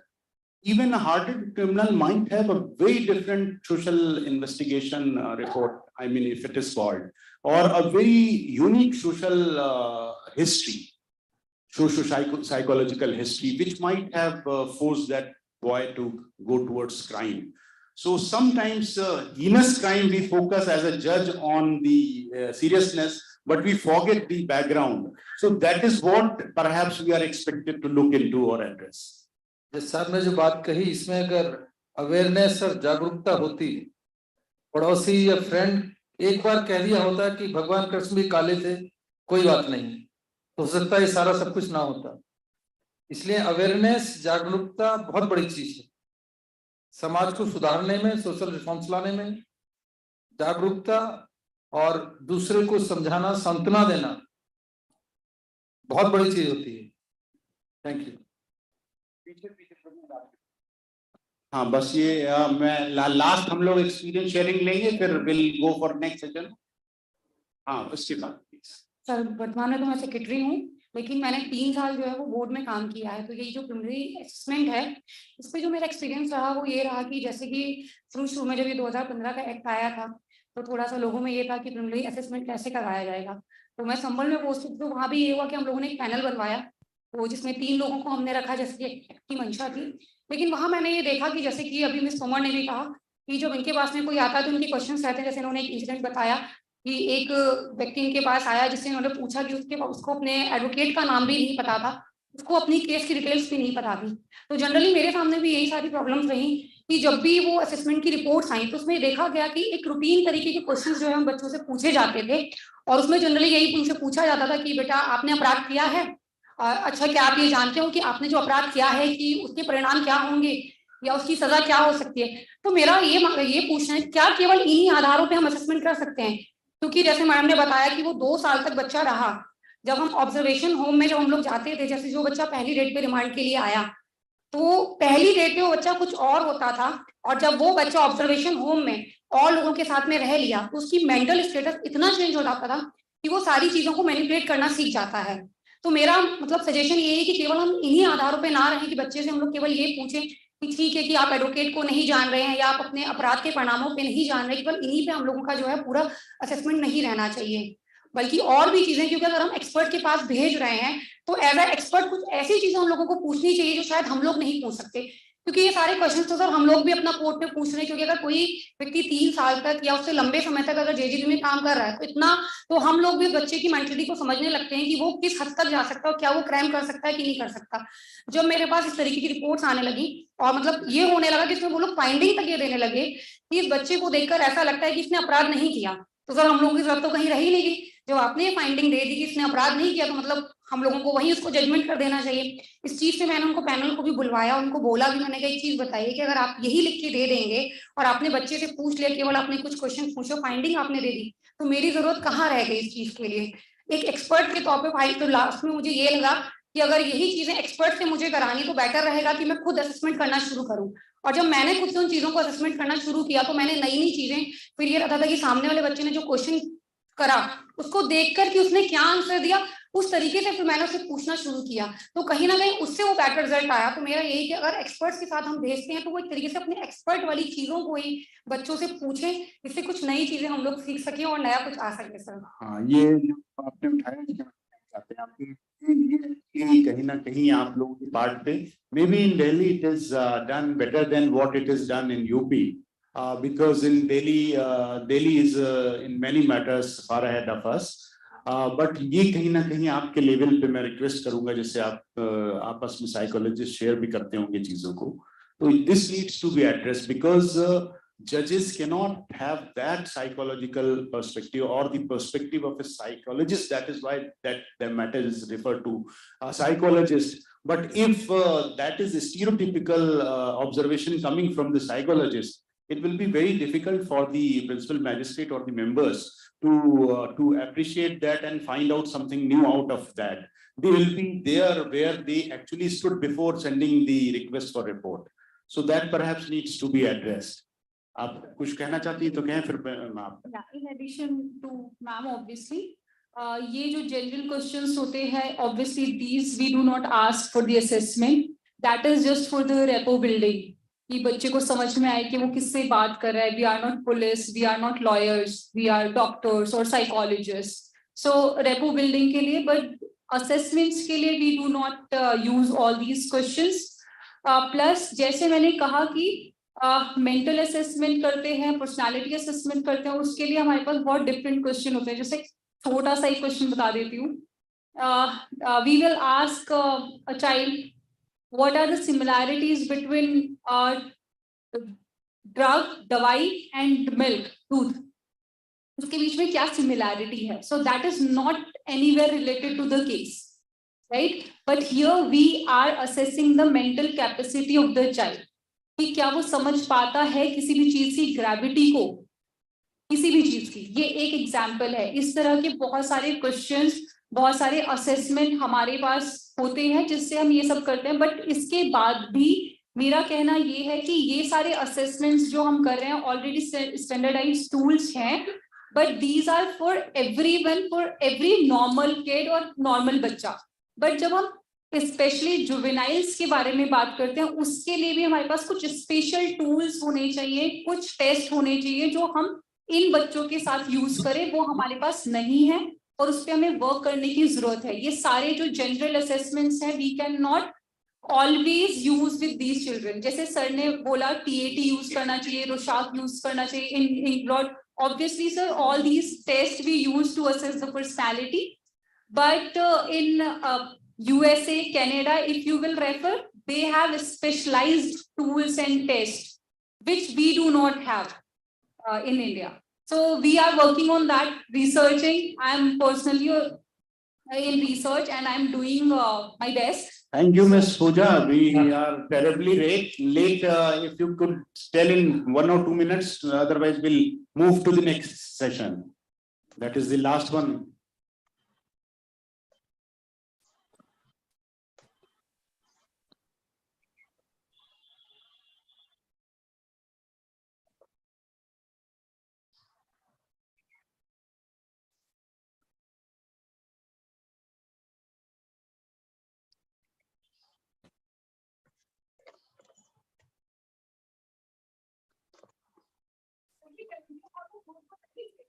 तो यहाँ पे 2 safeguard है, एक तो time period बचेगा, इसके अलावा वो सेफगार्ड मेरे ख्याल से एज अ प्रिंसिपल मिनिस्टर हमारे दिमाग में कहीं ना कहीं रहता है कि एक सेफगार्ड ऑलरेडी लेजिस्लेशन में है. दूसरी चीज मैं सिर्फ ये मेंशन करना चाहती थी sir,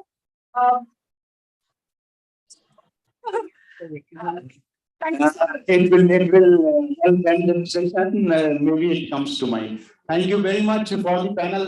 We'll take up the question in next session because we'll be entering in the last session, and many of the respected judges have come from different far off places and they have to return.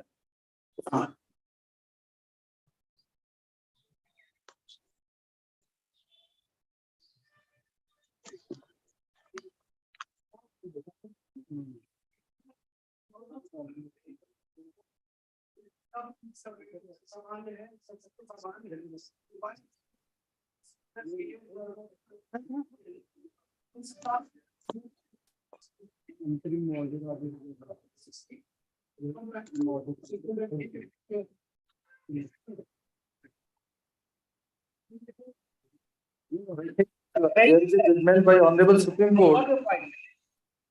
1 second. There is a judgment by Honorable Supreme Court. I'll give the citation. The preliminary assessment is only a prima facie assessment of the child, but final decision is with the board. And when the board takes a decision, that will supersede the preliminary assessment conducted by anybody else. शायद संजीव कुमार गुप्ता है या कोई सोलंकी कोई judgement है.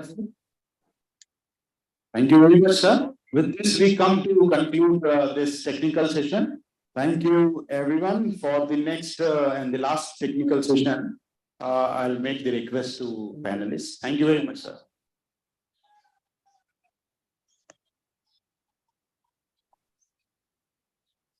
I'll now request respected Shri Rajat Singh Jain, District and Sessions Judge Meerut, respected Shri Chavan Prakash, District and Sessions Judge Muzaffarnagar, Miss Pushi Kushlappa,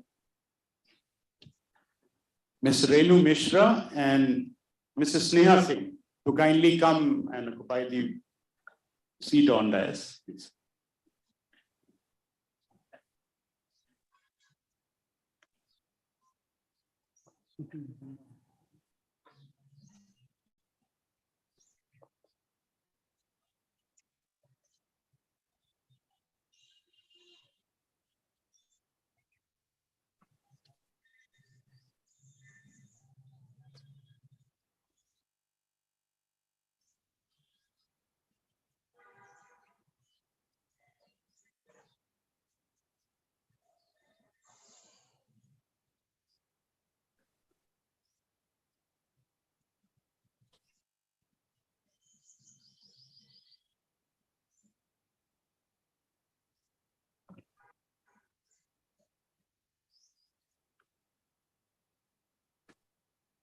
I welcome all the panelists of this last session. The tone setting for this session will be done by Ms. Khushi Kushlappa. This session is devoted to justice to victims of child abuse, understanding the dynamics of child sexual abuse, the child-friendly procedures provided under POCSO Act, issues of investigation and the role of key stakeholders, and most importantly, the role of forensic evidence. So I request Ms. Khushi Kushlappa to kindly initiate and set the tone for this session. Thank you very much, sir. सबसे पहले ये थोड़ा सा explain करना था कि child sexual abuse जो है दूसरे क्राइम से कैसे अलग है. How is child sexual abuse different from other crimes? First of all, it is one of those crimes which is committed by a person who is known to the child. More often than not, जो offenders होते हैं वो जान पहचान लोग ही होते हैं. It could be a person who's a family member, a teacher, a neighbor, a person in a position of power, the father's colleague, the mother's partner. So usually it is somebody who's known to the child. So that's the first unique character about child sexual abuse. The other thing is, of course, because it is a known person, reporting becomes that much more difficult. So जब एक case आपके सामने, police के सामने, medical officers के सामने आता है, the perception or the what's to be borne in mind is the fact that it is very difficult for a child, first of all, to speak about child sexual abuse. And the other matter is that to speak about a crime that has been committed by somebody who they actually like, somebody that they actually respect. So reporting becomes very challenging. The other thing is the cultural practices जो इस crime को child sexual abuse को जो perpetuate करता है हमारे culture में, the culture that we find very dear in our country about respecting older people, that is something that has caused a lot of crimes to go unreported and for children not to be able to speak about this to anybody else. We teach children how to cross the road, we teach children about things that ahead of their time. एक 3 साल का बच्चा 5 साल का बच्चा को हम बताएंगे कि आपको रोड कैसे क्रॉस करना है, but we never talk to a child about personal safety. We never talk to a child कि आपके अपने को कैसे प्रोटेक्ट करें, and जो भी कोई और करता है आके मुझे बताना. We never have these conversations with children. So some of these cultural practices need to be looked at, re-looked at. Lack of awareness about the law or reporting mechanisms. कितने लोगों को, बच्चों को, families को पता है कि ऐसे कुछ यौन शोषण होने के बाद क्या laws जारी हैं, क्या हम इसको report कैसे करेंगे? As it is, any one of us, almost all of us except for police officers will be very scared of police officers. When we see a police officer, there is a certain fear that we instill in a child. हम खुद बच्चों को डराते हैं police को बता के, police बता के we scare the child. So when we want to, we expect a child to go and talk to a police officer, that is not going to be easy for the child either. Lack of public confidence in the system. I think we should be very honest in this room at least and say that public confidence in the police systems, in the medical systems, in the judicial systems is very, very low. There are various reasons for it. We won't go into that, but suffices to say that the confidence is very low. And but बच्चों को child sexual abuse के बारे में बात करना बहुत ही challenging होता है. And किसी से भी, अपने पड़ोसी से, अपने दोस्त से, अपने माँ बाप से, the closest person to them, we find it very difficult to speak. And this is not only about child sexual abuse, this is about sexual crimes. अगर हमें कोई बस में छूते हैं, गलत तरीके से छूते हैं, हम किसी को नहीं बताएंगे. वही अगर किसी हमारा मोबाइल चोरी कर देते हैं, फटाफट जाके immediately फोन करके बताएंगे. So these things which are already very deep rooted and conditioned in us makes child sexual abuse a very unique crime. The other thing is that the expectation of medical evidence in every single case. 30% से ज्यादा cases में medical evidence आपको नहीं मिलेगा, which means in about 70% of cases, according to WHO, there will not be any medical evidence available in a sexual crime. And there are various reasons for that. Some of them, of course, are the delays in reporting. By the time the family decides to report, by the time the child discloses to somebody, by the time all of this happens, बहुत कुछ time बीत चुका होता है. दूसरी बात यह है जो नोन परपेट्रेटर्स होते हैं, ऑफेंडर्स जो नोन होते हैं, वो अब्यूज ऐसे करते हैं जिससे बच्चे के बॉडी पे कोई निशान ना हो. The abuse is done in a manner in which if the grandfather is massaging the breasts of a child, if the father is making his child hold his penis, for example, you are not going to find any medical evidence in this. Very rarely, it's not very common that there's penetrative sexual assault where there is ejaculation, where you will find semen. Those things don't happen. That happens very rarely. People use condoms. People use objects to penetrate. So, ये सब जब होते हैं, then medical evidence is extremely limited. Delays, of course. The child is groomed in a manner in which उनको बताते हैं कि ये अच्छा है. बड़े आपसे प्यार कर रहे हैं, आपको affection दिखा रहे हैं करके बच्चों को हम confuse करते हैं, coerce करते हैं, जिससे वो इस मैटर को बताते भी नहीं हैं. किसी को बताने में भी बहुत उनको मुश्किल होता है. And they don't even realize that what is happening to them is child sexual abuse, that it is an offense, that it is a crime. Girls, the perception कि सिर्फ लड़कियों के साथ child sexual abuse होता है या sexual violence जो है लड़कियों और महिलाओं के साथ होता है, that is a complete misconception. And as a system, whether it is a police officer or a medical officer, we have to be aware that children of all genders do face sexual violence. And the trauma on a male child is as much as the trauma on a female child. The expression of trauma may be different. लड़के अपने trauma को दूसरे तरीके से शायद express करेंगे, but trauma जो है, every child does face trauma after sexual violence. Offenders का potency test कराना. Offenders का potency test कराने का मतलब क्या है? When the offense जो हुआ है, if it is digital penetration, if it is penetration using an object, what is the point of a potency test? सारे offenders को potency test क्यों कराएं?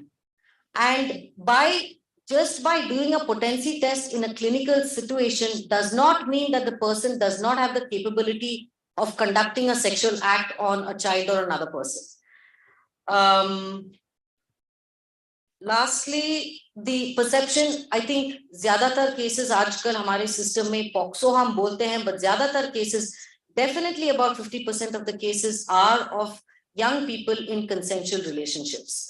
जो actual यौन शोषण का cases होता है, child sexual abuse का cases होता है, बहुत कम report होता है. System के अंदर बच्चे आ जाते हैं because वो pregnant हो गई या उसका periods नहीं हुआ है या कोई neighbor ने देख लिया, तो ऐसे medical officers के पास जाते हैं, तब जाके ये consensual relationships, romantic cases report होते हैं, नहीं तो ये cases report नहीं होते. So the common perception कि सारे POCSO cases false हैं,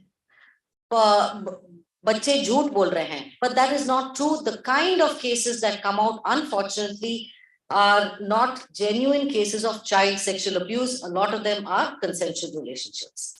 Last thing I want to wind up with, what does the child need? What does the family need in all of these situations? एक तो हम बच्चों को information बिल्कुल नहीं देते. एक case register होने के बाद जब investigation हो जाता है, charge-sheet हो जाता है, family को information नहीं जाता है कि ये आपका investigation complete हो गया है. In some states, in some districts, ऐसा SMS का कुछ service होता है कि आपका case का charge-sheet complete हो गया है और court में चला गया है. But that is not a common practice across the country. So lack of information and updates on the case is something.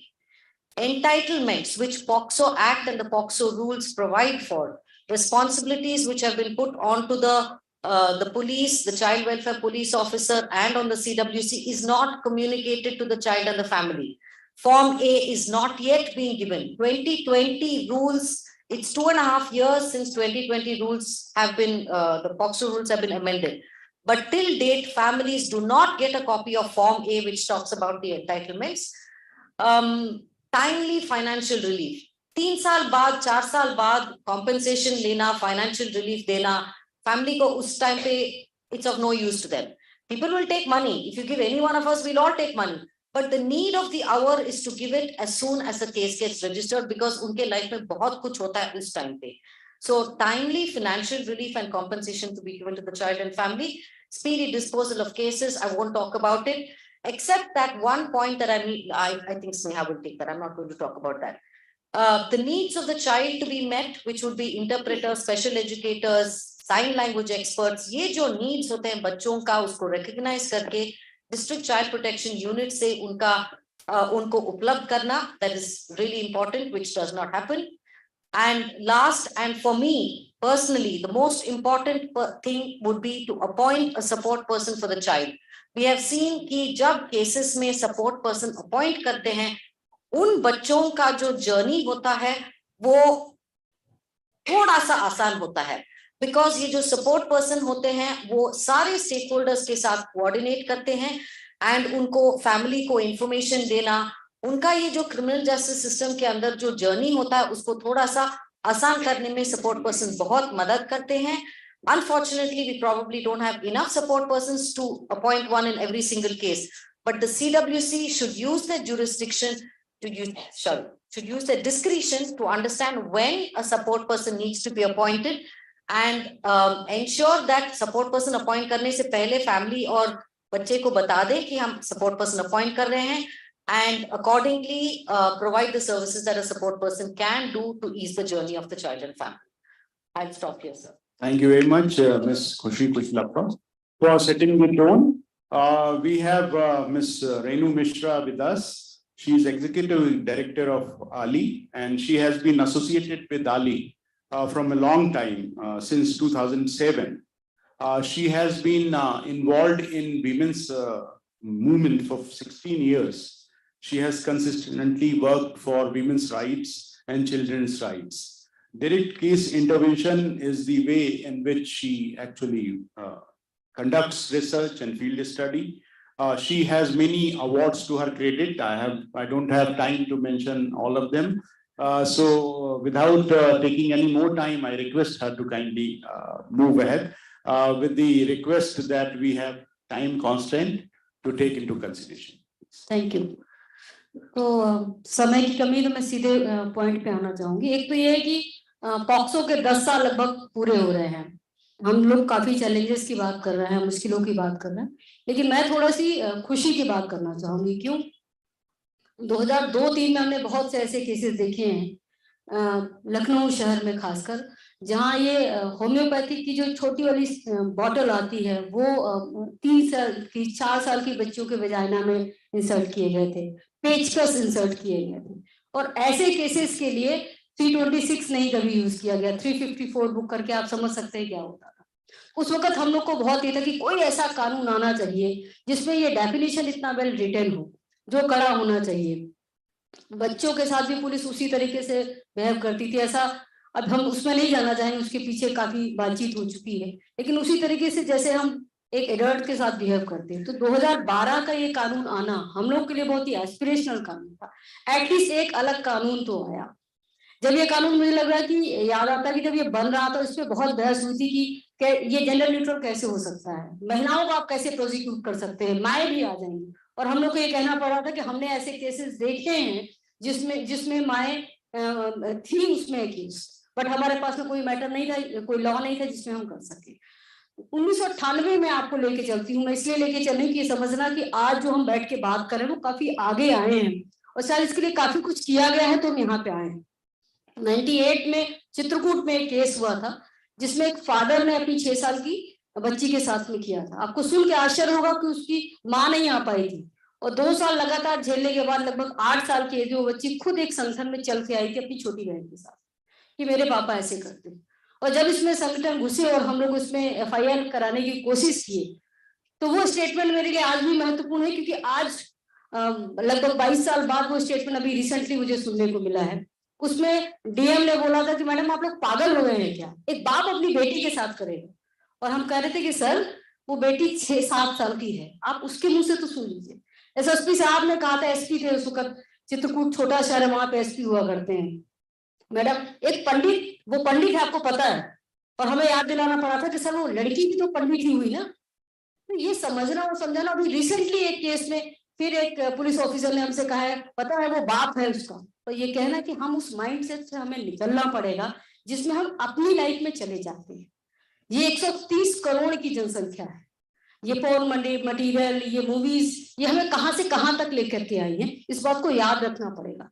2007 का विमेन एंड जो गृह जो मंत्रालय है हमारा, महिला एवं बाल कल्याण का, सेंट्रल का, उसका डेटा है जो रिसर्च का, वो ये कहता है कि 51% बच्चे चाइल्ड सेक्सुअल अब्यूज का शिकार है, वो हमारे और आपके भी हो सकते हैं। क्यों? क्योंकि इसमें 76% बच्चे किसी को नहीं बताते, किसी को नहीं बताते। और ये डेटा बहुत ही घबराने और हम लोग को डराने वाला होना चाहिए, क्योंकि 76% में ये कहीं नहीं है, वो जो 51% डेटा है कि वो किसी लोअर क्लास के इस जगह से आया, वो डेटा कई स्कूल और कॉलेजेस का है। और फिर उसमें वो जो 24% केसेस है, उसमें सोचिए कितने लोग पेरेंट्स को बता पाते हैं, कितने में पेरेंट्स एग्री होते हैं और फिर आते हैं FIR लॉन्च करने। और फिर मैं यहाँ कहूंगी कितने ही केसेस होते हैं जिसमें पुलिस FIR लॉन्च करती है। तो भले सेक्शन 21B में कहा गया है कि अगर FIR नहीं लॉन्च करती तो पुलिस के खिलाफ कंप्लेन कर सकते हैं, सेक्शन 166AC में अमेंडमेंट हुआ निर्भया केस के बाद में, स्थिति वही की वही है, उसमें बहुत फर्क नहीं है। जब तक किसी केस में कुछ विशेष इंटरवेंशन नहीं हो, बहुत जल्दी FIR तो नहीं होता है। मैं ये किस बेसिस पे कर रही हूँ, ये उत्तर प्रदेश के ही लगभग 26 डिस्ट्रिक्ट में हमारे ट्रेंड केस वर्कर हैं जो FIR लगातार कराने की कोशिश करते हैं, हम उनकी बात करें जिसमें वो फिल्टरिंग कर रहे होते हैं, एक राउंड वो समझने की कोशिश कर चुके होते हैं कि केस कैसा है। तो मुझे लगता है कि ये ध्यान में रखने की जरूरत जरूर है कि जब हम ये बात कर रहे होते हैं कि जब वो केस आता है तो हमेशा आता है कोई बाप बेटी के साथ क्यों करेगा, कोई आदमी अपनी बहन के साथ में क्यों करेगा, क्योंकि वो हम नहीं है, क्योंकि ये मैं नहीं होता हूँ। और ये बहुत होता है कि जो हमारा माइंड सेट होता है वो बहुत हमारे कार्य में कहीं ना कहीं रिफ्लेक्ट करता है। दूसरा मैं लेके जाना चाहूंगी, खासकर जब हम लोग FIR कराते हैं तो आप जानते हैं कि POCSO ये कहता है कि पुलिस वर्दी में नहीं होनी चाहिए, लेकिन जरा देखिए कितने ऐसे केसेस हैं जब बच्चों से बयान लेती है तो पुलिस वर्दी में नहीं होती। बहुत जगह तो पुलिस वर्दी उनको पता भी नहीं है कि पुलिस वर्दी में इसमें नहीं होनी चाहिए। फिर प्रश्न आता है 164 में हम लेकर के जाएंगे, जिसमें आपको पता है सुप्रीम कोर्ट ऑफ इंडिया ने कहा है कि 24 घंटे के अंदर बयान होना चाहिए। हमारे यहाँ का तो प्रोसीजर है कि 2 बजे के बाद ही 164 का बयान होगा और 2-3 बयान के बाद जज साहब मना कर देते हैं। इस आवाज काम नहीं, सोच के देखिए कोर्ट की जगह हमारे यहाँ तो तीसरे चौथे फ्लोर पे है कोर्ट, और तीसरे चौथे फ्लोर पे है, और सोचिए काले काले कोट वाले ज्यादातर वकील, उनको देख करके 6 साल का बच्चा, 7 साल का बच्चा, हम 12 साल के बच्चे की बात नहीं कर रहे हैं, क्योंकि बहुत केसेस हम लोग 7-8 साल से नीचे के बच्चों को देखे। और फिर लेफ्ट में जाइए तो वकील तो जगह ही नहीं देंगे, तो पूरी सीढ़ियों से लेकर के जाना, 3 बार बच्चे का दूसरे दिन आने से भी मना करना चाहता। 164 हो गया, और 164 में आप जानते हैं कि POCSO में प्रोविजन है कि वो अपने गार्जियन या पेरेंट्स को लेके जाता है। जब वो वहां पे जा रहा होता है तो पुलिस बार बार ये कहती है झूठ नहीं बोलना, झूठ तो नहीं बोलना। मतलब क्या हम लोग ये समझते हैं कि जो अभी खुशी कह रही थी कि बच्चे के ऊपर बीतती क्या है, क्या हम बच्चे को मान के बैठते हैं कि अपराधी वो अपराधी नहीं, वो पीड़ित होता है और उसके पास में ऑलरेडी वो ट्रॉमा होता है, उसे सब कुछ बताना पड़ेगा। सब कुछ बताना एक सेक्सुअल असॉल्ट की घटना में कितना मुश्किल होता है, कितना मुश्किल होता है उस पूरी चीज को रिपीट करना, उसमें भी ये बोला जाए झूठ नहीं बोलना, तो वो किस प्रकार से ट्रॉमेटाइज कर रहा होता है। और उसके अगली बार जब अगली कड़ी होती है और मेडिकल में हम जाते हैं, मुझे बड़ी खुशी है, मैं यूनिसेफ को बहुत धन्यवाद देना चाहूंगी कि ऐसे फोरम हम लोग को बहुत कम मिले हैं कि सारे स्टेक होल्डर्स एक साथ बैठे हों। मेडिकल में जब जा रहे होते तो आप ये तो बात छोड़ दीजिए कि कंसेंट लिया जाता है कि नहीं लिया जाता, उस पर मैं नहीं जाऊंगी आज, लेकिन मैं 2 केस का उदाहरण देना चाहूंगी जिसमें 2 बच्चियों का केस हमने देखा था जिनके साथ एनल खासकर पेनिट्रेशन हुआ था और उनके साथ 2 फिंगर टेस्ट हुआ, और वो बच्ची आके बता करी मैडम अब हम वहां पे नहीं जाएंगे। वो जो आदमी ने किया था, जो एक उसके तेल बेचने आता था, उसने उसके साथ कहा था, वो जो बाबा ने किया था उसे ज्यादा दर्द हुआ था जब डॉक्टर ने मैडम ने किया था। मैं बता नहीं सकती हूँ कि मेरे ऊपर क्या बीती थी, उसकी आवाज अभी भी मुझे कौन देती है। और ये क्या इग्नोरेंस थी डॉक्टर की? नहीं। क्या नेग्लिजेंसी थी? नहीं। ये प्रोसीजर नहीं कि आएगा बस हमको करना खत्म कर दे, क्योंकि किसी कोई ट्रेनिंग नहीं है, उसका कोई ओरिएंटेशन नहीं है, और कोई दूसरी जो सबसे बड़ी बात कोई जवाबदेही नहीं है, कोई अपना रोल हम सब ना निभाएं, तो जवाबदेही कहाँ है? एक गैप हो सकता है, 2 गैप हो सकता है, लेकिन क्या हम कभी सोचते हैं कि बच्चे की पूरी जिंदगी किस तरफ चली जाती है? ये तो प्री ट्रायल के मैं चैलेंजेस बता रही हूँ कि प्री ट्रायल में हम लोग किस प्रकार के चैलेंजेस झेल रहे होते हैं, और ये मत सोचिएगा कि मैं एक शहर की बात कर रही हूँ, 4 राज्यों के 52 डिस्ट्रिक्ट्स में है हमारे केस वर्कर, और सबकी मिली जुली ये मैं आपको अनुभव बता रही हूँ। जो अधिकतर, ये मैं नहीं कह रही हूँ कि सब जगह होता है, लेकिन ये कई बार के केसेस भी सारी चैलेंजेस हमारे निकल के आते हैं। चार्जशीट पर मैं आपको लेके चलती हूँ, और जब चार्जशीट में आप सोच रहे होंगे कि चार्जशीट सुबह से बात हो रही थी 2 महीने में, 3 महीने में, हमारे यहाँ चार्जशीट 1.5 साल में पहुंची, और वो भी तब जब हमने कोर्ट में एप्लीकेशन दिया है, जज साहब ने मांगा है, तब कहाँ गया चार्जशीट, यहाँ से जाकर के एक तो नंबर 1 2 महीने में हमने एक सप्लीमेंट्री डाल दी, सप्लीमेंट्री करके चलता रहा, दूसरा सीओ ऑफिस में जमा हो गया, और वहां से कोर्ट जाने में 1 साल है। और ये मैं कहीं से हियर से हमारा केसेस नहीं। और जब हम लोग इसकी कोशिश कर रहे हो, हमारा यही करें कि जिन केसेस में संस्थाएं लगी हुई है, कोई वकील है, वहां पे हाल है, अमूमन बाकी केसेस में आप छोड़ दीजिए क्या हो रहा है। कोर्ट के अंदर में इन कैमरा प्रोसीडिंग हमारे यहाँ तो है ही नहीं उत्तर प्रदेश। हर बच्चे के सामने सोचिए वो खौफ कितना होता है कि जो उसके साथ जिससे इतना बड़ा ऑफेंस किया उसके सामने खड़ा है, और दूसरा जब 1 साल बीतता है, 1.5 साल बीतता है, बच्चा भूलने की कोशिश कर रहा होता है, तो रिहेबिलिटेशन का प्रोसेस है, साइकियाट्रिस्ट बताएंगे कि वो कोशिश की जाती है कि वो भूल जाए, और जब उसे याद करना होता है तो कितना याद रहेगा, और इसीलिए साथ कन्विक्शन रेट 28%, 30%। तो मैं केवल प्री ट्रायल और पोस्ट ड्यूरिंग द ट्रायल जो हमारी अपनी इंसेंसिटिविटी है कहेंगे, या कहेंगे जो हमारी प्रैक्टिस है, एक हमारी प्रैक्टिस हो चुकी है इसी प्रकार के केसेस को देखे जाने की, वो कैसे चेंज हो, वो क्या तरीका हो। ये कानून हम लोगों के लिए इसी तरीके के जैसे स्टार्स के रूप में आ गए हैं, देखने में तो बहुत सुंदर है, लेकिन वो देखने में ही सुंदर है क्यों, क्योंकि वो जमीन की उजल से नहीं उतर पा रहे, क्यों, क्योंकि हम सबकी जो विल होनी चाहिए, जो हम सबकी जवाबदेही होनी चाहिए, जो हमारी जिम्मेदारी होनी चाहिए, सब उसमें कुछ गैप है, और उसको और ले आने की जरूरत है। ये कानून आया, इसका बहुत बहुत धन्यवाद है, आप सब इसके पार्ट है, बहुत बहुत धन्यवाद है, क्यों, क्योंकि अगर ये नहीं होता तो पता नहीं क्या होता। लेकिन हम देखते हैं कि हम लोग क्या कर सकते हैं और अपनी लाइफ में, कि और जो हमारे पास में आंकड़े हैं कि 76% बच्चे किसी को नहीं बता रहे हैं, 51% बच्चों के साथ ऐसा हो रहा है, वो खत्म होता है। Thank you so much. Or there are issues of infrastructure in our country, and they are gradually meted out, and we are moving forward. But there are judges, as I know, they even in this restricted infrastructural atmosphere, create an atmosphere of in-camera trial in their courts, and they are doing it. I know it. But in times to come, obviously, we will have that ideal infrastructure which is perceived inside the POCSO Act of 2012, but it will take some time. Obviously, we are bound to conduct in-camera trial. That is there in POCSO Act. The provision is there, and now a judgment in XYZ versus State of Madhya Pradesh has recently come, which makes it mandatory for all the courts to conduct sexual abuse cases, and particularly the POCSO cases in camera. In all the matters, there is no option, but infrastructure issues are there. So thank you for your inputs, and the thing which you have pointed out, that this act has brought a remarkable change. Obviously, it has brought. Now we have Ms. Sneha Singh with us. She's an advocate, and she's practicing since 2015 in different courts of Delhi. She is legal consultant of Brave Souls Foundation.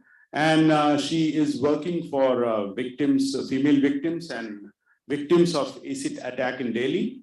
She's legal consultant for Center for Child Rights and taking care of child victim of sexual offenses in POCSO courts of Delhi. She's associated with a number of institutions dealing with bonded labor, child rights, and other things. She works primarily on prisoners' rights and child rights. I welcome you in this session and request you to kindly share your views and experiences, but please take care of time so that we can timely wind up this session. Over to you. Thank you, sir. Hello, everyone. Thank you for this warm introduction. मैं सबसे पहले ये opportunity जो ये पहली बार मुझे मिली है कि इतने सारे स्टेक होल्डर्स और जो सबसे खूबसूरती है जेजे एक्ट और पॉक्सो एक्ट की, जो बनाया गया था उस उद्देश्य से कि यहाँ बैठा हर एक स्टेक होल्डर इतना इम्पोर्टेंट है, इतनी महत्वपूर्ण भूमिका है सबकी, एक को भी इग्नोर नहीं किया जा सकता। मैं सुबह से पुलिस के लिए काफी कुछ थोड़ा मैंने सुना है, और मैं क्योंकि हम सब डायरेक्ट कांटेक्ट में हैं, सबसे पहले मैं पुलिस के लिए थोड़ा सा ये कहना चाहूंगी कि बहुत, जैसे हम अगर आप जजेस की बात करें तो ओवरबर्डनिंग आ जाती है, इसकी बात करें उससे ही ओवरबर्डनिंग है। इनफैक्ट मेरे पास सिर्फ 50 पॉक्सो ट्रायल हैं मेरे इंडिपेंडेंटली जिसको मैं हैंडल कर रही हूँ, but on some days even I am saying that I am overburden. और आप सब हंस देंगे अभी यहाँ पे, क्योंकि आई थिंक वो सबसे कम संख्या है आप सबके जो भी लोग यहाँ बैठे हैं उन सब में। तो उसके पास जैसे अभी कोई बता रहा था कि जजेस ये नहीं कर सकते कि उनसे ये भी एक्सपेक्टेशन हो कि वो ये करें, एंड सेम मैनर में पुलिस भी I have seen in struggling. एक केस है मेरा, जो एक केस पॉक्सो का जिसमें मैं एक महीने में 4 बार अलग अलग फोरम पे गई थी। पहले वो जेजेबी में था, then for some reason it was एक ऑर्डर चैलेंज हुआ था चिल्ड्रंस कोर्ट में, and in the same month it went to the high court also. I saw the same high everywhere, and just मैं 10 minute का time निकाल के उन आईए से पूछा कि मैम आपको स्पेशल जुवेनाइल पुलिस यूनिट में ही है, तो आप वहाँ पे ऐसे आप पुलिस स्टेशन में कब बैठती हैं, आपकी वो जो स्पेसिफिक ड्यूटी है एसजीपीयू वाली वो आप कब करती हैं? तो मेरे नाम यही तो बात है कि हमें तो टाइम ही नहीं मिलता और ना ही कोई ट्रेनिंग मिली है। But since we are not lawyers, since we have not acquired the degree of law, we have to keep on revising. हमें बार-बार रिवाइज करना होता है। इसके साथ भी जो हम सब कुछ किसी भी स्टेक होल्डर को सारा कुछ थोप नहीं सकते। बट आई एम सॉरी, मेरा थोड़ा टॉपिक टेस्टिमनी पे था। आई am sorry I took a lot of testimony तक पहुंचते हम कैसे हो, पहले हम बैकग्राउंड सेट जो करना चाह रही हूँ यही है। पॉक्सो से आप लेके चले, सबसे पहले रिपोर्टिंग हुई, पोस्ट पेरेंट्स ने हुई होगी या नेबर ने नोटिस किया होगा बच्चे ने, उसके बाद रिपोर्टिंग फॉर्मल हुई जो पुलिस के पास हुई, राइट। इसके बाद से जो दिल्ली का मॉडल है वहां पे RCC rape crisis cell involve हो जाता है। वहां में पुलिस स्टेशन में वो एक एनजीओ से काउंसलिंग के लिए बच्चे को बुला लेते हैं, और वहां तो दूसरा ये बच्चे ने दूसरा स्टेक होल्डर इन्वॉल्व हो गया। वहां से एमएलसी के लिए हॉस्पिटल गए, दूसरी जगह, राइट, डॉक्टर के पास, डॉक्टर से 164 से सीडब्ल्यूसी का प्रोडक्शन, आगे पीछे सीक्वेंस हो सकता है, सीडब्ल्यूसी 5 पीपल, 5वें के बाद फिर कोई ना कोई अगर सपोर्ट पर्सन अपॉइंट होता है, सपोर्ट पर्सन दोबारा से बच्चे से चीजें पूछता है, क्या हुआ, कैसे हुआ, कितना हुआ, सब कुछ बता दिया, नहीं बताया। 6 लोग, 6 के बाद जब जैसे जो दिल्ली का मॉडल है, अगर पब्लिक प्रोसिक्यूटर पूछते हैं, दिल्ली में डीसीडब्ल्यू लॉयर्स अपॉइंटेड हैं विक्टिम्स के रिप्रेजेंटेशन के लिए। बाकी स्टेट में मुझे नहीं पता कि विक्टिम के रिप्रेजेंटेशन के लिए क्या पीपी इससे पहले उनसे इंटरेक्ट करते हैं कि नहीं, तो जो भी इंटरेक्ट करेगा वो एक lawyer.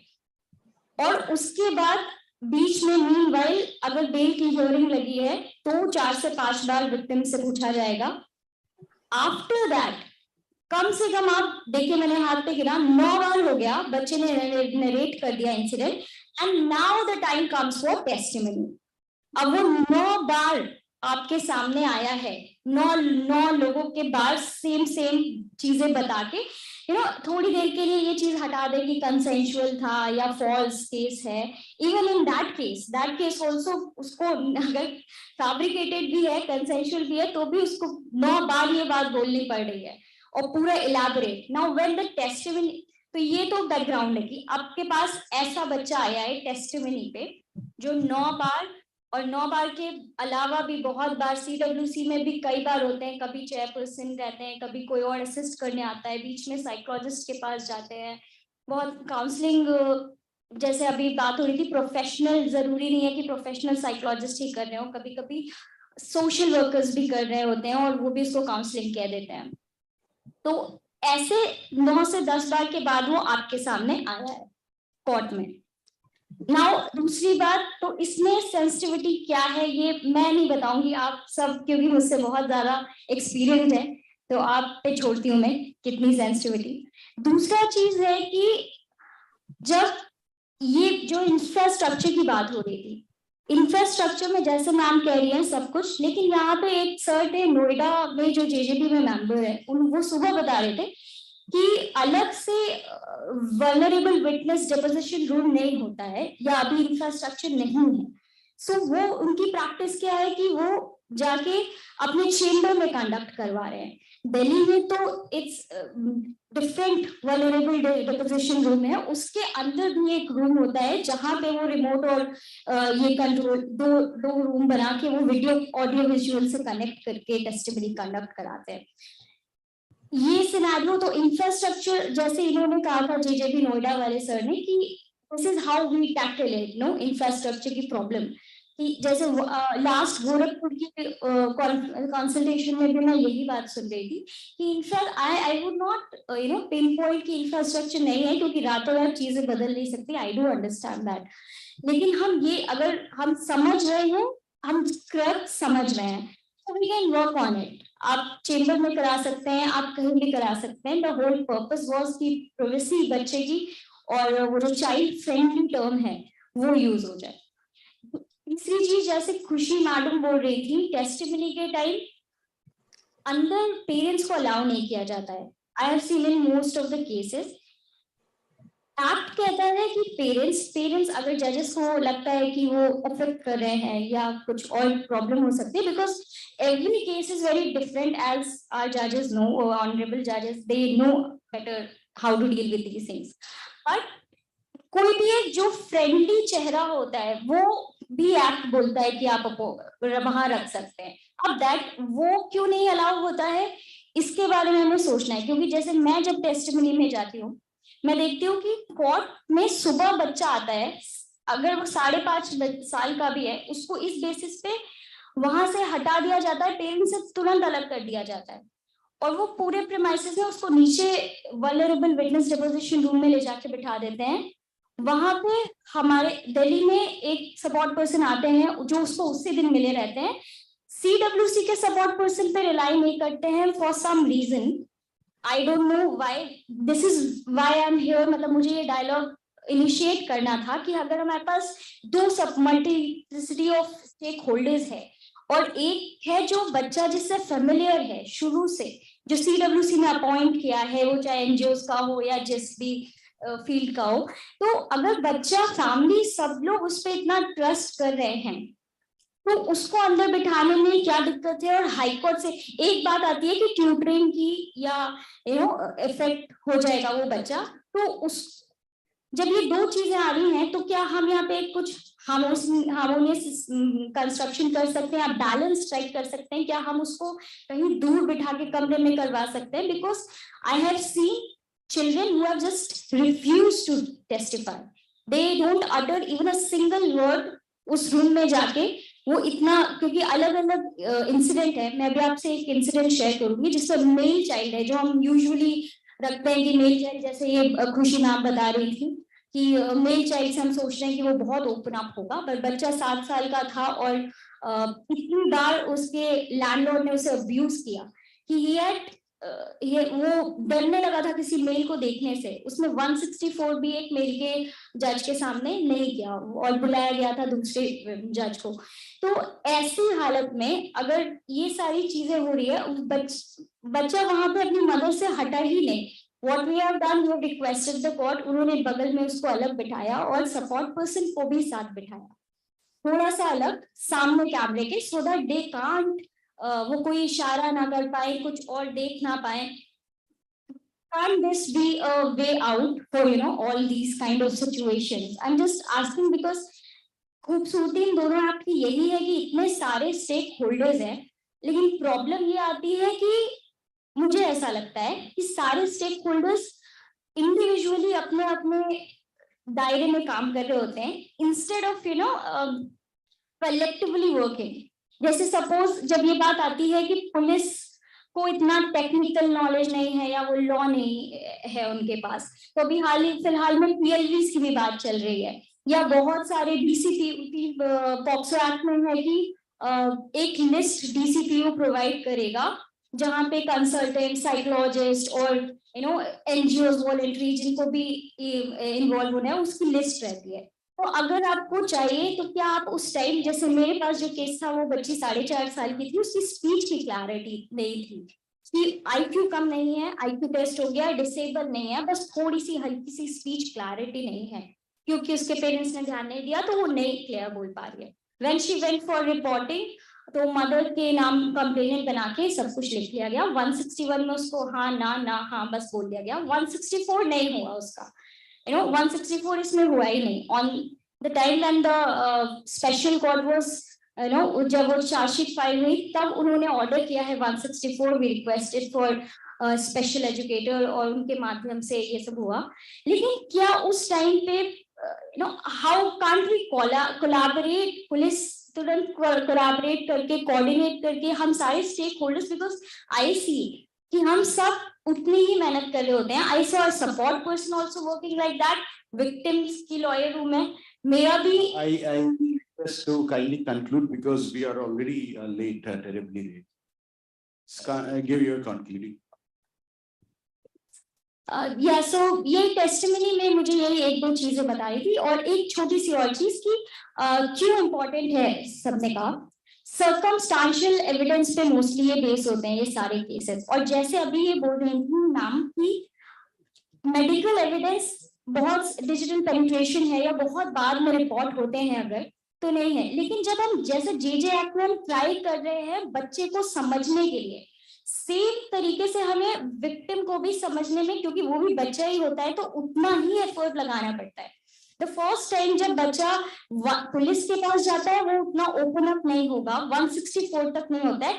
Testimony why it is important, क्योंकि वो उस टाइम तक उसको काउंसलिंग के सहारे डिफरेंट CWC अलग अलग जो भी स्टेक होल्डर्स हैं उनके सहारे इस लेवल तक लाया जाता है कि वो अब आपको पूरी बातें बता सकते हैं। They can withstand the cross examination and the entire narration of cross examination. So yes, that is what I. Thank you very much, Mrs. Sneha Singh. I was also supposed to make a presentation in this particular panel discussion, but I believe the time will not permit me, so I'll be taking only 3-4 minutes, highlighting 2-3 things which are, I believe, important in POCSO Act.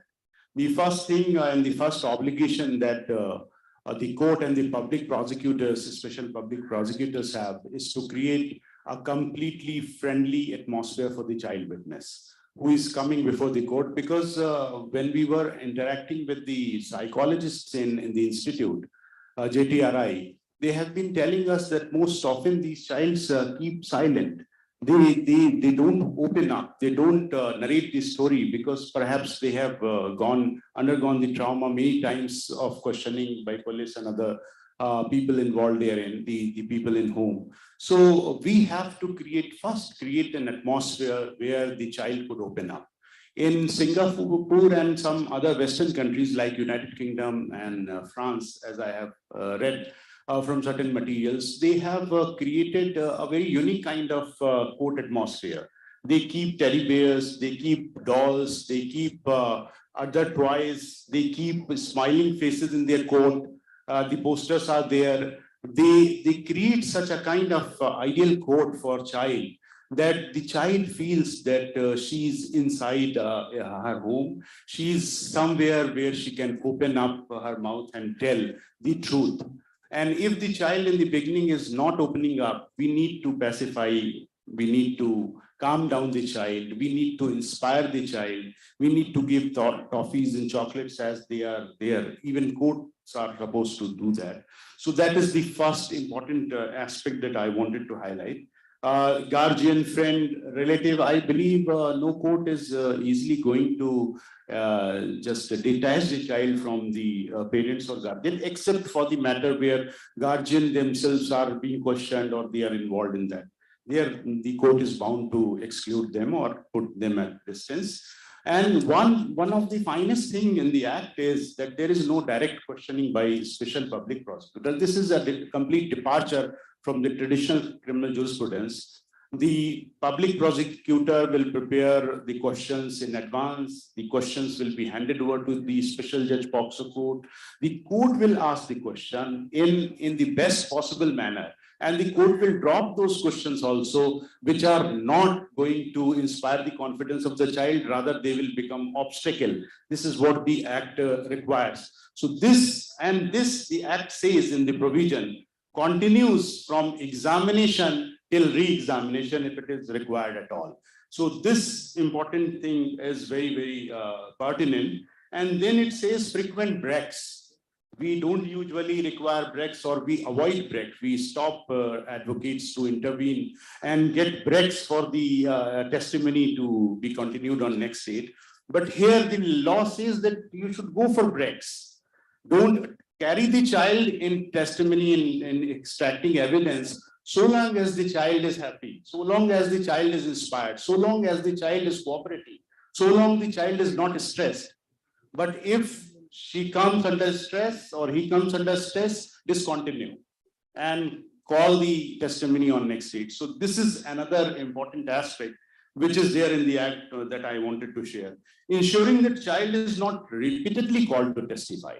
If we can extract the whole evidence in a day, that's wonderful, and the child will not be called for the second time. But we as a judge should not break out the testimony. Thoda sa likh liya, dusre ka bhi likh le, teesre ka bhi likh le. If it is good to write the entire testimony in one file, that would be better. This is what the actually the objective of the act is. Then one of the other things which is very, very effectively covered in this legislation is no aggressive questioning will be permitted. We are all aware of the fact that prior to 2000, there was aggressive, indecent, intolerable, unacceptable, unworthy questioning was done by advocates. I'm sorry to those who are in the advocacy, but they did involve in that. In all these sexual harassment matters, in rape cases, they used to demolish the character of the lady. They used to demolish the mental status of that victim. That was unfortunate. This act has made a complete departure from that. If some aggressive question is done, the court is obviously required to intervene and stop the advocate or warn him or her, as the case may be. Then identity of the child is not to be disclosed in investigation and trial both. So judges here have to have a role of motivator or a teacher or a role model for police. They'll have to point out at the time of remand if the police has done something to disclose the identity. They have to be taught also. They have to be warned as and when as the case may be. Compensation of mental trauma and rehabilitation, that is, rehabilitation runs like a golden thread throughout the POCSO Act and the model rules thereof. So there is no issue of rehabilitation being discussed. Reintegration obviously is an issue which is very, very important in this legislation, as I have come to understand by going through the provisions and other the model rules appended here too. This reintegration is very important. CWC and obviously the court has its own role to play in this. And this reintegration and bringing in the mainstream is something which needs to be addressed. So this is all that I wanted to point out. Now the House will be open for questions and sharing of experience for some minutes. And then I'll request the respected district judges to make concluding remarks quickly so that we may finish with the vote of thanks by, I believe, Mr. Mansoor Sadri. We will go even with a very short vote of thanks for that. So now the House is open for sharing of experiences and questions, if any.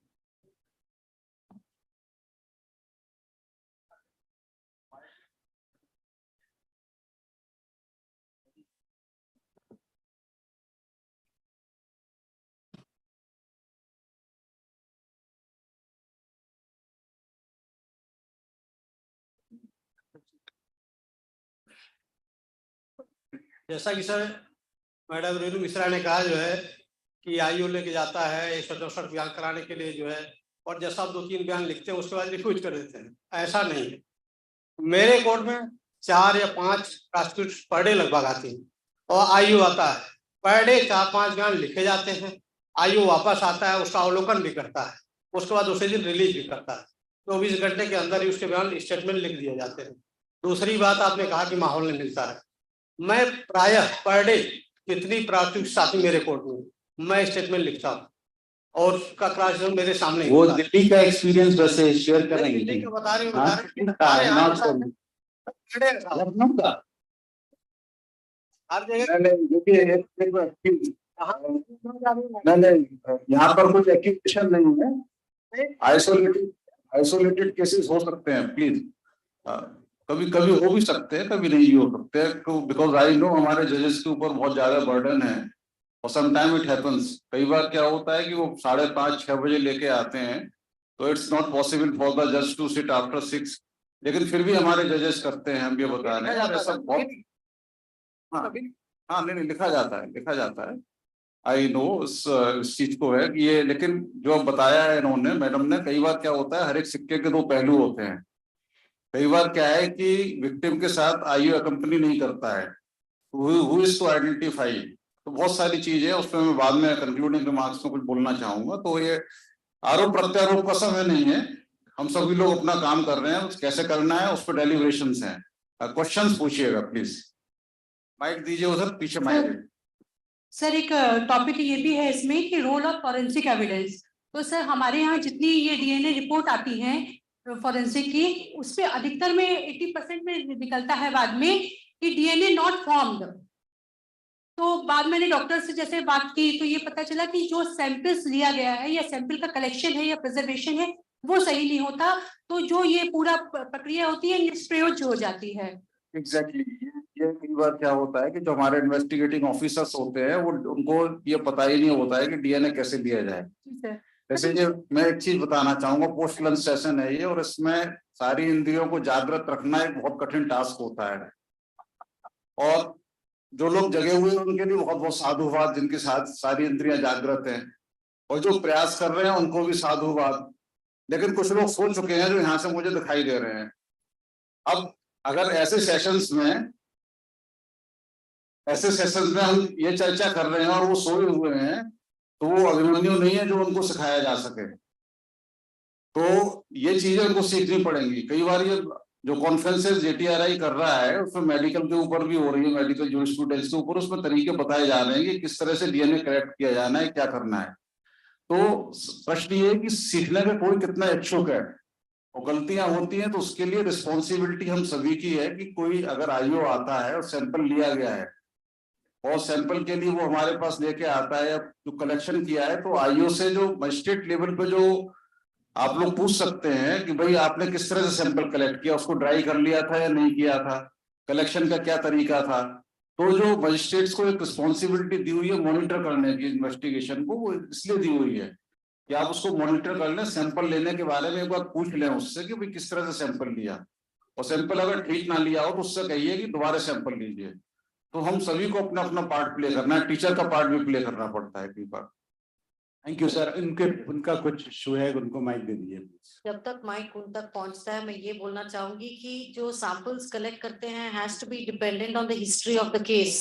If there is an anal assault and you collect vaginal samples, उसमें गया, अगर 72 hours बीत गए, samples collect किया तो कोई फायदा नहीं है। So there are so many conditions that a medical officer will know before collecting samples, and I think a lot of that depends on that. Hello sir, मैं एक रिक्वेस्ट करना चाहूंगा क्योंकि यहाँ हमारे ऑनरेबल डिस्ट्रिक्ट एंड सेशन जजेस भी हैं, स्पेशल जजेस भी हैं पॉक्सो से रिलेटेड, तो मेरा एक अनुरोध रहेगा। मैं I am officiating chairperson from district Muzaffarnagar sir. मेरा ये अनुरोध है सर, रिक्वेस्ट है सर कि हमारे जो सीआरपीसी 164 के स्टेटमेंट के बाद विक्टिम्स आते हैं वो लेट तक आते हैं सर।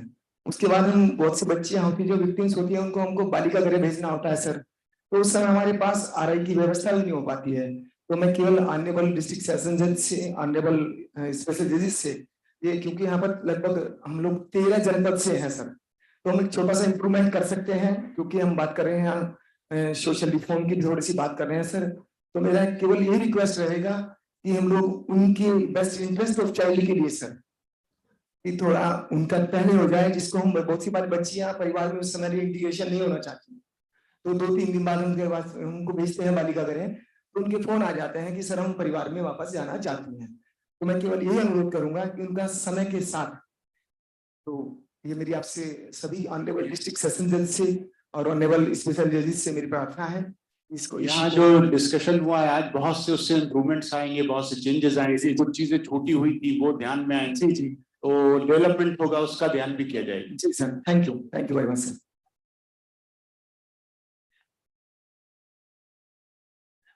सभी को नमस्कार। मथुरा से राजेश दीक्षित, चेयरपर्सन CWC। उत्तर प्रदेश के सभी CWC के सामने जो समस्या आ रही है उसकी ओर ध्यान आकर्षित करना चाहूंगा आप सभी का,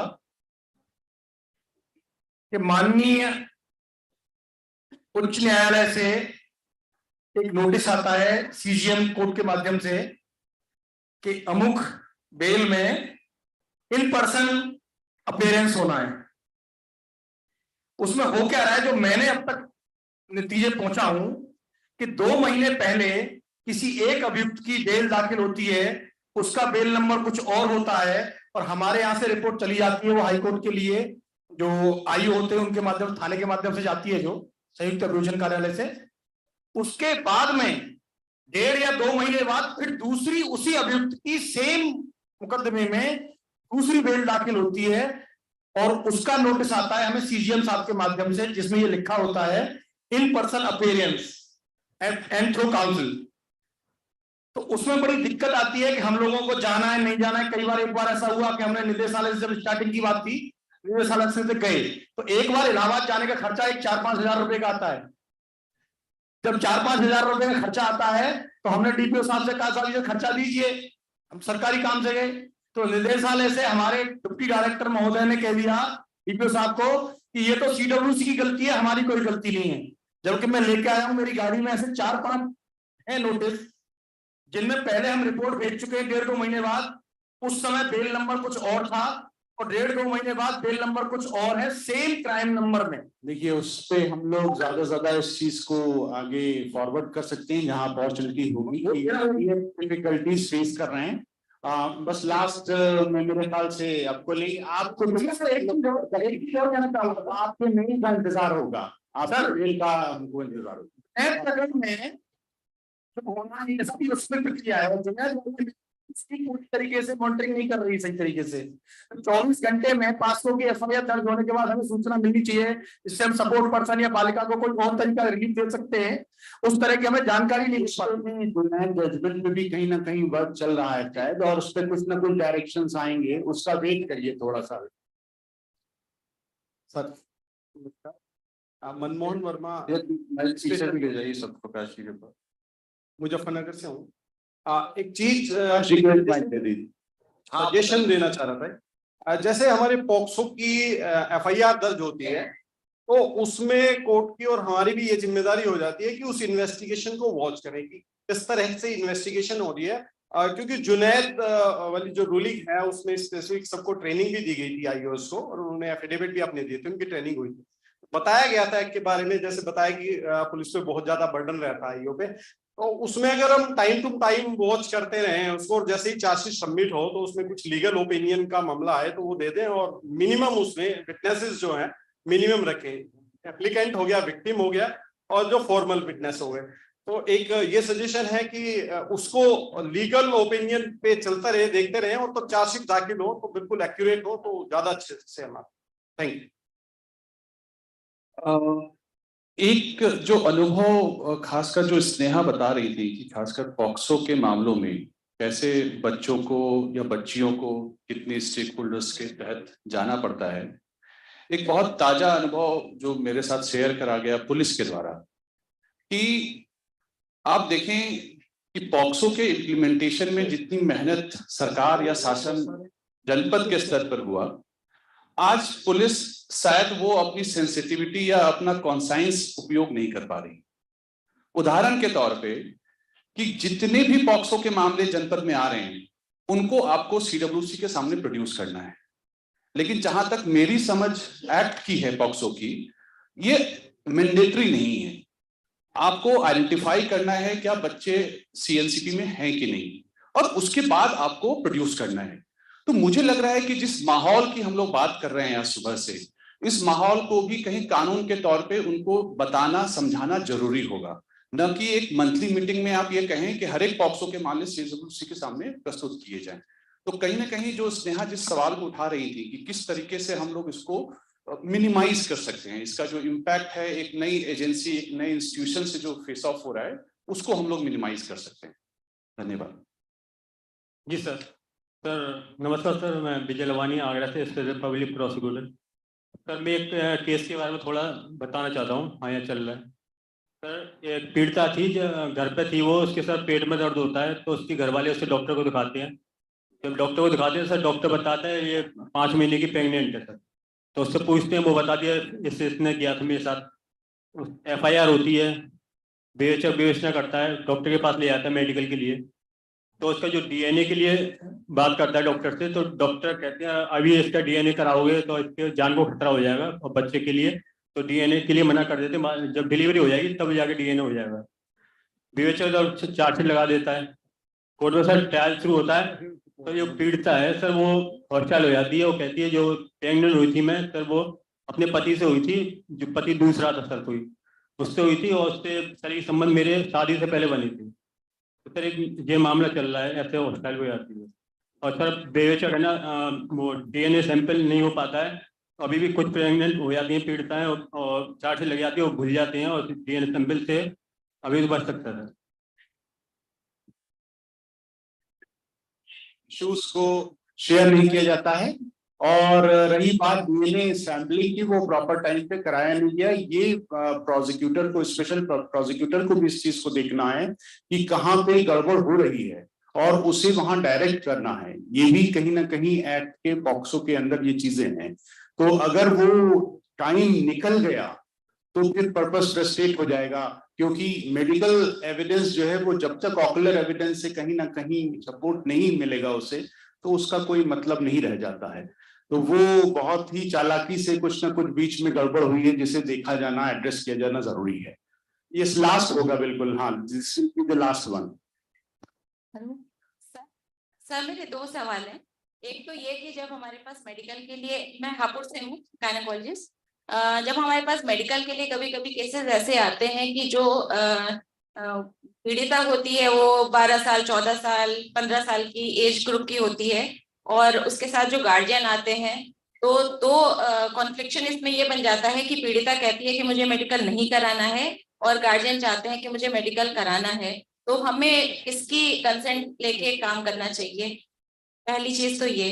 दूसरा सवाल सर मेरा ये है कि जो जैसे जो लेट केसेस आते हैं, मतलब जो भी 376 केसेस होते हैं, तो जो लास्ट इंसिडेंस जब भी जिस भी डेट का हुआ होता है, उससे अगर 1 हफ्ते, 10 दिन, 15 दिन के बाद हमारे पास मेडिकल के लिए पीड़िता आती है, तो उस कंडीशन में हमारे पास DNA सैंपलिंग या जो भी हम सैंपल्स लेते हैं, तो उसमें ये हमें पता होता है कि उसमें कुछ पॉजिटिव रिजल्ट नहीं आने हैं। तो क्या हमें वो सैंपल्स लेने चाहिए जब वो लेट केसेस में मतलब मेडिकल कराने आते हैं? तो उसमें क्या पुलिस ने ये चीजें छोड़ दी, गैप्स थी। सर ये ऐसा कई बार केसेस होते हैं कि जो 376 लगा के आया होता है एप्लीकेशन हमारे पास मेडिकल के लिए, लेकिन वो इंसिडेंस जब भी होता है, उस इंसिडेंस के बाद जब भी उनके पास FIR आती होगी, या हमारे पास मेडिकल के लिए जब भी आते हैं, वो काफी लेट आते हैं। करीब 10 दिन हो जाते हैं, 15 दिन हो जाते हैं, इवन कभी कभी तो महीने 2 महीने के बाद भी आते हैं। जी। हाँ प्लीज।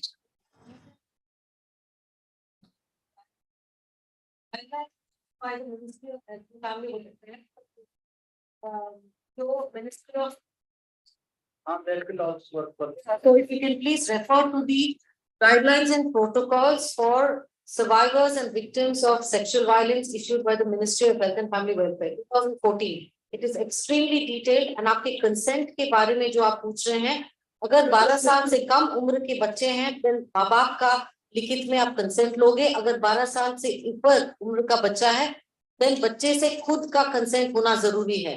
पर अगर 12 साल से कम उम्र का भी बच्चा हो, उसका भी जबरदस्ती मेडिकल कराना 100% is a human rights violation. So it is not to be done. You can take some time to convince the child. कि काउंसलिंग कराओगे कि केस स्ट्रॉन्ग होगा, जो भी आपको काउंसलिंग के लिए टाइम लेना है आप लीजिए, बट जबरदस्ती कभी भी किसी का मेडिकल मत कराइए, because that is equal to sexual violence again. That's all I want. Thank you. Thank you very much. I believe we are not in a position to take any more questions. If sir has some final remarks, sir can make, and then I would like to add only one thing. जैसा कि madam खुशी ने कहा कि आपने बताया ना कि जो 51% जो चाइल्ड चिल्ड्रन हैं उनके साथ सेक्सुअल एब्यूज हो रहा है और 71% या मोर देन 71% वो रिपोर्ट नहीं हो रहा है. That is true. It's very rampant in the society and the offenders are near and dear ones. May be family members, may be neighbours, may be school teachers, may be other persons connected with the child. तो ये बहुत सारी चीजें हो रही हैं. And the study suggest कि जो molested child is more likely to commit child molestation when he is adult. तो जिस बच्चे के साथ अगर एब्यूज हुआ है उसको प्रॉपर्ली डील करना बहुत जरूरी है और वो हम सबकी ड्यूटी है. मैं एक चीज बार बार कहता हूँ और फिर इस फोरम पे भी कहना चाहूंगा कि हमारी जो सर्विसेज है इसका प्राइवेटाइजेशन नहीं हुआ है. पब्लिक के पास कोई अल्टरनेटिव उपलब्ध नहीं है कि जज का कोई अल्टरनेटिव उसके पास हो जो वहां जाकर अपनी प्रॉब्लम का सॉल्यूशन कर ले, या पुलिस का कोई अल्टरनेटिव हो, CWC का कोई अल्टरनेटिव हो. तो we are duty bound to perform our duties. तो हमको भले ही लेट हो रहे हो, कई बार ठीक है एक्सक्यूज होती है, लेकिन प्रॉब्लम ये है कि करना हम ही लोगों को है, हमारे अलावा करने वाला कोई और नहीं है. और ये चूंकि हमारी रिस्पॉन्सिबिलिटी है तो ये हमको डिलीवर करना ही है हर कीमत पर, और चाहे उसके लिए we have to walk extra miles. तो उसको कुछ भी करके हमें कोई एक्सक्यूज नहीं और अपनी ड्यूटीज अच्छे से निभानी है. और जो कॉन्फ्रेंस होती है उसका पर्पज ये होता है कि जो वेरियस स्टेक होल्डर्स हैं उसकी प्रॉब्लम्स एक दूसरे की समझें हम लोग और उसका सॉल्यूशन ढूंढने की कोशिश करें. तो प्रॉब्लम्स यहाँ पर हैं. मैम ने जैसे बताया कि वो कई जगह गवाही नहीं लिखी जाती है, अब ये पर्सन टू पर्सन डिफर कर जाता है. बहुत सारे जजेज हमारे ऐसे 6:30, 7, 8 बजे तक भी काम करते हैं, बहुत से जजेज ऐसे 5 बजे घड़ी देखते हैं. तो इट ऑल डिपेंड्स. लेकिन मेरा कहना यही है कि चूंकि ड्यूटीज हम लोगों की है और कोई अल्टरनेटिव नहीं है लोगों के पास, तो हमारी जिम्मेदारी है कि उसके अपने काम को हम अच्छे से करें. और ये बहुत थॉट प्रोवोकिंग सेशन रहा. बहुत यहाँ पर बातें आई, जो प्रॉब्लम्स थी वो भी यहाँ पर शेयर की गई. और हम सबको एम्पैथिक होना ही पड़ेगा. अगर हम एम्पैथेटिक नहीं है तो ये हमारा फेल्योर है, सिस्टम का फेल्योर नहीं है. That's it. Thank you, sir. Thank you very much, sir. I'm extremely grateful to all the panelists for the thought-provoking discussion and touching upon practical issues. UNICEF, JTRI, and above both these institutions, the Honorable Juvenile Justice Committee is supervising all these programs, and in field, someone who is putting a lot of hard work along with his entire team is none other than Mr. Mansoor Qadri, the child protection specialist. May I now in the end request him to kindly present a formal vote of thanks. So इससे पहले मैं सिर्फ 2 dormant provision है जो बस I'll just mention. Some people are about to sleep and some are ready to rush out of this room as if it is a restrained air confined in this room. Mention Okay, with the permission of the. एक जो modern rules का है special relief, वो एक dormant provision है, please उसको use करिए. I just request CWC special relief rule 8 और एक सेक्शन 37 प्रोवाइजो बोलता है कमीशन, जो CRPC के 284 के पैलर है. बच्चों में हम कमीशन का, क्योंकि इस पॉक्सो में स्पेशल प्रोविजन दिया गया है. सो ये एक 2 डॉर्मेंट प्रोविजन है, प्लीज कैसे यूज करना है आप मुझे भी बता दीजिएगा. आई जस्ट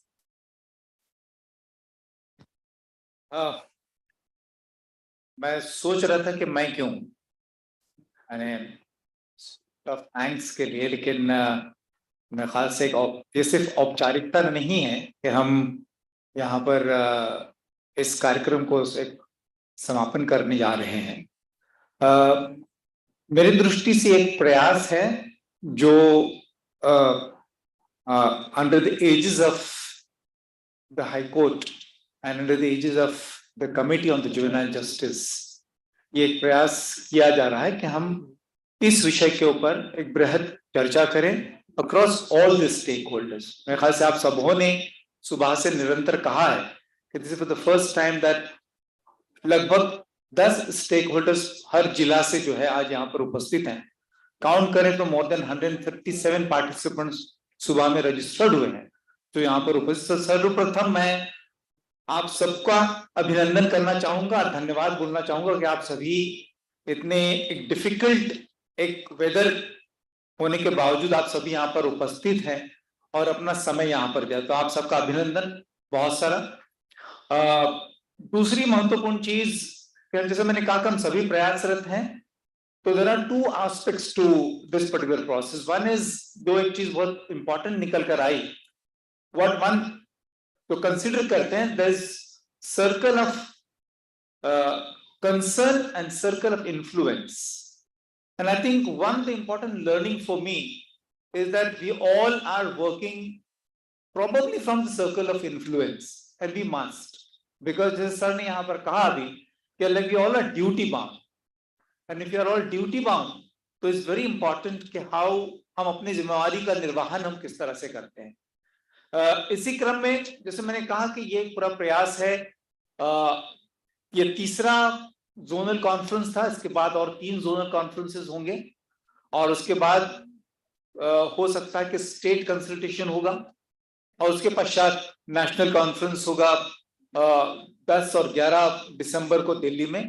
तो इस संदर्भ में ये बहुत ही महत्वपूर्ण learning, probably UP is the only state जहां पर इस तरह की प्रोसेस जो है वो बिल्ड हो रही है और कई एक छोटे मोटे मुद्दे जो निकल कर आ रहे हैं, कई एक अनुभव निकल कर आ रहे हैं। We are trying to capture all these, जो आपके लर्निंग्स हैं उसको हम कैप्चर करने का प्रयास कर रहे हैं और उसका एक रिपोर्ट, साझा रिपोर्ट जो है वो सबके साथ उपलब्ध होगा। इस क्रम में जैसे मैंने कहा कि सर्वप्रथम juvenile justice committee, honourable chief justice और जुवेनाइल जस्टिस कमेटी का जो है हम धन्यवाद करना चाहेंगे, जिन्होंने एक दृष्टि उपलब्ध करा कर दी है इस पूरे प्रोसेस को लेकर।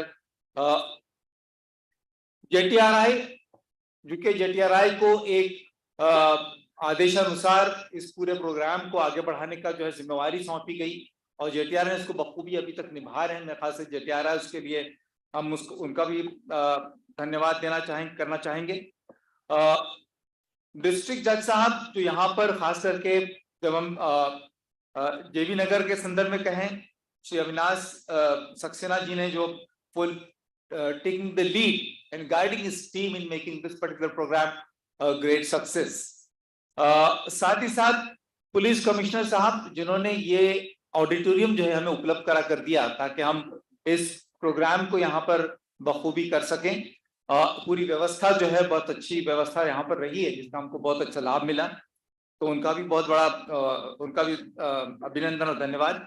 हमारी टीम जो पूरी इस पूरे कार्यक्रम के साथ में जुड़ी है शुरू से, यूनिसेफ के सहयोगी, आईडी की टीम जो इस पूरे कार्यक्रम को करवाने में जो है एक तरह से लॉजिस्टिकल सपोर्ट उपलब्ध कराकर दे रही है।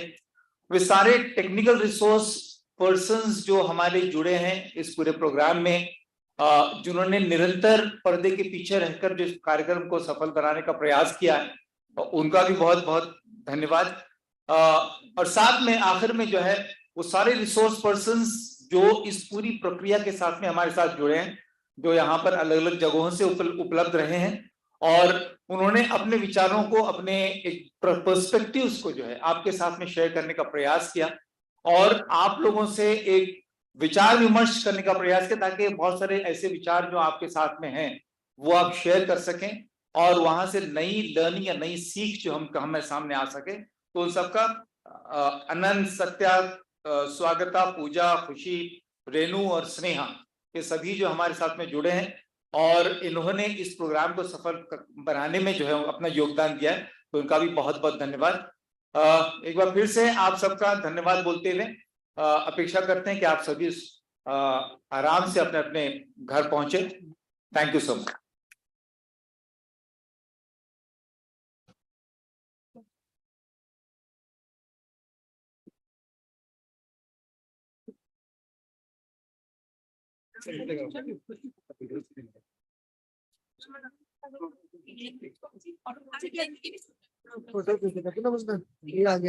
I need your attention. There is a departing team. Although everybody is ready to rush forward to home, but there is a team. Please have it and then leave. Thank you.